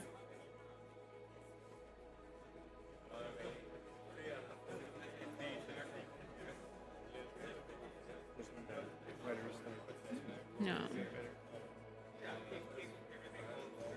Are you volunteering here or no? I've been involved with the conference for 6 years. Oh, that's a long time. Right during the pandemic, everything was. We did it remotely for 2 years, and then 1 year it was kind of hybrid. It was kind of weird. Some presenters were only on the screen. That didn't work very well. I can imagine how that works because it seems like you're talking to yourself. You don't see faces and everything, and I don't know. I felt like a big brother on the screen. Yeah.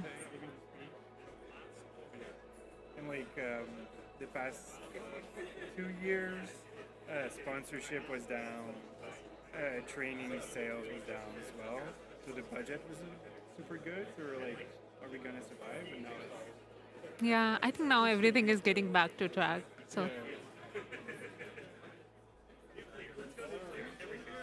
Okay, Shopify.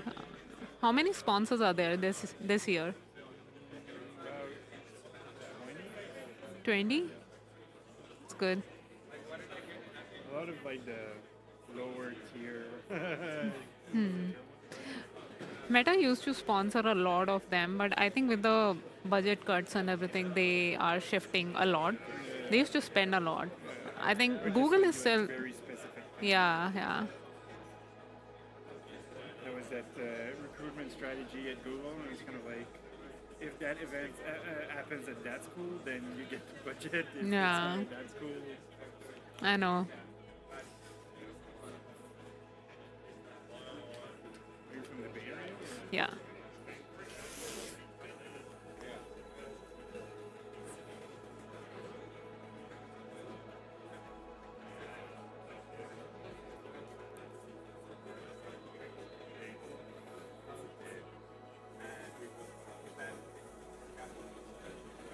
Montreal is very French, I feel like.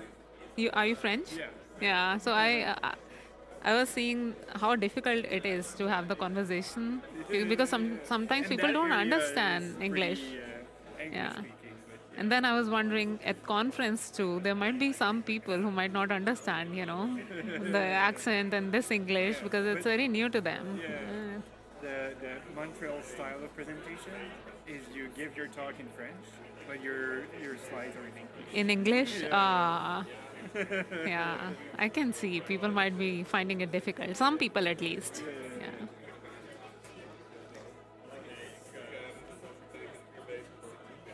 Since we're recording and streaming the talks, even the French speakers want to give it in English because it's recorded and can be shared more easily if you do it in French. Where can we see the recording? Is it on some Yeah, on YouTube. channel? Yeah. NorthSec? Yeah. Okay. I need to be cautious. I hope people don't ask very. You can always cut. Yeah. Some. I think it was 2 years ago. Some person shared their whole desktop screen, and you could see contracts being negotiated. Oh shit. They're like, you need to cut this. I don't know. Today itself, I got something regarding my presentation. You shouldn't do this and probably do that. I was like, why? Okay.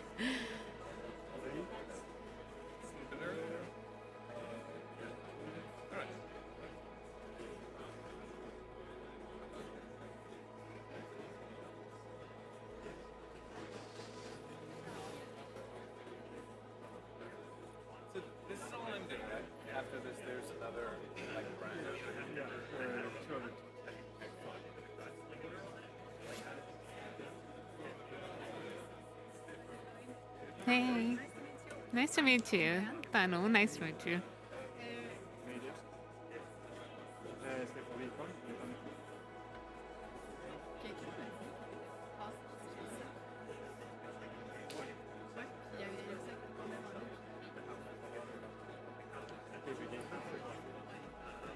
Parce que moi, j'en ai pris, mais il en restait au moins. J'ai pris les point hacker.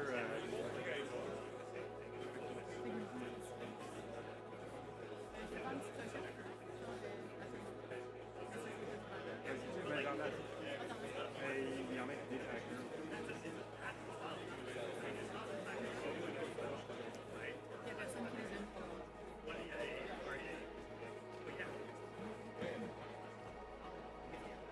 Do I need to press anything or is it gonna enable All right. automatically? Hello? Hello? Cool. All right, everyone. So my pleasure to introduce the final speaker of our ML track, Tanu Jain.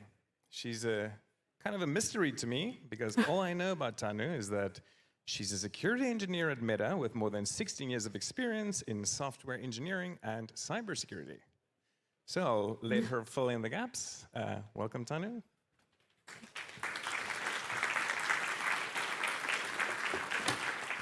Oh, shoot.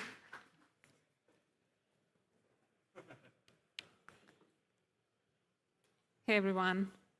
I'll introduce a little bit about myself. Meanwhile, I work at Meta as a security engineer, part of Meta for about 8 years now. Worked in many different domains, production security, corporate security, and right now I'm like fully into product security, working on our mobile apps for WhatsApp, Instagram, and Facebook, and securing them. So today I'm here to share a little bit about one of the projects that we worked on, and it's going on since 2024, where we use AI and different models to basically secure our Android code. We'll go over many different topics here. Starting from very basics of Android security, because I know we'll deep dive on some of the specifics and what problem we are trying to solve with the frameworks, and then how we resolve some of the issues using AI. And as you might know, like models are evolving on daily basis. In 2024, we didn't have that much capability, but now since it's growing and models are becoming much more strong, we have more capabilities. So we'll talk a little bit about like the non-agentic approaches that we used and how we evolved over the period of time and starting using more stronger capabilities. A little bit about, in the end, we'll also talk about the future and self-healing code. Okay, let's quickly go over the inter-process communication basics a little bit. Since we are talking about Android here, let's say you are on your Android device. On the right-hand side, you can see maybe you are on Facebook or Instagram app. You see on your wall some link, you click on it. What in general happens is that link would try to open in one of the app on your device, which can handle it. So let's say it's an HTTPS link. It would try to see what are all the browser-specific apps. Let's say you have Chrome, Firefox, it might choose one of it and then open it. On the left-hand side, you can see this is how, in general, on Android side, this inter-process communication happens between your app and other apps on the device. It generally happens through intents. Here you can see there is an action view, basically, which says that user is trying to open a link and trying to see that page. And this is the URI that the user clicked on.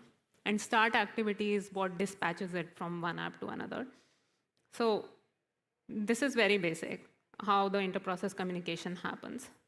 But then, these are some of the other examples. Let's say you're on Instagram, you're trying to upload a story.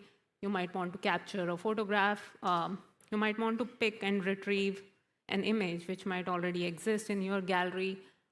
You might want to share a photograph from one app to another. Or these are some other examples through which the inter-process communication happens.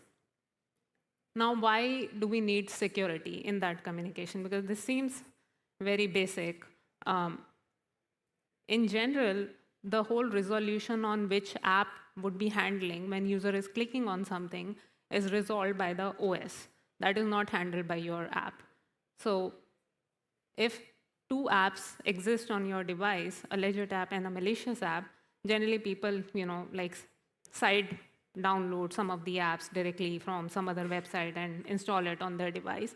So let's say OS resolves it to some malicious app, and whatever you are dispatching, that can go to that malicious app, and whatever data is contained would also be leaked to that app. So this is a very major problem on the Android system because it doesn't enforce where that action would go or that intent would go. This is the same example, but I'm trying to show, let's say, your intent contains some sensitive data. In this case, it's a token. Let's say you are trying to connect your Instagram and Facebook through an account center. Let's say that's a new feature. You need to authorize that you are connecting Instagram to Facebook, and you also own like both of those accounts. So there is some kind of token exchange between them. In this case, that's the auth token. So when that communication is happening between two apps, we want to make sure that it never goes to a malicious app. So to solve that problem, we have like a lot of frameworks internally, but one is this secure link launcher. It's basically a wrapper over the Android start activity. If you remember, start activity is what dispatches that intent when you click on a URL or do some other kind of action. So that framework is basically wrapping up that start activity internally. And you can see there is a scope. There are different scopes in there. Now, this library is very complex, but on high level, what it does is, if a developer is providing a scope as internal, it would never allow that request to be dispatched to any other app, and it will basically let it contain within the same app. Now, there are other scopes you can see. Some of them might be very specific to Meta, like family, because like Meta has Facebook, Instagram, WhatsApp, and they're like talking to each other. Sometimes we don't want things to be going outside of our family of apps. So in those kind of communication, developers might be using family. External is when we always want something to go to some third-party app and never to our internal apps. Now, here comes the AI part, like what we are trying to solve. We have many years of code, many security frameworks written out, like Secure Link Launcher, thousands of call sites where we need to fix it. You might be thinking, why we need AI here? Can't we just like replace this start activity with the Secure Link Launcher? So the main problem there is the scope. That is where the human brain is needed. You can't just like code mod thousands of call sites. So depending on what the intent contains and where it is intended to go, for example, when user clicked on URL, that needs to go to a third-party app. The scope should be external. So that is the brain where we can leverage AI and can't just do the code mod and replace one piece of code with some other code. So we all know that when we use AI, we need to provide it some context. We would look at 4 specific steps. And this is like early 2025 when we didn't have like the strong models, and that's when we first experimented with migrating thousands of call sites using AI. So how would we teach AI for this specific framework? We have different scopes we know. And what AI needs to discover is what is the right scope that it needs to use during the translation of start activity to Secure Link Launcher. So if there are some guidance that we gave to AI, like if the URL is HTTPS, probably it needs to go to an external browser. If it's like a custom deep link like FB, it needs to go within the app. The third example is if we are providing context explicitly, that means it's also within the same app. Context means like the same app. So some of the guidance we gave, and we also learned that we don't need to have like the output perfect. The problem that we were trying to solve is to give some half-baked solution to developers so that they get that motivation to do that migration, to use more secure frameworks. And If they get like perfect code, then they can simply just accept that change and land it. If they feel there is something broken, then they can at least they get something to start with rather than just task. So first stage was the prompt creation. What we did was we gave some lines of code to AI where the transformation needs to happen and the framework needs to be adopted. In this case, it was start activity and some lines before and after. You might think, like, why we need some lines before and after. That's because, like, the first example that we saw where user clicked on some link, if the link is HTTPS, then the scope is third party. But if it's fp:// it's also a link. Then the scope is family.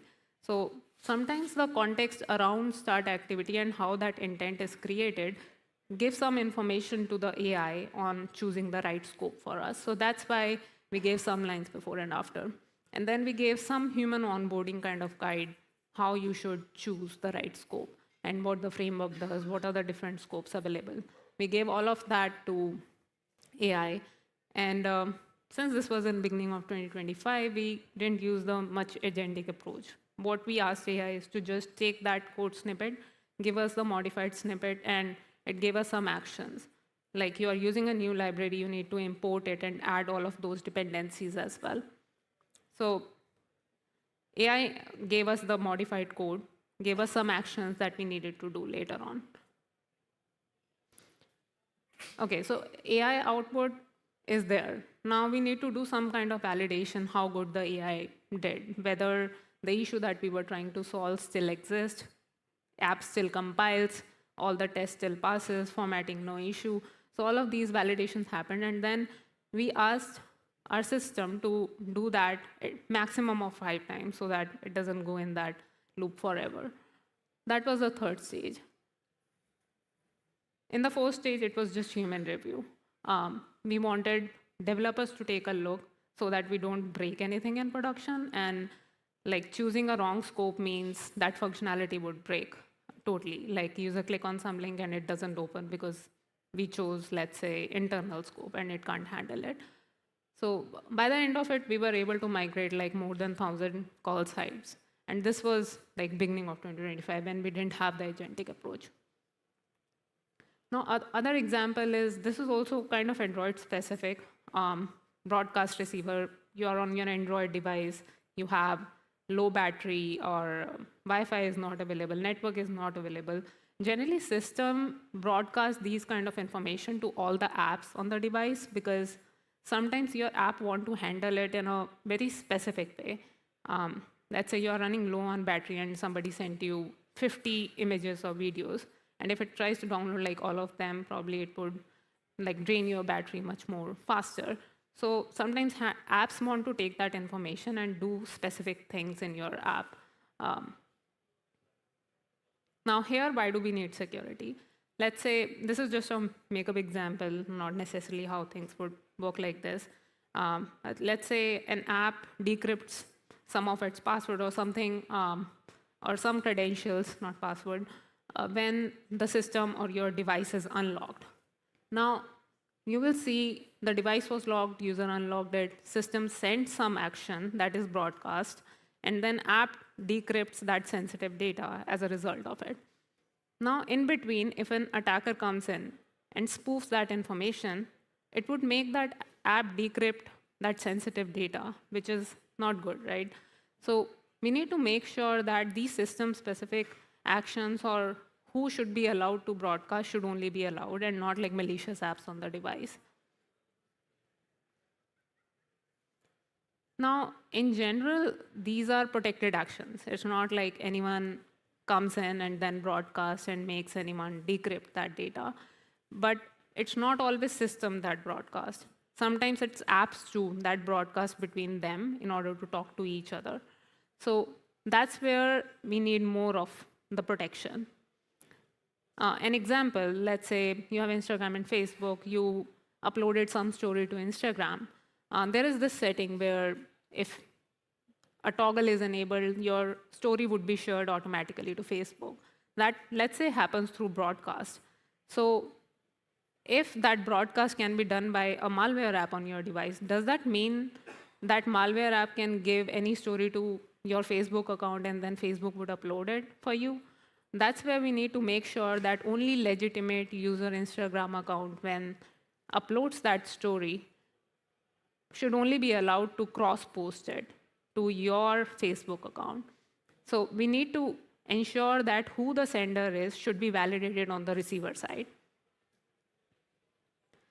That's where we created this library. It's kind of very similar to the secure link launcher that we talked initially about, which has like different scopes. Here, the internal scope means it won't accept any requests from any other app on the device. It would only take requests from within the app.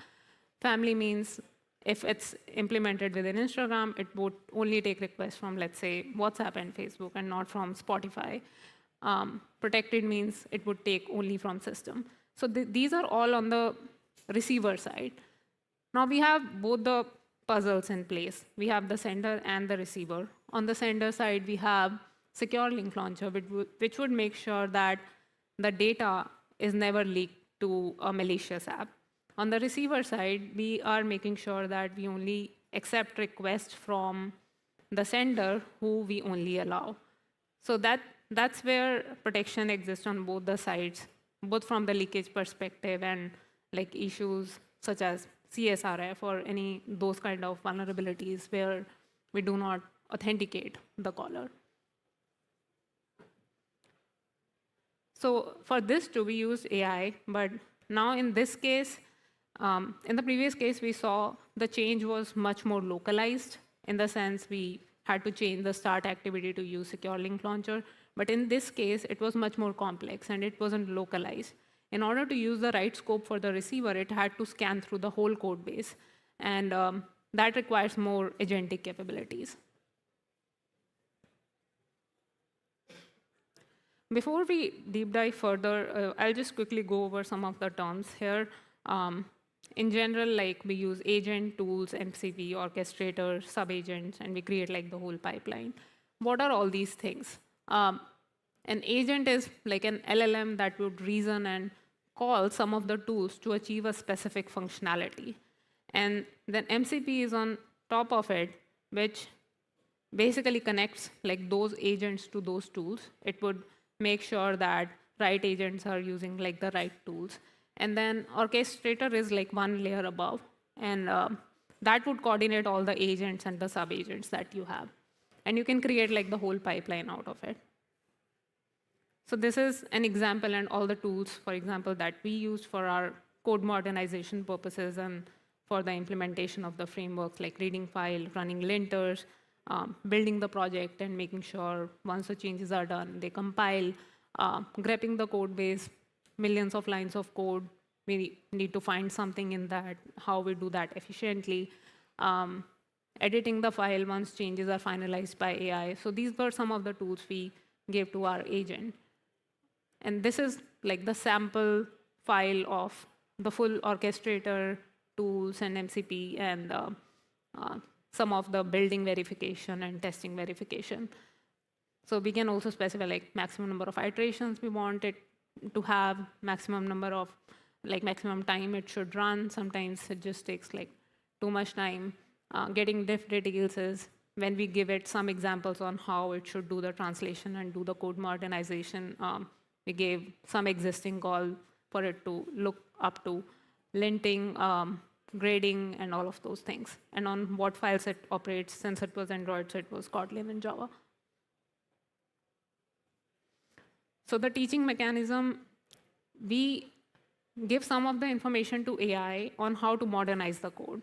But then we also give some information related to where it shouldn't waste its time and some of the negative constraints, like sometimes AI is like, oh, I can't handle it, and it just suppresses that lint failure and doesn't actually do the translation. So some of the pre-checks, some negative constraints, and some knowledge base on how to do that translation. So overall, 4 steps is discovering where the code needs to be modernized, the agentic loop to actually modernize the code, the sandbox CI in order to validate that the changes which are done actually works fine or not, and then pull request generation where we create the change and assign it to the right developer to just one click, accept and submit it. A sample example of like what all context would be required. Here you will see the text book prompt. Generally, whatever we are trying AI to do, we sometimes make an expert to them. Like, you're an expert security engineer, this is your task to do, these are the rules that you have to follow, and some of the metadata where you need to make all those changes. So after all of like the first experiment, the second experiment, we were able to do more than 1,000 call sites migration, and where 60 to 70% of them were like the perfect modernized code where developers just one click accepted and landed the implementation. And one experiment that we did was before AI, we were trying to do the similar thing without using modernization capabilities. And we were only able to do 10 migration because they were never getting prioritized. We didn't provide any half-baked or like fully baked code to the developers. So that kind of proved that having something is better than nothing. This is another example because in today's scenario, I don't think writing agent, writing pipelines, writing sub-agents is a difficult task. I think it's a 5-minute thing. You ask Claude or anyone to write the whole pipeline for you, and it would just generate it right away. The problem becomes when you want to scale it to like million lines of code to 100 of apps, and you are trying to build something which is much more big. And that's where I think you need to make sure that you're spending much more time on designing and planning phase with your LLM than actually just asking it right away to implement it, and then you're in that loop of constantly making the iterations and making it more performance beneficial. So let's say there are 3 phases, and you are trying to do the scanning of, let's say your organization has 50 apps, 50 Android apps. Each app takes, and you're trying to do some profiling for your app, that where are all the authentication related endpoints existing on your system, so that you can ask AI as a next step to do like a security review for all of them and identify which ones have the issue. So the first phase was scanning, second was discovery, and critique is an important phase. Like sometimes, let's say AI agent scanned through your code and it said that, hey, these are the 500 authentication related endpoints. But when it is scanning large code base, it makes like a lot of, it creates a lot of false positive. And having another agent sitting on top of it, which critiques that, is it actually an authentication related or is it not? Is it actually a valid security issue or not? That helps a lot in removing those false positives. So let's say you added another phase of critique agent, and each one is taking like 5 minutes, 30 minutes, 20 minutes. So one app is, let's say, taking 55 minutes. So overall, if your pipeline runs, then it would take like 45 hours, which is like a lot of time. That's where like the designing and thinking about how you want to scale matters a lot. So there are different ways to design it. Let's say you have MCP tool, which has like read file, search file, write, and all those toolings enabled. You gave it some prompt. You are a senior mobile security engineer. You have to go through all of these 3 phases one at a time, and then do the scanning, discovering, and then critiquing your own output. And you have 3 sub-agents here. From the authentication example, let's say you are trying to identify all the auth endpoints. The first phase, the auth signal scanner would be doing scanning on the basis of some hard-coded words that you provided as a dictionary to it, in order for AI to not become like mad about where should I start.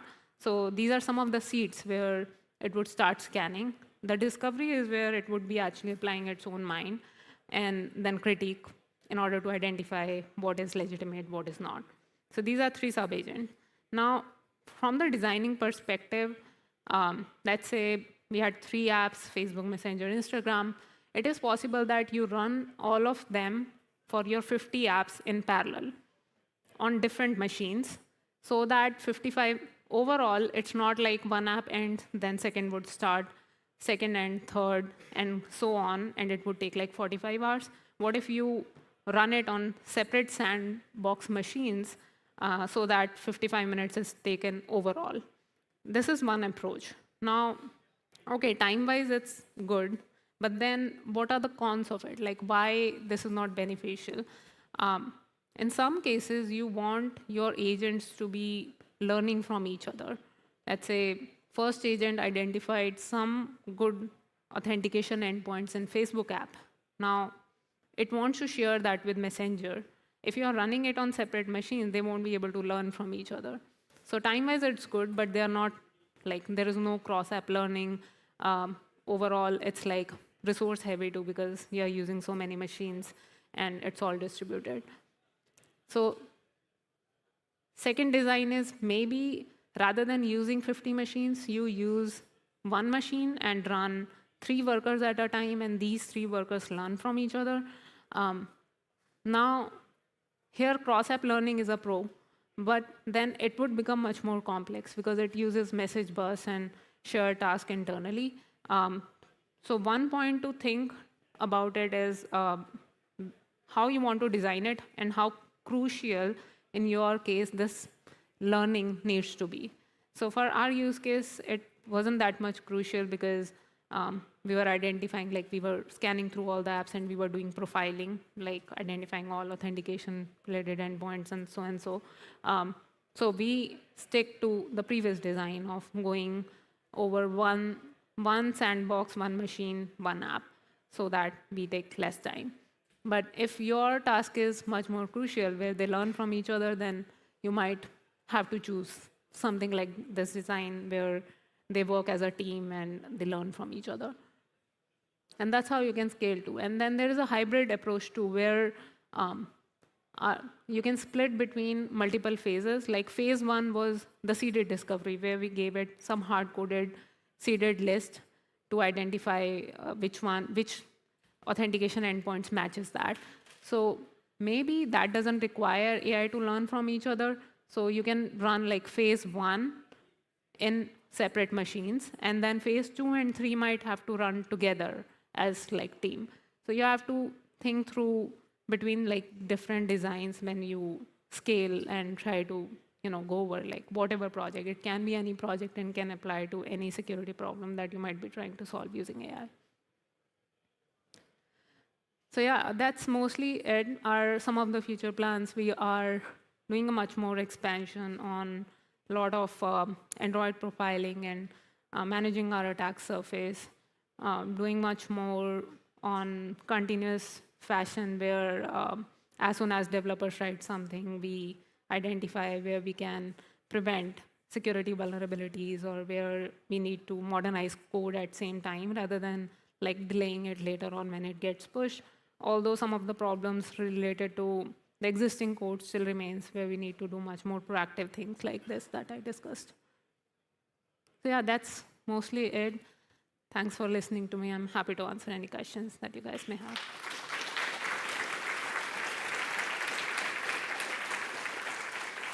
Thanks, Tanu. Any questions? No? All right. Well, thanks a lot, Tanu. Right. Yeah, thank you.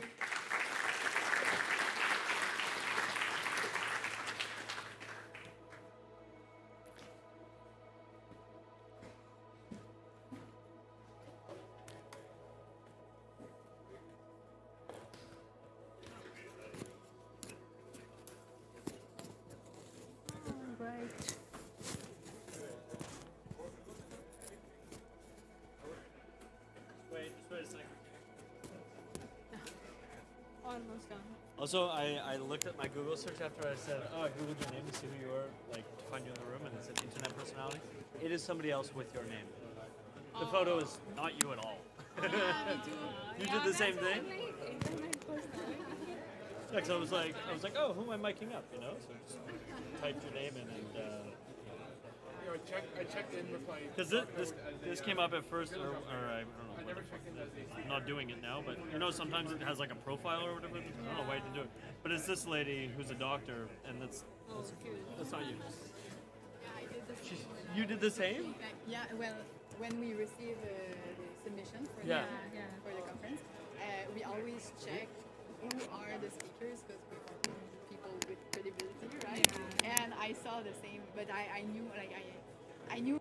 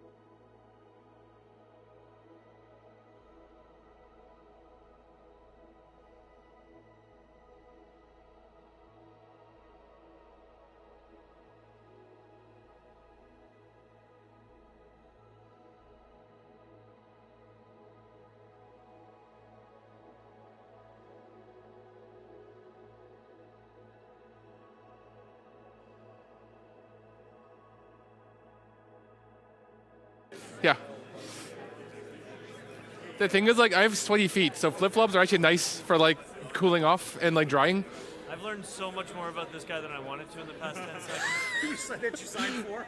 Silent observer of all the conversations you didn't want to hear. I can't remain silent. I got sweaty feet? Yeah. Come on, bro. I'm saying all this private stuff into a mic. Don't say that shit out loud. On mic. Is this being recorded? Broadcast live to you. You know what happened this morning is that they crossed the wire and the sound from this room is actually playing in the other room. Oh, yeah, it's supposed to be. No, the sound from this room is supposed to go to the other room.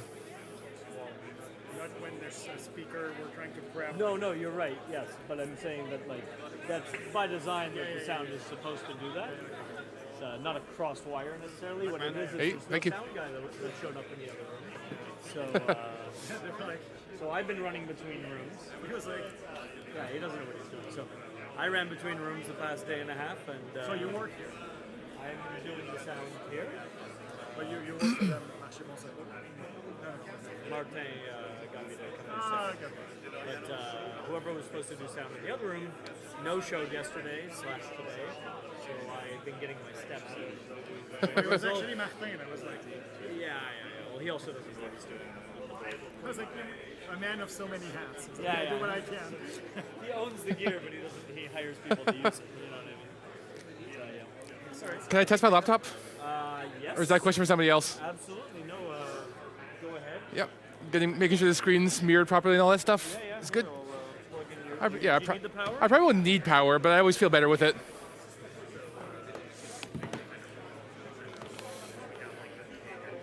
Need is a strong word.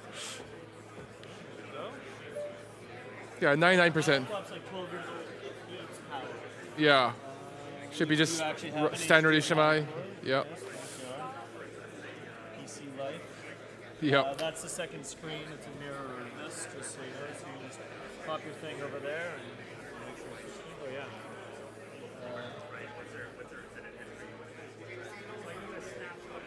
Oh, just a second. I know what it is. Okay.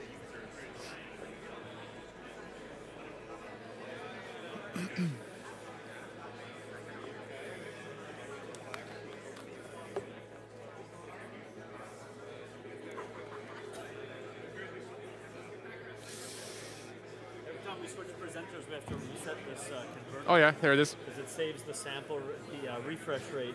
Oh yeah. Oh, that's interesting. Plug in. Yeah, well, it's not great. It would be great if it adapted every time. All right, so hit slideshow or Yeah. however you want to start it. Okay, cool. And if So I yeah, switch the they're not terminals, syncing up there yet. yeah, that's This is perfect. Do you have any audio? In No, your no audio. Cool. Possibly console stuff. We'll see how it works. But Cool, but if you need sound, I have a wire in there. no, no sound. Cool, that was easy. Yeah. Who's doing his intro? Is it you guys? So you know, I mean, we've had this conversation before. You know. I know. But if I don't tell you and then you didn't do it, I'd be like, no, I'm an idiot. Yeah, the microphone's not working. Why did you All right, we got 9 minutes. We're going to start at 45, or are we starting Yes. early? I'm asking because I have to go to the bathroom. Well, unless you want to, you think you're gonna run over. Yeah, but that's fine. Then you want to start 5 minutes early? Starting on time is probably better, so people aren't like wandering in. Yeah. We should be okay. Well, You start at provide some. Yeah. Some walk. You can do your intro at 44 if you want to give them the extra. That's a good idea. Well, intro at 40. Yeah. I ran through it last night and I came in under time at like 22 minutes or something, although that's by myself. So I like added back a couple of things I wasn't going to talk about, so now it might be too long. We'll find out. We'll find out together.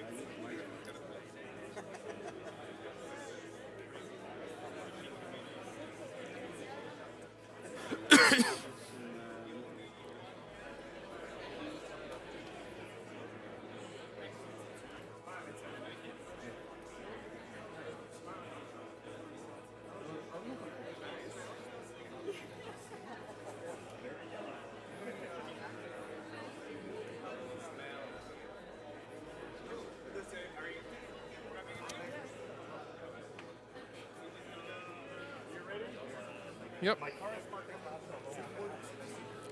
Should make sure my laptop's not locked. Oh, good.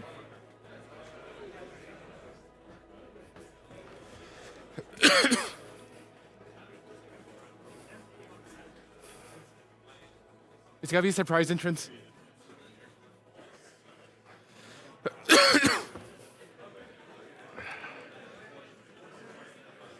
Hello, hello. Welcome to the before last talk of the day and of the conference. On stage today, we have Ron Bose from Grey Noise. And like other speakers that I've introduced, I have a little story about Ron. Uh-oh. So the first time I've met Ron was at another conference. He was then working for... Tenable? No. He was working for a very big company that does specialize in search engine, let's say.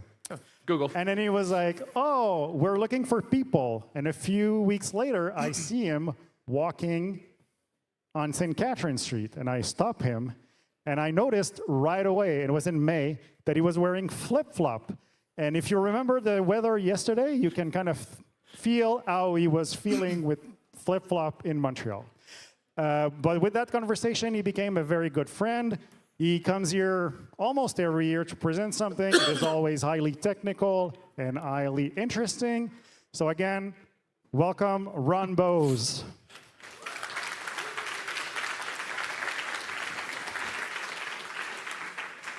I should say, like a year or two before that, I was in Quebec City for B-Sides Quebec, and I was also wearing flip-flops in the snow, and it was not good. So I learned from my mistakes. All right, my talk is called Adventures in Process Injection. My name is Ron, as Matt said.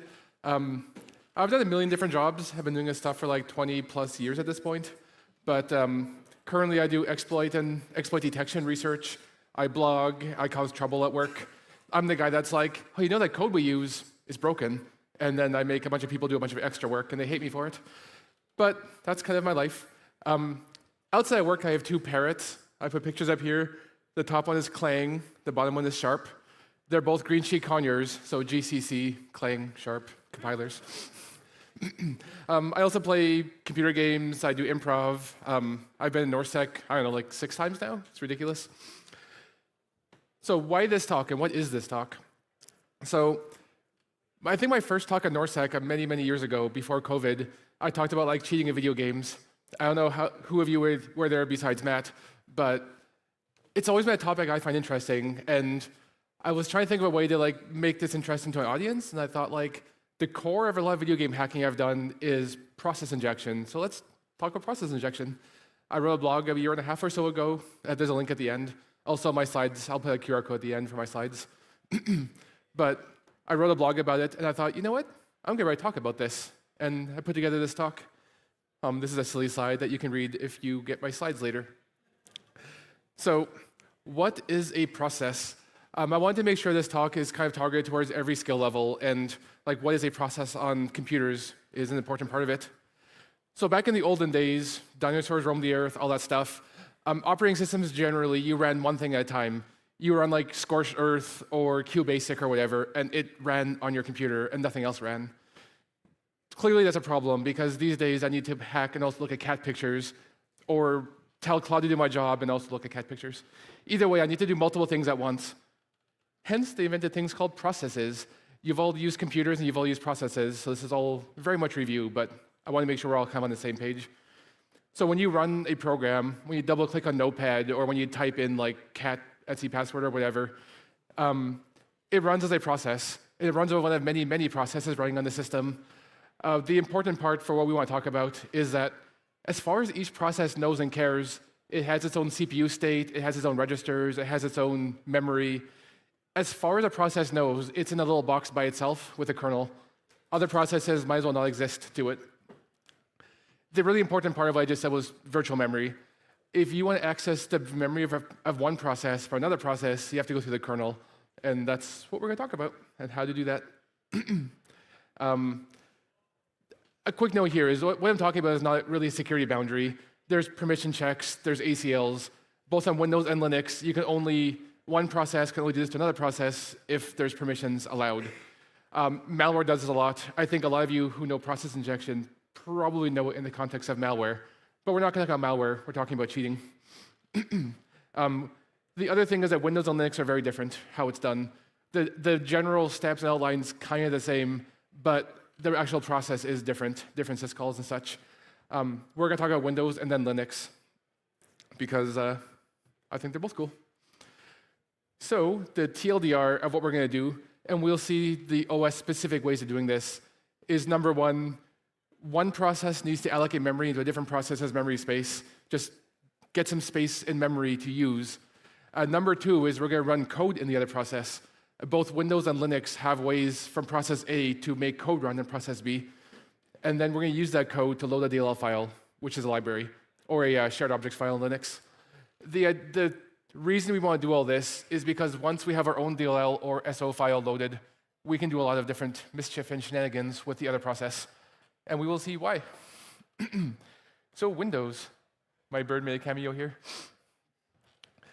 So first of all, we're going to create a DLL file. What we want to do is, this is just a simple demo. What's the easiest possible thing we can do?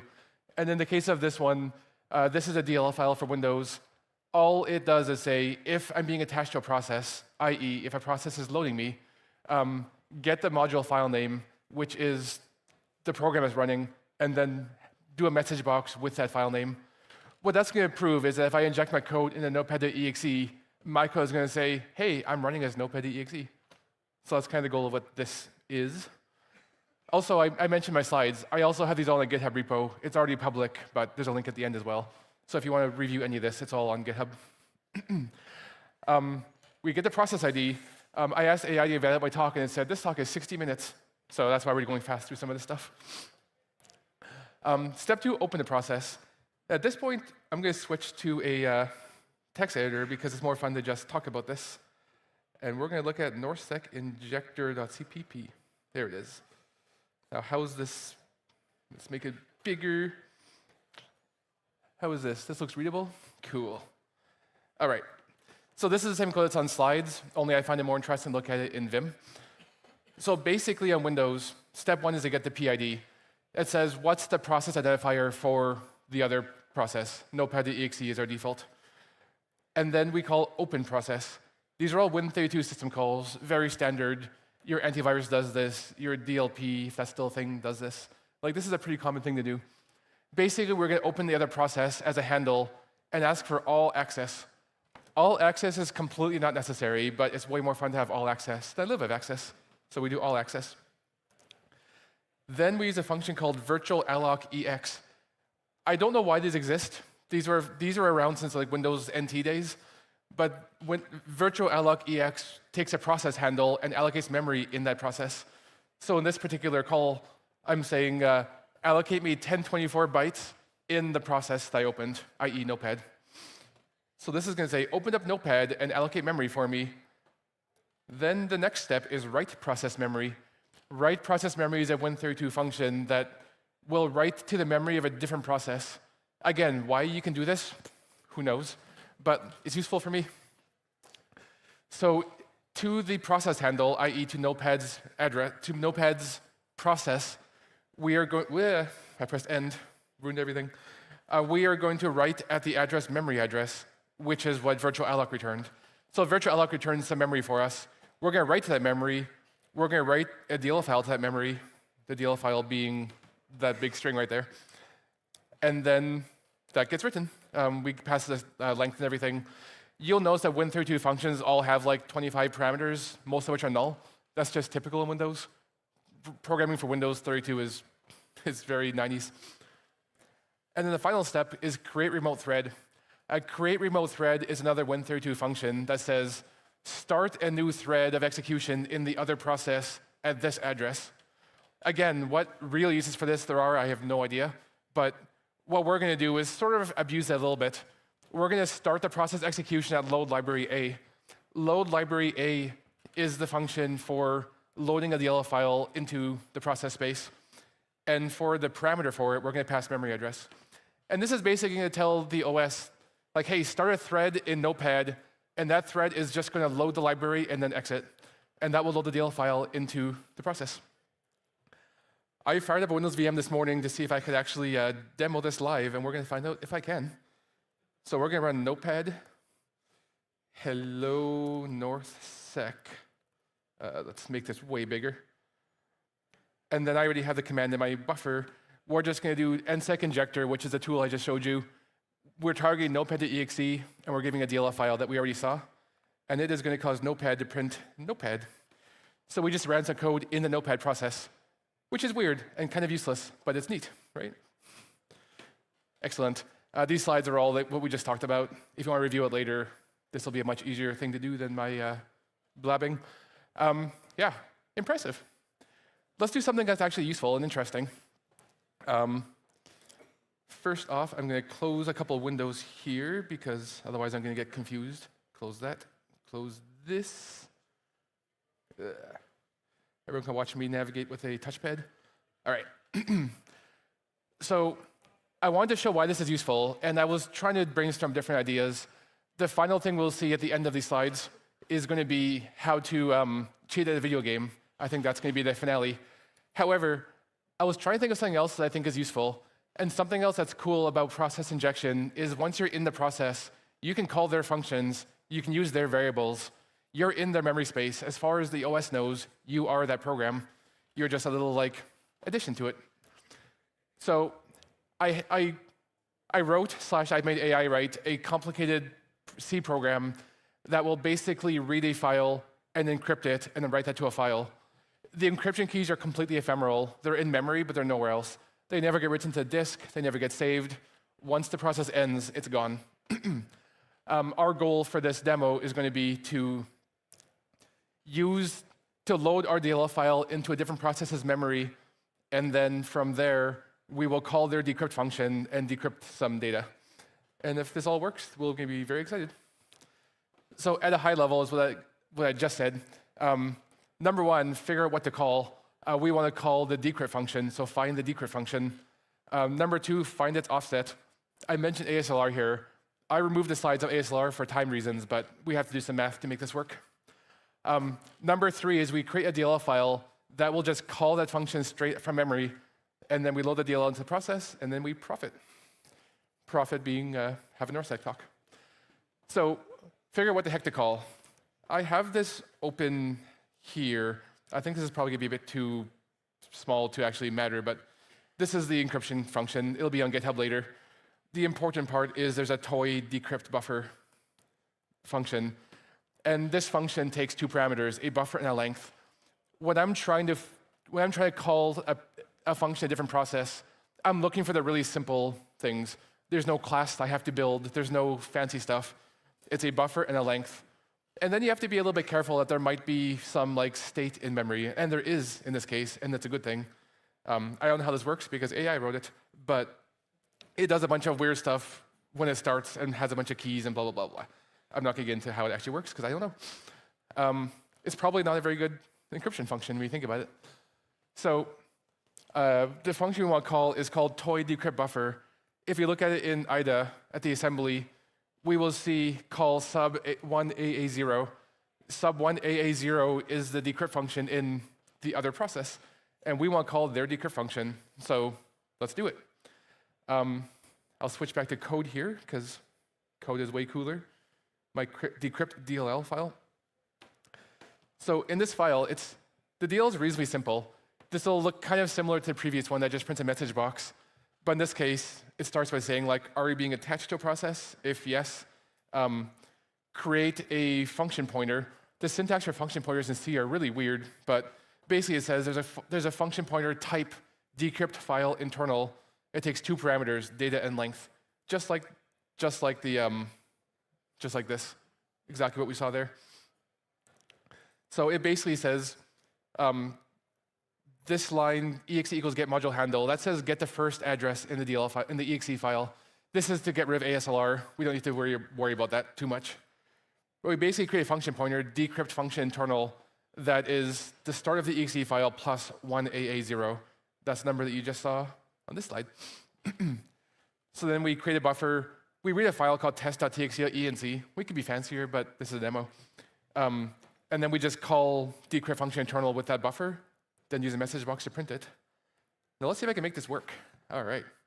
We're going to run Notepad again. All good hacking starts with Notepad. We're going to do hello NorthSec, this time with the proper capitalization. I'm going to save it on my desktop as test.txt. Yes, replace it. Cool. Close Notepad. All right, so this window should be my encryption program. So I run this, and it's really small. I can make it bigger. It says enter source file to encrypt. I enter test.txt. I'm going to put it to test.txt.enc. It's going to encrypt it. Cool. Minimize this, and we will see test.txt.enc is on the desktop, and it is indeed encrypted in some fashion. It's probably not good encryption, but it's encryption. Then on the second window we have, if I don't press the wrong button, let's bring this to the middle and let's make it big. Big. Oh no, my history's gone. I'm on my own. All right. So we're going to do Windows. All right, what is happening? All right. If this doesn't start working, we're going to skip this demo and be happy. So Windows binaries slash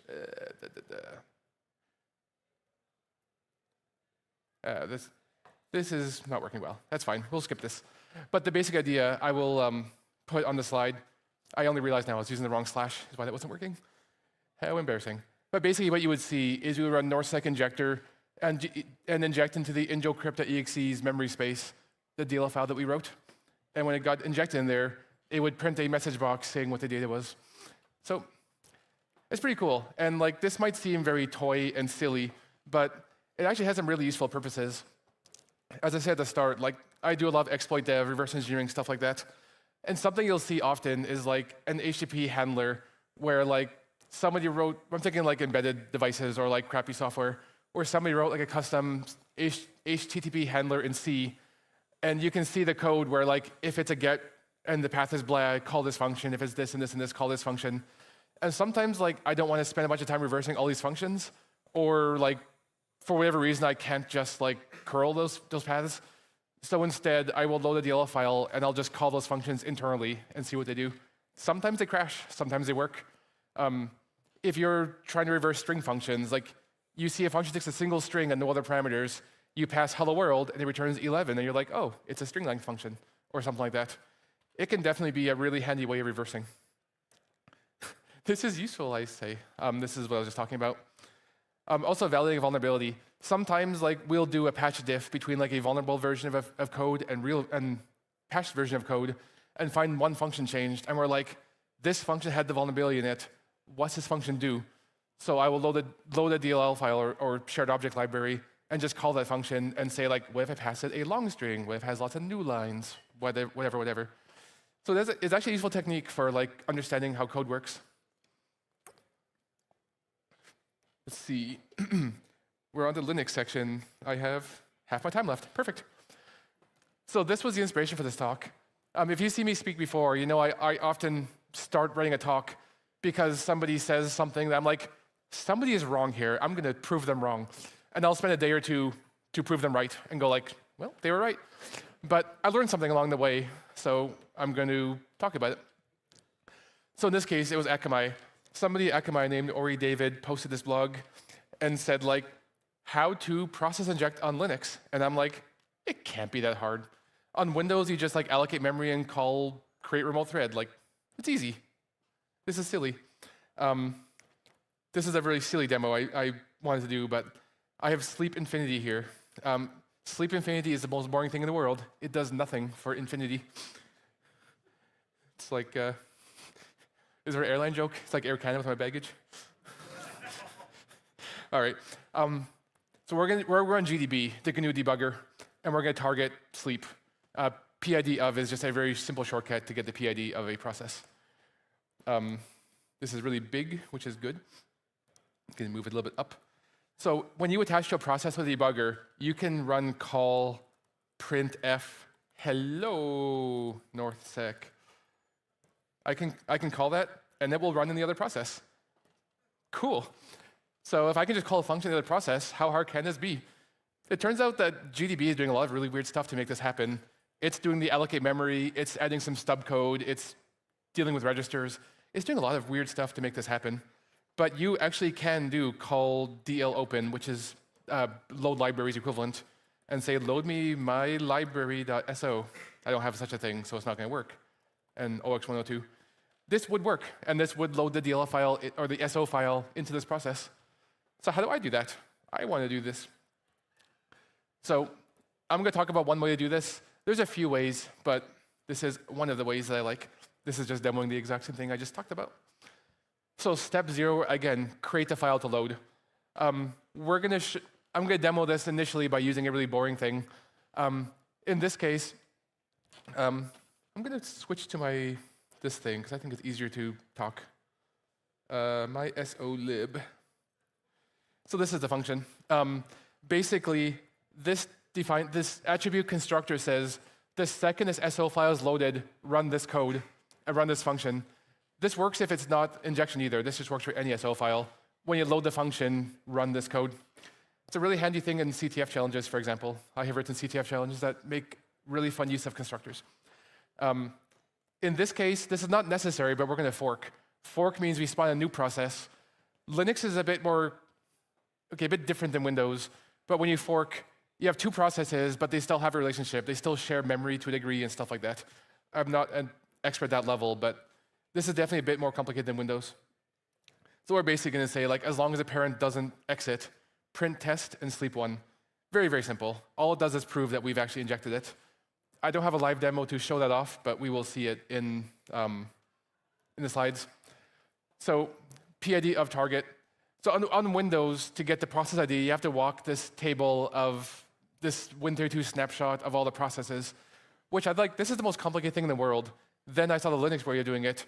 Linux will have to open /proc/star and check each one to see if it's the right process. It's really ridiculous how you do PID of, and I verified PID of target does that exact thing. It walks the proc file system. It is very silly. The next thing you need to do is start a debugger. And this is why I subtitled my talk, How I Accidentally Wrote a Debugger, because this is like the third time I had to write a debugger for something that I did not know was debugging. The ptrace syscall on Linux is a like multi-purpose syscall, but ultimately what it does is put another process in debug mode. Once it's in debug mode, you can read registers, you can write registers, you can change the addresses being executed. You can always alter memory. That's not special. You can terminate the process whenever you want. You can do a lot of shenanigans to the process. So in this case, in my injector tool, we're going to first of all attach to a process. Attach just means like, hey, I'm taking control now. There's a second function in ptrace called seize function. Seize and attach do kind of the same thing. I'm not clear on the difference, but I'm sure there is. What's annoying is that ptrace attach, this parameter can be like 20 different things, and then the two zero parameters mean different things for each of these. I think it's a very Unixy way of doing it, but it's also very annoying to write. So what we're going to do is take control and then call a function directly. For the first, not really demo, but the first slides, what I've done is I basically want to call puts. I want to like print something to the screen and then crash or return or whatever. We don't care anymore what happens. If you want to call puts, we need to know how to pass arguments to puts. In Windows, when we did create remote thread, we got to pass one free argument, which was super helpful. Linux, we have no such thing. We need to set RDI, which is a register, to our argument, which I know is weird, but that's what it is. So after seizing control, we run reg.rdi equals resrsp plus 200. Excuse me, I skipped a couple lines in there, but the basic idea behind that is we want RDI to point to some memory that is unused, that we don't know. It doesn't matter what it is. It's just somewhere past the end of the stack. Sometimes this will mess up your process. We're doing dirty hacker stuff here. There are clean ways to do this. This is not the clean way. This is just a dirty way. Then from the reg to RDI, we want to write. Pwrite lets you write to kind of anywhere in any process, which is kind of crazy when you think about it. But pwrite, we want to write to the memory, which is, I should have had this on a slide actually, and maybe I deleted the slide by mistake. But mem is just /proc/pid/memory. If you open another process's memory via proc/pid/memory, you can just write to the memory and change everything, which is also kind of insane. I wrote another CTF challenge based on that concept. Here's the full code. So now we're subtracting 2,000 from RSP. I don't really know why, but I guess I changed that at some point. We set the RDI, we write hello world. Then we set reg.rip, that's the instruction pointer, to puts. The rest of the stuff doesn't matter so much. It's all to deal with ASLR, because puts in my process and puts in their process is not the same puts, but we don't care about that. So we basically set the address being executed, RIP. We set the memory for the first parameter, RDI, and then we say set the registers to those new values, and then continue. The process you're targeting will continue and say, all right, what was I doing? I was starting to run puts with the parameter hello world. So it will do that. It will run puts, it'll print hello world, and then it'll say, okay, I'm going to return to wherever's top of the stack, and then crash hard because we just completely screwed up the stack. So that's why it crashes. It doesn't have to crash. We could make this exit cleanly, but demo. The more useful function is dlopen. Dlopen is what I mentioned earlier. It's what will load a shared object file into memory. So this is basically the exact same code you just saw, only now it's calling dlopen instead of calling puts. I guess the one other difference is now it's RSI. RSI is a second argument. So the first argument is the DL file, the SO file. The second argument is 102, which is necessary. Then we call that. All right, so that was all the foundational stuff. I know I went through it very fast, but let's do something fun. Let's cheat at a game. So the last thing to talk about to make this make sense is execution hooking. What that means is once I'm running in your process memory space, I can edit your code and change it, which is fun to do. It breaks things a lot, but it sure is fun. And what we're going to do for this game is find some code that I don't like, that I don't care about, and we're going to override it with call my cheat code, and my cheat code is going to cheat. And then the cheat code is going to return, and the process keeps going, never the wiser to the fact that it's been changed. So if you ever write games or do mods for games, this is effectively modding, only without permission. So once again, I wrote a game. Let's see if this works. Hopefully my shell history is here. Rock, paper, scissors. All right. When I say I wrote this, once again, I mean AI wrote this, because I told it, write me a really complicated rock, paper, scissors game, and it did. So I'm going to do rock, rock, rock, rock, rock, rock, rock, rock, rock, rock, rock, rock, rock, rock, rock, rock, rock, rock. I think it's best of 20 for some reason. There we go. The computer beat me. I won twice. Usually I win 0 times, so 2 to 20 is not, well, it's not good. This game's too hard.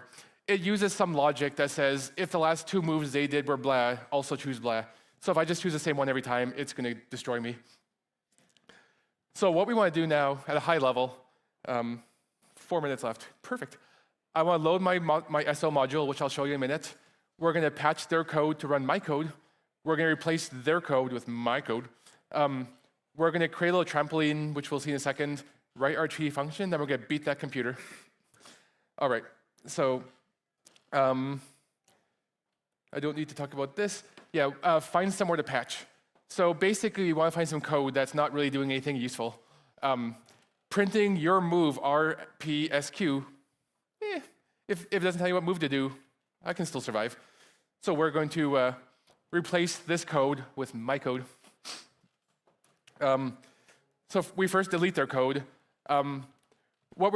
This is actually running in the context of the SO file now, which is kind of cool. But we're going to basically write nops for 15 bytes and just delete their code. Nops basically say, don't run this code anymore. And then we're going to write our own code. Our own code is basically move a value to a register, then call the register. The reason we have to do 2 steps is because you can't just call an address. I can't just say, call my trampoline. I have to say, call a register that has the address of trampoline in it. So then we write that code, and we write it to memory as a patch. It is 12 bytes long. So here's the before and after. So before you see move, move, call. That's the function that was we don't need this. Now I've replaced it with a move and then a call. So this is their bad code. This is my good code. Okay. Then we create a trampoline. I don't want to go too deep into this, but the idea behind trampoline is we're calling a function for the middle of a function, and we need to make sure the arguments are where they want to be. RDI, RSI, et cetera, need to be the values we want them to be. Otherwise, when we call the function, it's going to get confused. A, B, I's, and all that. So that's what that's going to do. Also, if you replace code that does something, like sets a memory address or needs a register or something, you can just copy their code to here and run their code before running our code with some asterisks, with some stars. So basically, this just gets ready to call our function. And then our function looks like this. At this point, it's just a standard function. Our trampoline has made move into the parameter. I guess I didn't say that. The reason for this line right here is RBP, which is a stack frame, minus 18 hex equals our move. That's where the move is stored. So we're basically moving the computer's move into the first parameter. So when this function is called, the first parameter is the computer's move, and then we have a little bit of logic saying if they chose this, do that, and that is the end. Ooh, demo. get ready to clap or boo. I might regret this. All right, so we're going to run the game just like before. And I'm going to Alt-Tab, and we're going to just, this is the cheat code that we just saw building. We're going to inject into PID of rock, paper, scissors the cheat code. Then if I go back to this, it says, shh, cheat engine's attached. So now we're running our own library in their memory space. And it says, hey, the computer's move is rock. That means you should use paper. So we're going to do paper. Then we're going to do paper, rock, scissors, scissors, scissors, paper. I'll do this 20 times. I don't know why I thought that'd be a good idea. Scissors, scissors, paper, scissors, scissors, paper, paper, rock, paper. I win 20-0.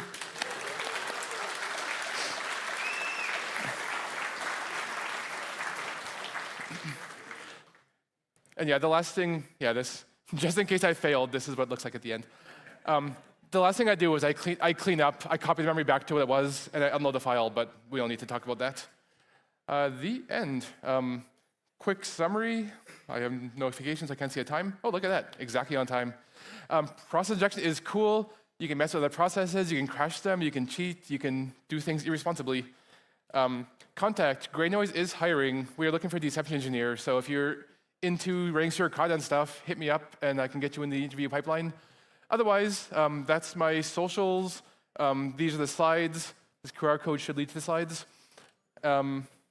Make sure that the slides are public. I believe they are, but yeah, anyone with a link. So yeah, there you have it. Thank you again, NorthSec.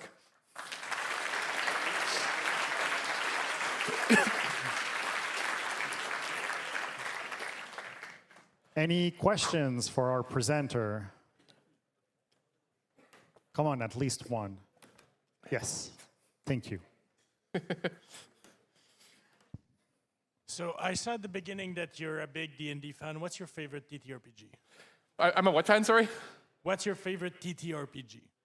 Oh, TTRPG. I would have to say at this point, Daggerheart. I haven't played a ton, but I appreciate how much Daggerheart is an improv-based game. A lot of the rules say, like, discuss as a group what makes the most sense, not like roll a die and then yell at people for having the rules wrong. Then there's no THACO. It's very important. Do we have another question? Yes.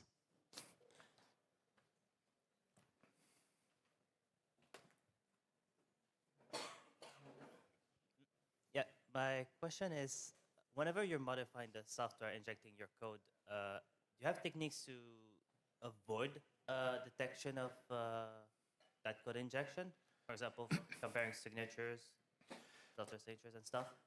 Yeah, there's not a lot of techniques to avoid detection. When you're doing this, it's plain as day obvious that you're doing it. I think the best thing to do is that you blend in really well, because there's a ton of stuff that does this. Antivirus does this. Anything that does like shortcut keys does this. Windows is full of process injection. If you dump the process for like Notepad or whatever, you'll see a bunch of things attached to it that don't really belong there. So it's easy to fly into the radar a little bit. Most things that prevent it are signature-based. I see, thank you. Yeah. I should also say, like, these techniques aren't the only way to do these things. I just picked one of 3 techniques I learned on Windows that I like the best that's simple. And on Linux, I just kind of brute force my way to doing it. It turns out that my way of doing it is very similar to what Akamai was doing. So I'm sort of proud of that. Any other questions in the audience?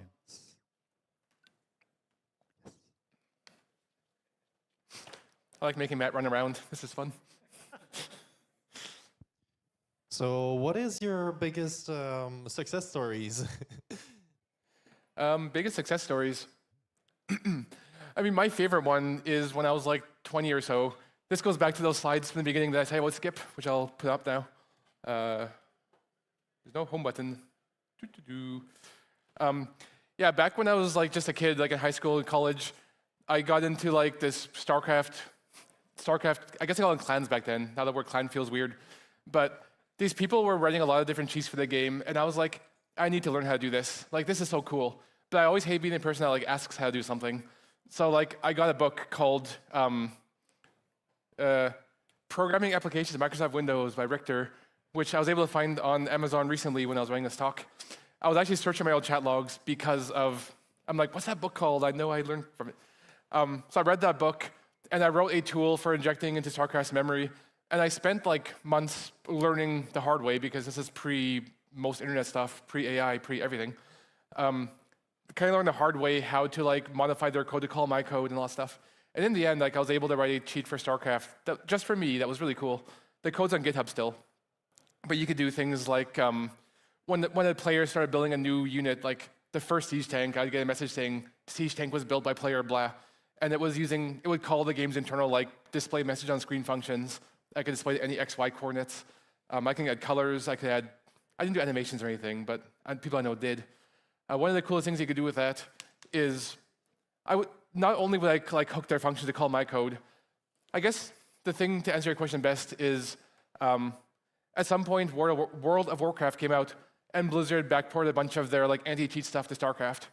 And their anti-cheat stuff would come as a packet saying like, hey, can you do a checksum on your memory and send me the result? But like when I see that packet, I'd be like, all right, so I unload all my hooks, let the checksum run, then the second I would hook the send receive functions on Windsock. So the second the send function fired that the response was sent out, I would put all the hooks back in, and it would just work like normal. I'm not sure they ever cared about what I did because I never shared. Like they only really care if it's all signature based, just like the other question. They only really care about things if everyone's using them, like the map hack. If it's like one person writing these things for themselves, it doesn't matter. Actually, they do. I never cheat in real games, competitive games. I only cheat in like silly games with friends. So we have one last question, and I don't even need to move. We need a question over there. Why do you retain your chat logs for 24 years? Just in case I need the name of a book. I'm kind of sad. Like, I'm definitely a data hoarder. I have data of all kinds, but you can't do chat logs anymore. Like, none of the apps anymore support this. Discord has their own logs, Slack, Signal, all that stuff. But like, I always liked the idea of just being able to like, what was that thing I was thinking of last week, and then grep them. Now I can do it 20 years later. I am terrified to read these logs. Like, I grep for a thing, and I'm like, oh God, like 18-year-old Ron probably had the stupidest takes. And one thing I forgot to say about Ron, he's one of the people hosting the RawQ TXT file. Oh yeah. So if you know that file, you're probably downloading from him.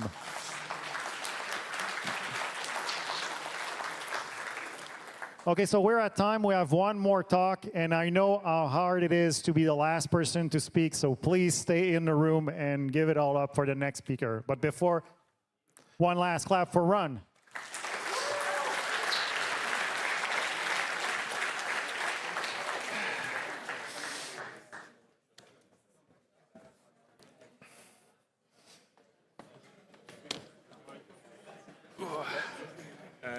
Did you realize that I was doing basically a workshop on the exact same thing this morning? I had no idea. That's amazing. Like, are you going to this talk? And I look at it, I'm like, wait, that's what I did this morning? That's so funny. I had no idea. The organizer really should have introduced us. Yeah, and like, Mia was doing it on Linux, and I was starting at the start of the talk, you were talking about how to do it on Windows, and you just said you could ask to call the peach red in Windows, and I'm like, this is so fucking easy. Why is it so hard on Linux? But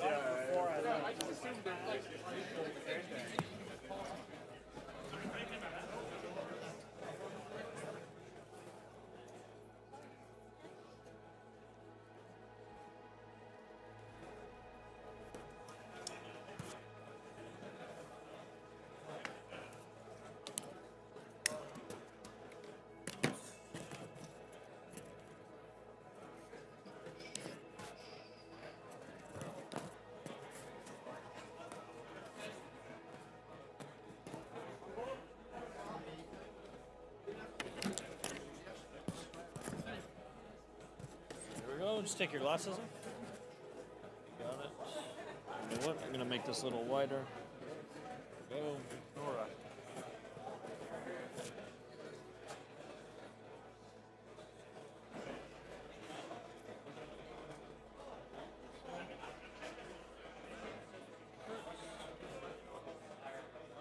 Put this on your belt. You can put your glasses back on. Yes, feel free.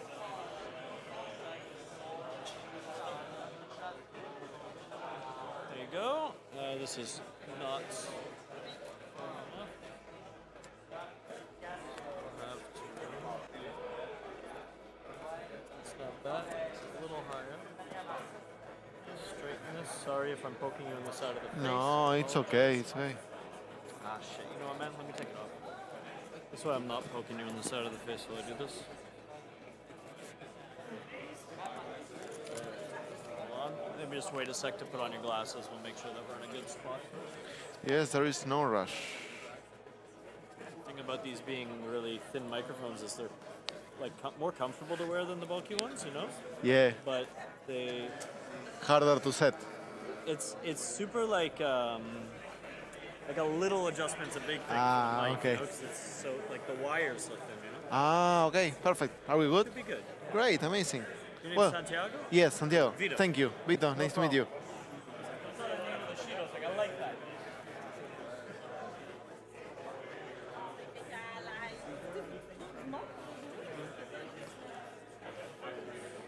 Oh, thank you. Excuse me, sorry. Hey. Process, you kill everything, so it was the only way to do it.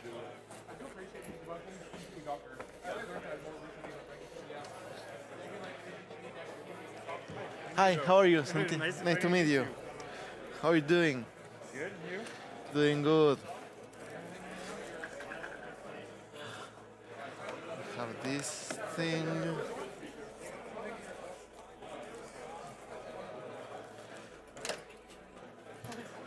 Do you have HDMI or USB-C? HDMI.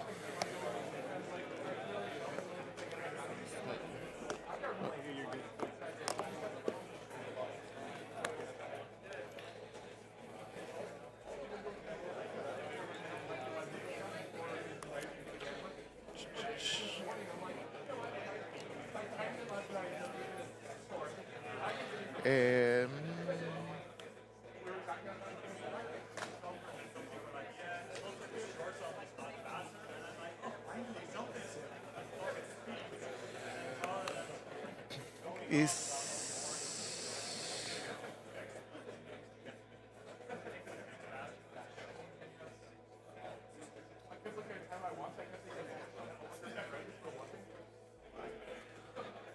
that should be it.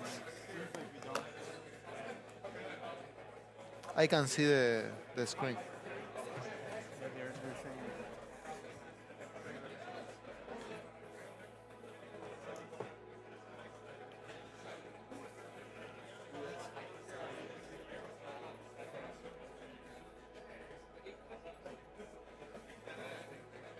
Yeah, we have it.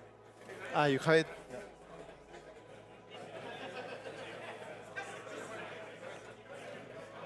Ah, here it is. Perfect. Amazing. All set. Thank you very much.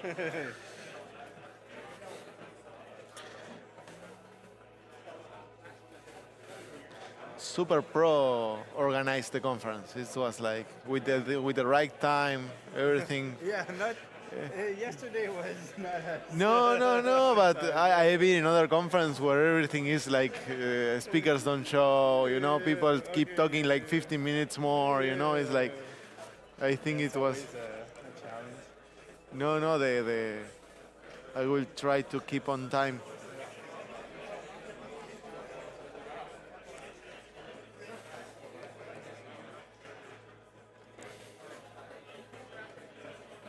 Your laptop charger? Yes.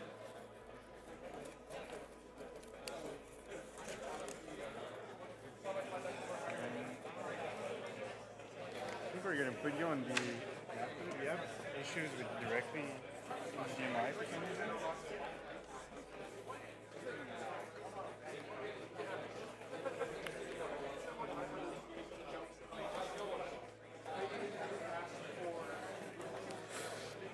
Yeah, on this box. Ah. Okay.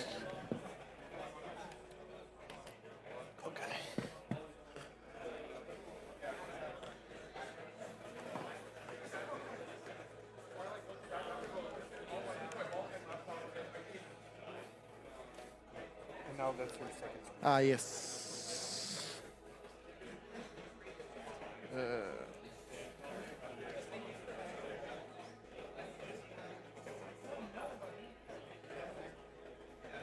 think it's going to be more stable. You're right. Issues of like direct HDMI and no charger. It's kind of like the feed stops. It's on. Whoa, really? I wasn't aware of that. That's great to know. Yeah, this morning we had a talk where like we had to reboot that box every like 2 minutes. Ah, but because of the computer or because of the box? Yeah, we think it's the computer. The presentation right after, no issues and stuff like that. I think. No.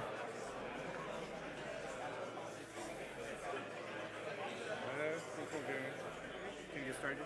Yes, whatever you want.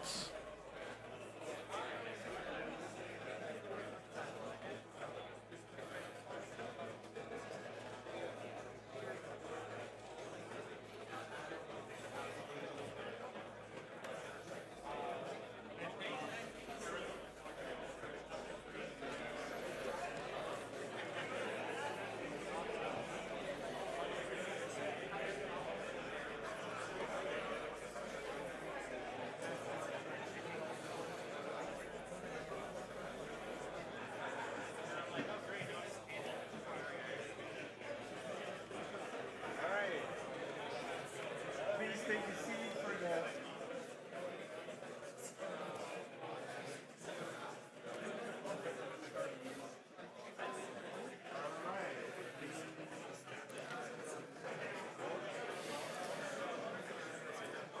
Yeah. So for the last talk of the day, I'm very happy to finally introduce to you Santiago. So for some more context, he was, please everyone, can you keep it down? Yeah. All right, thank you. So for context, Santiago got accepted last year. Last year, yes. Last year, and then something came up, so he couldn't make it in person. Santiago is from Argentina, so I'm very happy that we can finally introduce him to the stage. So please. Thank you. So this is my second time in Montreal because last year I came here and I only was able to stay for 1 day because my dad got ill, so I had to fly back. I was traveling around Europe. I came here and then I have to fly again to Argentina, so it was like crazy. So I'm really happy to be here. I really wanted to be here in NorthSec. This is my first NorthSec, and I'm going to talk to you about AWS and AWS anti-forensics. But this is like a purple team approach of the technique. So the idea is to dig into anti-forensic techniques in AWS, but trying to understand how an attacker can execute them for us defenders to apply our patches and hardening and reduce misconfigurations so we can stop that from happening. I'm Santiago, I'm from Argentina. My friends call me Santi. I really like traveling, and I am a digital nomad like since the pandemic or something like that. So yeah, I really like mountains. So next time I come here, I would like to try to have a time to visit the amazing Canadian landscapes that I know that you have like a lot. So first of all, what's anti-forensics? What are we going to try to achieve? The idea is to disrupt how defenders are executing their detections and logging mechanisms. So whenever an attacker lands into an AWS tenant, they can like do their nasty stuff in a more like evasive way, right? So the SOC team or the incident response engineers are not able to detect what we are doing in that moment, right? So, but before, how many of you uses or or works on a daily basis on AWS? Okay, amazing. I started to talk about AWS security like 3 or 4 years ago, and it's crazy how everybody is like using any type of cloud provider right now. Before it was like what was hot, and now is something like standard. The ideas that I'm trying to show you here are applied specifically to AWS, but I want you to try to think about it on every cloud provider, because the core principles of this is the amount of moving parts that detection and detection strategies usually have. And it's not common for startups and companies like embracing the cloud to be aware of all those moving parts. So the principal thing here is to understand what are the moving parts behind our detection strategy. So first of all, I'm going to talk about the shared responsibility model. This is something super basic, but it applies to every cloud and every third party that we are using. The shared responsibility model basically states that the cloud provider has to do some stuff regarding the security perspective, and we need to do other stuff. And that's the basic approach. Most cloud providers sell this to us as a good thing. It's like, hey, you are hosting your server in my cloud. You don't need to think about the physical security of the data center. And that's true. The only issue is that they don't tell you that you cannot do physical security in that part of the compute that is running your business. So while you are moving on the SaaS, PaaS, and infrastructure as service standpoint, you have like less implications on the security approach that you can apply on the code you are running, and the compute is supporting your business, or the database where you are storing your client's data. So, for example, if you are using an RDS that is like a database running in AWS, you cannot manage the server behind the RDS, but you can manage the SQL engine, for example. So there is less things that you can do and less things that you need to be worried about, but you cannot install, for example, an EDR solution in the RDS instance. And the idea that we are going to take advantage here as an attacker, and that we need to be aware in here as defenders, is the amount of visibility that we lose because of the shared responsibility model. So if an attacker is able, for example, to use a Lambda function that is a way to execute code, the Lambda function is like an IDE where we can run code and we don't need to bother about the server running behind, networking, and anything else. And that's great, but if an attacker gets to land in our account with persistence using a Lambda function, we are going to miss, for example, network logs, flow logs. We are not going to see what's going on with the code running there. And if that code is malicious, we need to trust on AWS services to detect that. And unluckily, AWS is not aware of our context, so they don't know by default if that's malicious by itself, unless it's a crypto miner. So we need to be extra aware on those things, and we as defenders, we need to work on the detection mechanisms to prevent that and to monitor that. The only thing that an attacker can take advantage of is cloud segmentation. In AWS, we have different regions, and you can deploy assets or resources in Canada, in Montreal, or in the US, even in Brazil. The thing is that most detection strategies are also regional. So most logs are collected in a regional basis. So traditional AWS services don't correlate services from different regions. So if an attacker is able to execute one API call in Montreal, one API call in the US, and the other API call in Brazil, the correlation engine is not going to see them by default. We need to enforce that on our own approach, and we need to be aware of that.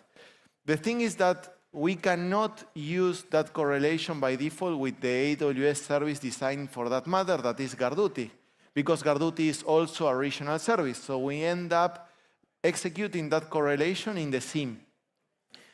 And in order to use the SIEM, we need to ship those logs.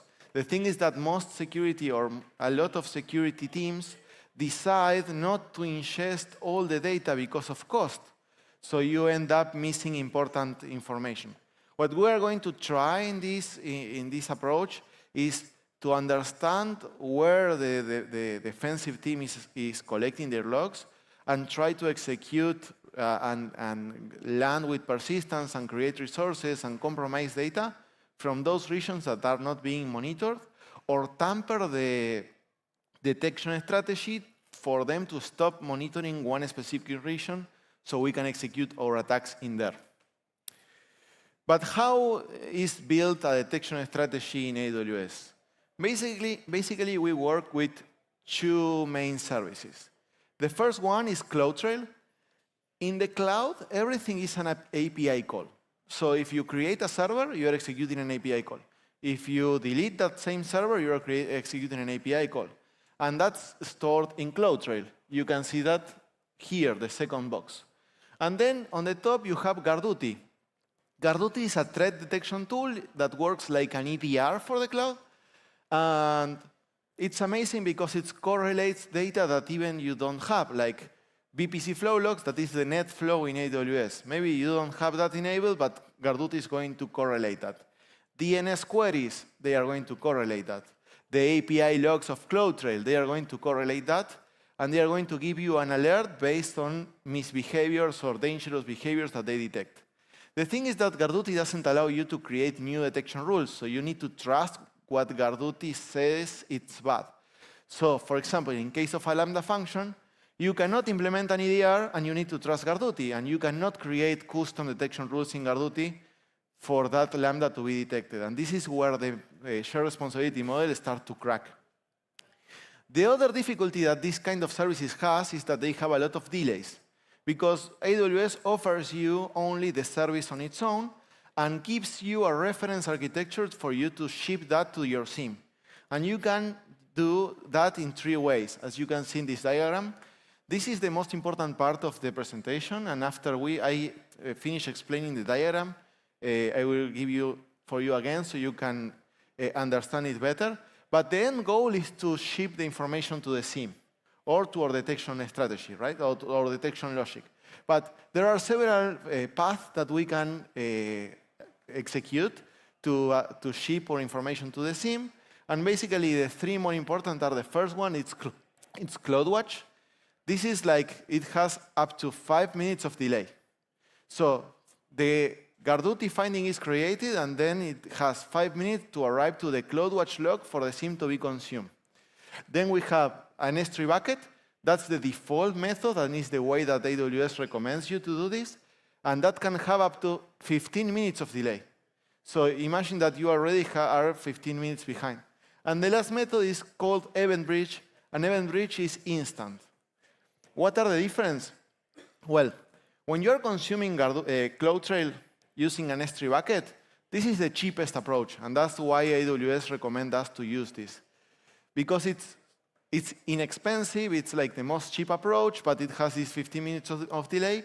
Most of the SIEM providers allow you to ingest logs from this approach.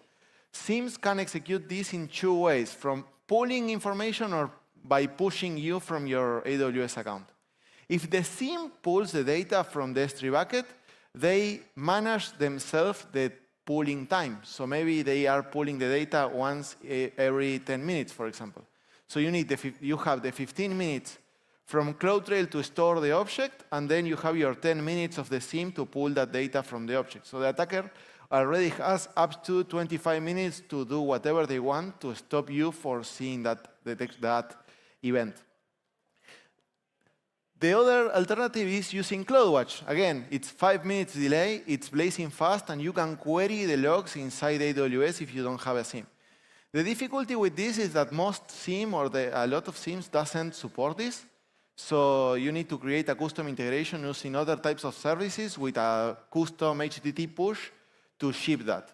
Again, more moving parts. And the last is Event Bridge. This is blazing fast, it's instant, it's the best one. The thing is that SIEMs don't use this because it's really expensive, but it can be like super verbose, and they can get overflowed. So they don't directly integrate with this.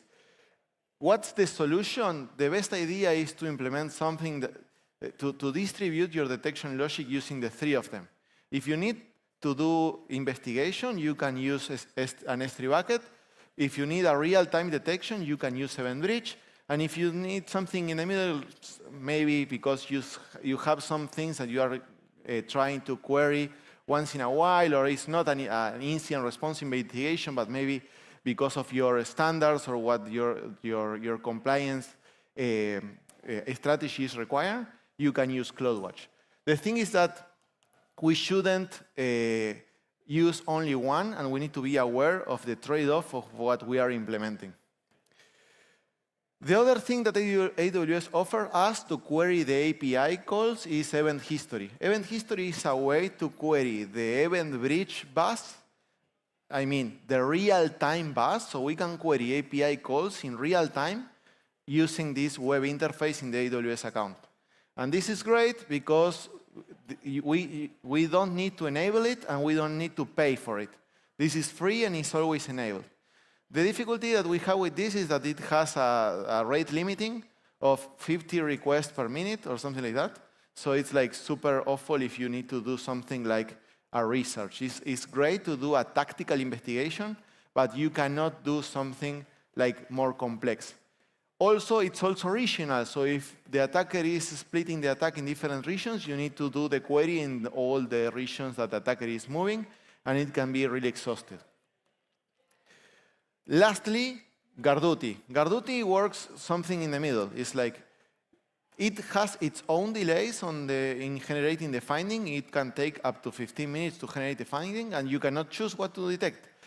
There are a lot of talks around there on how to bypass the Garduti detection. But again, it's great because you can enable it with only one click, but it's what you get. I don't recommend you to trust Garduti, but it's better than nothing, right?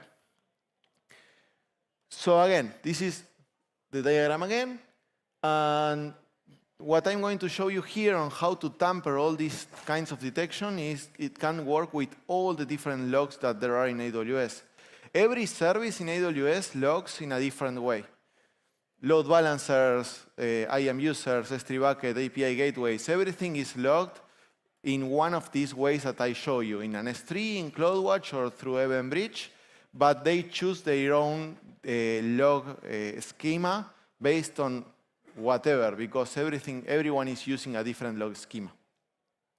There are a ton of logs. So what can we do to attack that supply chain, and what can we compromise in order to reduce the defender visibility?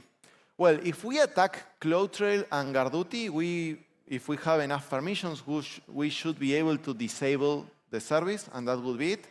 But that's going to trigger a lot of alarms. So we are going to skip the attack to the service on its own, because it's always the low-hanging fruit, and defenders are used to have those detection mechanisms. But we can attack the supply chain.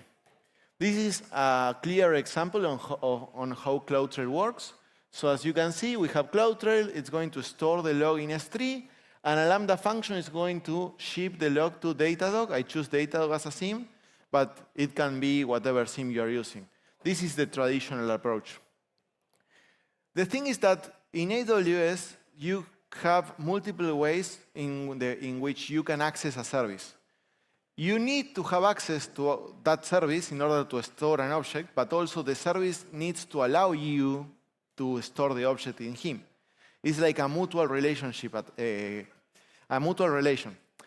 So if the S3 bucket doesn't allow me to store the object, I won't be able to do that, and the object is never going to arrive to the bucket. So CloudTrail, as a service, works in the same way as an IAM user, as a person, as a computer. Both things need to happen at the same time. So if we compromise the bucket policy, the bucket is going to reject the object that is arriving to the bucket, and that on its own will stop the bucket to store the object, and based on that, the object is never going to arrive to the SIEM. We can achieve that changing these kind of objects. This is how a bucket policy looks like. As you can see, the principal that is allowed to store an object in the bucket is called CloudTrail. If I change that to Garduti, now CloudTrail is not allowed anymore to store the object, and the one that is allowed is Garduti. I could choose any other allowed service, any other valid service of AWS for that change. But if we choose to use a service that is also aligned with what the security engineers are trying to review when doing the incident response, it's going to be funnier and it's going to be harder for them to detect. Because At 3 a.m. in the morning, they are going to see the bucket policy, and they're going to see Garduti, and it's going to see, okay, this is good. The thing is that these kind of implementations, what they do is like, okay, now CloudTrail cannot store object anymore in the bucket, in the S3 bucket, and that's great for us, but it's also easy to be detected because now the SIEM stops to receive logs from the whole CloudTrail service. And a SIEM, a good configuration in the SIEM is like to have alarms if you are not getting the logs that you are ingesting daily. Also, S3 is going to, CloudTrail is going to flag an alert that says, hey, I'm not able to store the log. This is not an alert, it's not going to notify anybody, but if you are searching in the CloudTrail control, you're going to see this. What we can do instead is apply a deny rule within the bucket policy. So we are going to prevent CloudTrail to be able to store logs in the Brazil region. So with this approach, what we do is we stop CloudTrail to be able to record everything that's going on in Brazil. So if we apply this policy, everything that's going on in AWS is going to be recorded but Brazil. So we can create servers in Brazil, we can do a lot of stuff there, and that's the region that's not going to be recorded. If you're here in Montreal, you don't care about Brazil. It's hard for you to understand that you are getting logs from everywhere but Brazil. It's much easier for the attacker to disguise, and it's much harder for the defender to detect this. Also, CloudTrail doesn't generate the alert anymore, so it's great, and it can be very difficult to find after. Other things that we can do is we can work with the rest of the detection part, with the detection supply chain. For example, another approach that most startups do is like instead of shipping everything to a CM, I'm going to generate an alerter. I'm going to notify through Discord, Slack, Telegram, or whatever. That approach is made using CloudWatch event bridge rules, triggering a Lambda. Again, more moving parts. The event pattern that is used to compromise this kind of, to execute this kind of engineering implementations is based something like this. What it says is, whenever a finding from Garduti is detected, do something. In this case, trigger the Lambda. What we can do is add something like this to the pattern. It's like, if you find a Garduti finding that doesn't come from my IP, trigger the Lambda. So the Lambda function is going to trigger everything but what's coming from my IP. And we can work with the full JSON file with this kind of stuff. So we can whitelist our user agent, we can whitelist different source IPs, we can whitelist different attacks. Maybe we are going to do executions from a Kali Linux box and we want to whitelist the Kali Linux detection. Again, we can really work with this JSON, and the thing with this type of attacks is that we are working with normal flows that can be part of a normal software development lifecycle. It's really hard for an engineer to apply detection rules to every CloudWatch rule, to every S3 bucket.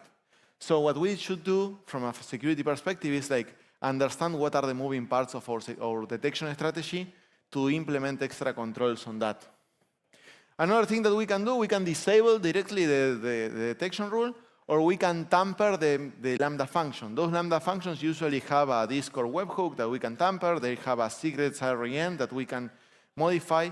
It all depends of the level of privileges that we have. So the core concept here and what I want you to take for AWS or for every other implementation that you do, detection strategy has operational complexity, and in the cloud it's more than ever. It's not that like in a Windows box that you install an EDR and you forget. But the moving parts are part of what you are trying to protect, and that generates blind spots. And it's really hard for defenders to track those blind spots. So let's be aware of that and work on hardening those parts to strengthen our security detection and stop the defenders to compromise them. And if we are attackers or we are executing a pen test, show this. It's like, okay, you have your SIEM, your SOC, but if I disable this small part in your detection strategy, you're not going to see anything. That would be it.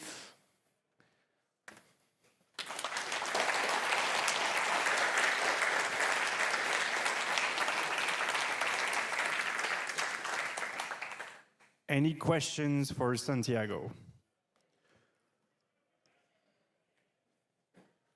It's your last time. Oh, thanks.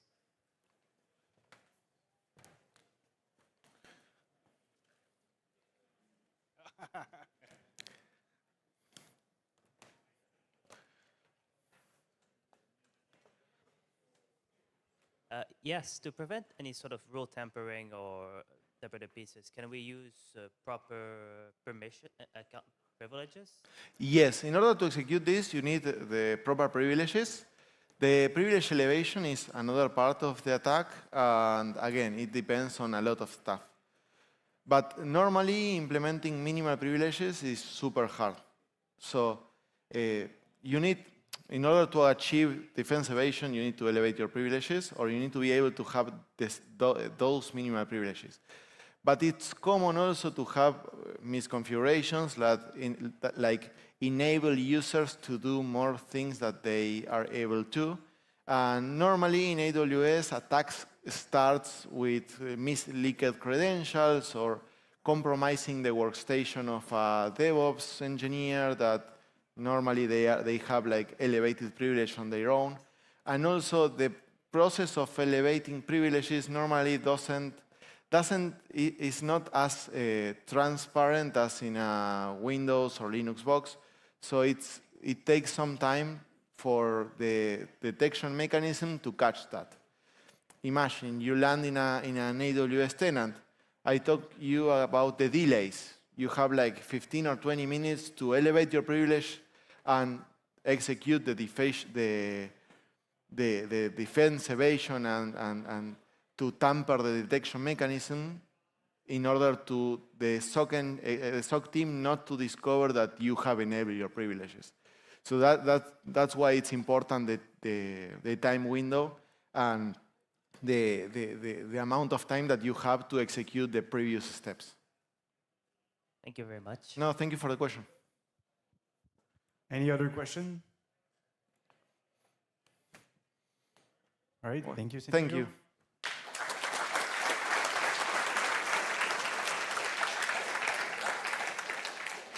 We're going to take a short break and end with the closing ceremony. If you're not in the room, you cannot get a prize, so please stay around.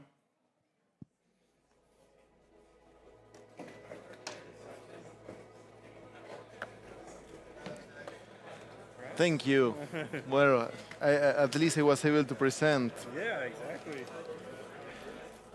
Are you staying for ECTF or Montreal? I'm staying for the weekend, and I'm leaving to Miami on Monday. Oh yeah. Yeah. Are you all from? Are you all from here? Yeah.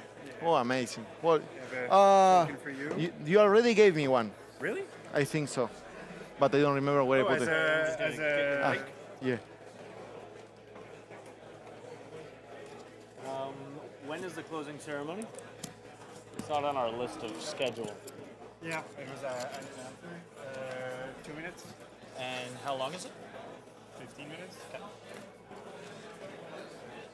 And what do we need for mics? Okay.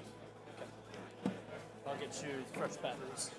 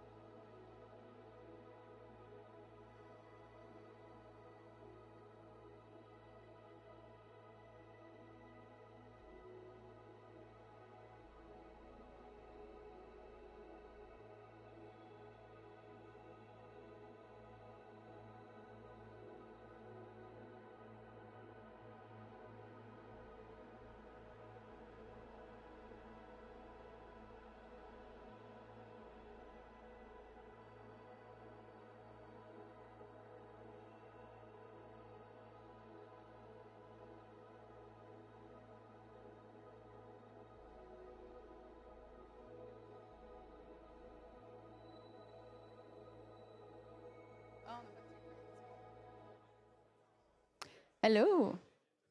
Hello. Okay, welcome to the closing ceremony. Thank you for being here. We have a game. Would you like to play with me? Yay! Okay, I'll make you guess some numbers. Okay. So and Wait. Can we have the lap? yeah, it's better if you see the numbers.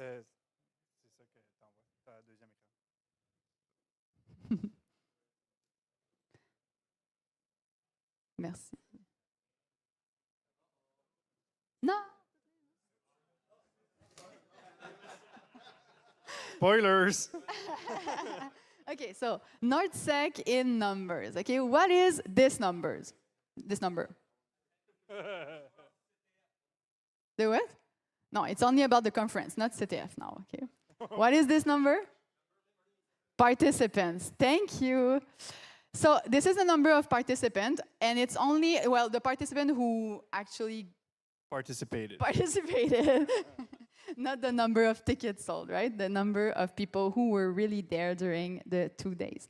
And it's only the participant. It was not included the volunteers. So we had 127 volunteers up to now. We'll have much more during the weekend. So it's a total of 863 humans. Thank you.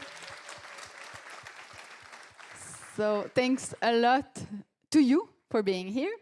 And if you were hot this year, it's because this is a 13% increase of human at NorthSec this year. KPIs. What is this number?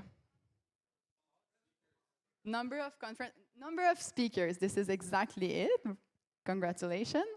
This and among the 34 speaker, there's a 35% that were coming from abroad. So we can say officially that NorthSec is international now. Woo!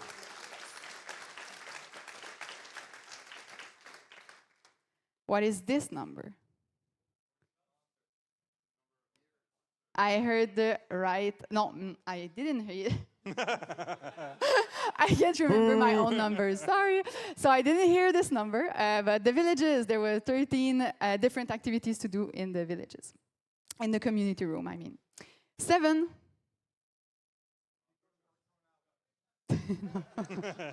No. Workshops. 7 workshops. 3. Rooms. That's a good answer, but it's not my answer, so. Yeah, keynote speakers. So we had 1 on Thursday and 2 this morning, co-presenting. What is 30? As I don't remember, I'll just show it. Sponsors! Of course! Of course. Thank you so much to our sponsors who make that happen with us. 350? There's more than that, I think. Literal deer.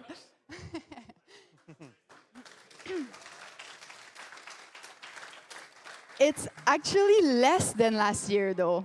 So I don't know how to interpret that. Maybe we'll order less. More beer for the CTF. Yeah, exactly. So for those who are staying with us this weekend, more beer for you. What is this? Woo! Yay! Bravo. The Canadian score, yes. And speaking of Canadians, we have the commissionaire who made a raffle on their own, who visited their kiosk. Thank you. And they are. This is the prize to the person. Okay. And the winner is. Drums. The winner is Sophie Malbec. Can you come here, please? Woo!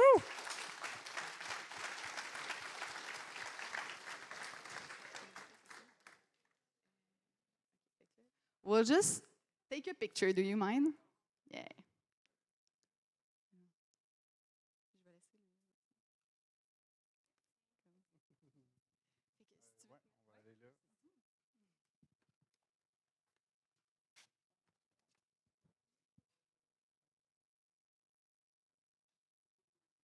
Yay! Thank you.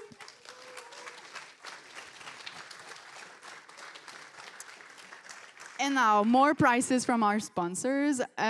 We have Okiok, Sentinel-1, and Kaido, who had prizes. We already made the raffle. I have the name here. The person must be in the room. If not, we will name someone else. So too bad for you if you're not here. The first one, is it?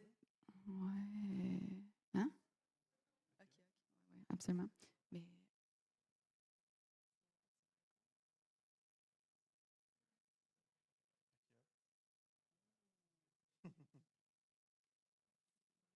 Is Marc-Olivier Lavoie here? Just to, yes, okay.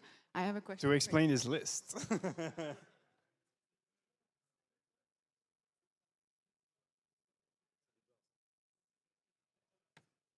Sorry, I just wanted to make sure the right person win the right prize because the person is tied to the kiosk they visited, right? So, for Okiok, the winner is Mathieu Gravel. Woo! Les deux white box.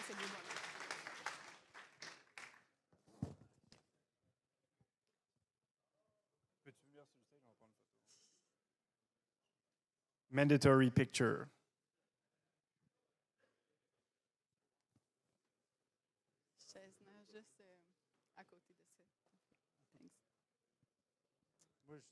Ouais. T'es dedans.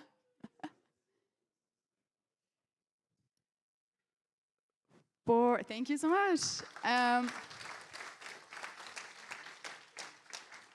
The next prize from Sentinel-1, the winner is... You, Sentinel-1. Okay, Johan. Is there a Johan? Yeah. Woo! J'appelle-tu l'autre en même temps pour faire la photo des deux? Uh-oh. Who... Yeah, there's no last name. It's the Johan who subscribe with a Johan name. How do you... Fight. How do you spell it? Yeah, exactly. Okay, so it's this one. Sorry, Johan. Oh. The real one. Oui, excuse-moi. C'est Sentinel-1. C'est un beau sac à dos. C'est le moment de la photo. On la prend. T'as l'air content. Ouais, je pense que oui. Merci.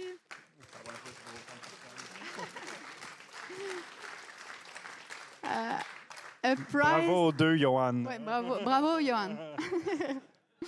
And finally, for the prize from, well, I say finally, but we have other prize after that.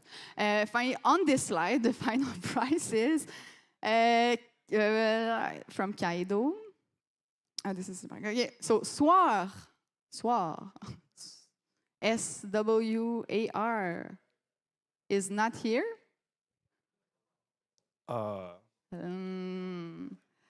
So then the winner is Patrick VP Reg. Oh!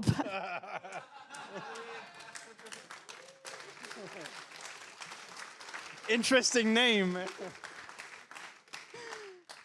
Licence pour Kaido. Je sais pas si... Avec une photo. Ouais.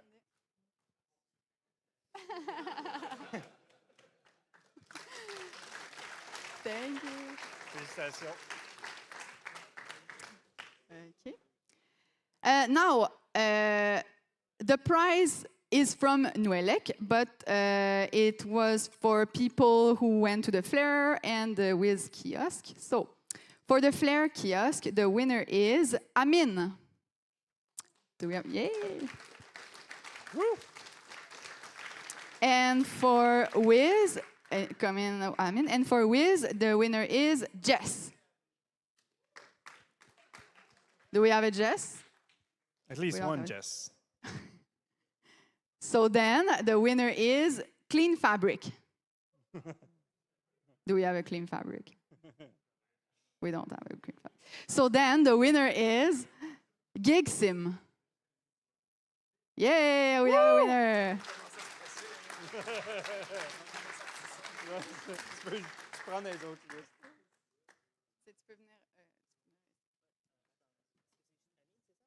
Oui, c'est ça. Juste Amine tout seul, c'est correct? Comment je fais pour reconnecter? Anyway, il n'y a personne d'autre qui a réclamé le prix. Fait que, au pire, social engineering, voilà, fait qu'on fait tout. Les deux, c'est le même, en fait.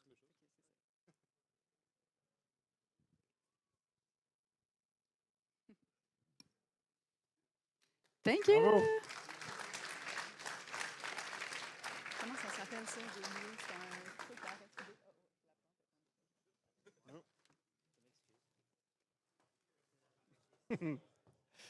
Que le prix n'est pas une plante. Thanks. RTL SDR. Exactly. Okay. Okay. Do we have students here still? We have 1, 2, 3, 4 students. Okay. Among you, who has an interest in RF? At least, okay, 3. Okay. Do you own? C'est quoi? RTL SDR. RTL SDR. None of you? Okay, you'll have to come here, please. The 3 of you, yeah. You guys know any jokes? Bear yourself. Okay. Celle-là, oui. Est-ce que tu te retires du concours? Okay. We're down to 2. Can you say that? Nuelec. Can you say that? Nuelec. Shit. What do I do now? Both say them right, so I don't know now. What do I do? I know, but it proved you were listening, right? Rock, paper, scissors. So, okay. Thank you so much. Can you just came here for it? And you can participate to the picture too if you want. We're on the same team for the CTF. Oh, that's perfect. But it's yours. Thank you so much. Okay, je te laisse conclure. All right, so as with every year, we try to improve. So we'd like to get your feedback, what worked, what didn't work. There's a QR code. We're going to post it on our socials as well. It's similar to last year on Typeform. It really helps us give you a better edition next year. If you want workshops room that are not as cold as this year or something else, then it's the time to make yourself heard. And yeah, so please fill it up. It's really quick and it really helps us. And now, so we've done the training. The conference is ending, but we're still continuing. The CTF starts tonight for everyone. Anyone is hyped for the CTF?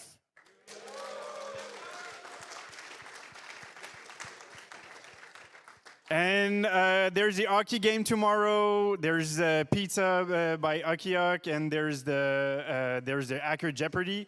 So we have plenty of activities still in store for you. So hopefully we'll have a lot of fun, and the CTF will not be solved by tonight by agents. And yeah, and if we have open bar, so if everything gets solved, we can still drink and laugh about the world. So thank you, everyone. Thank you. And come again next year.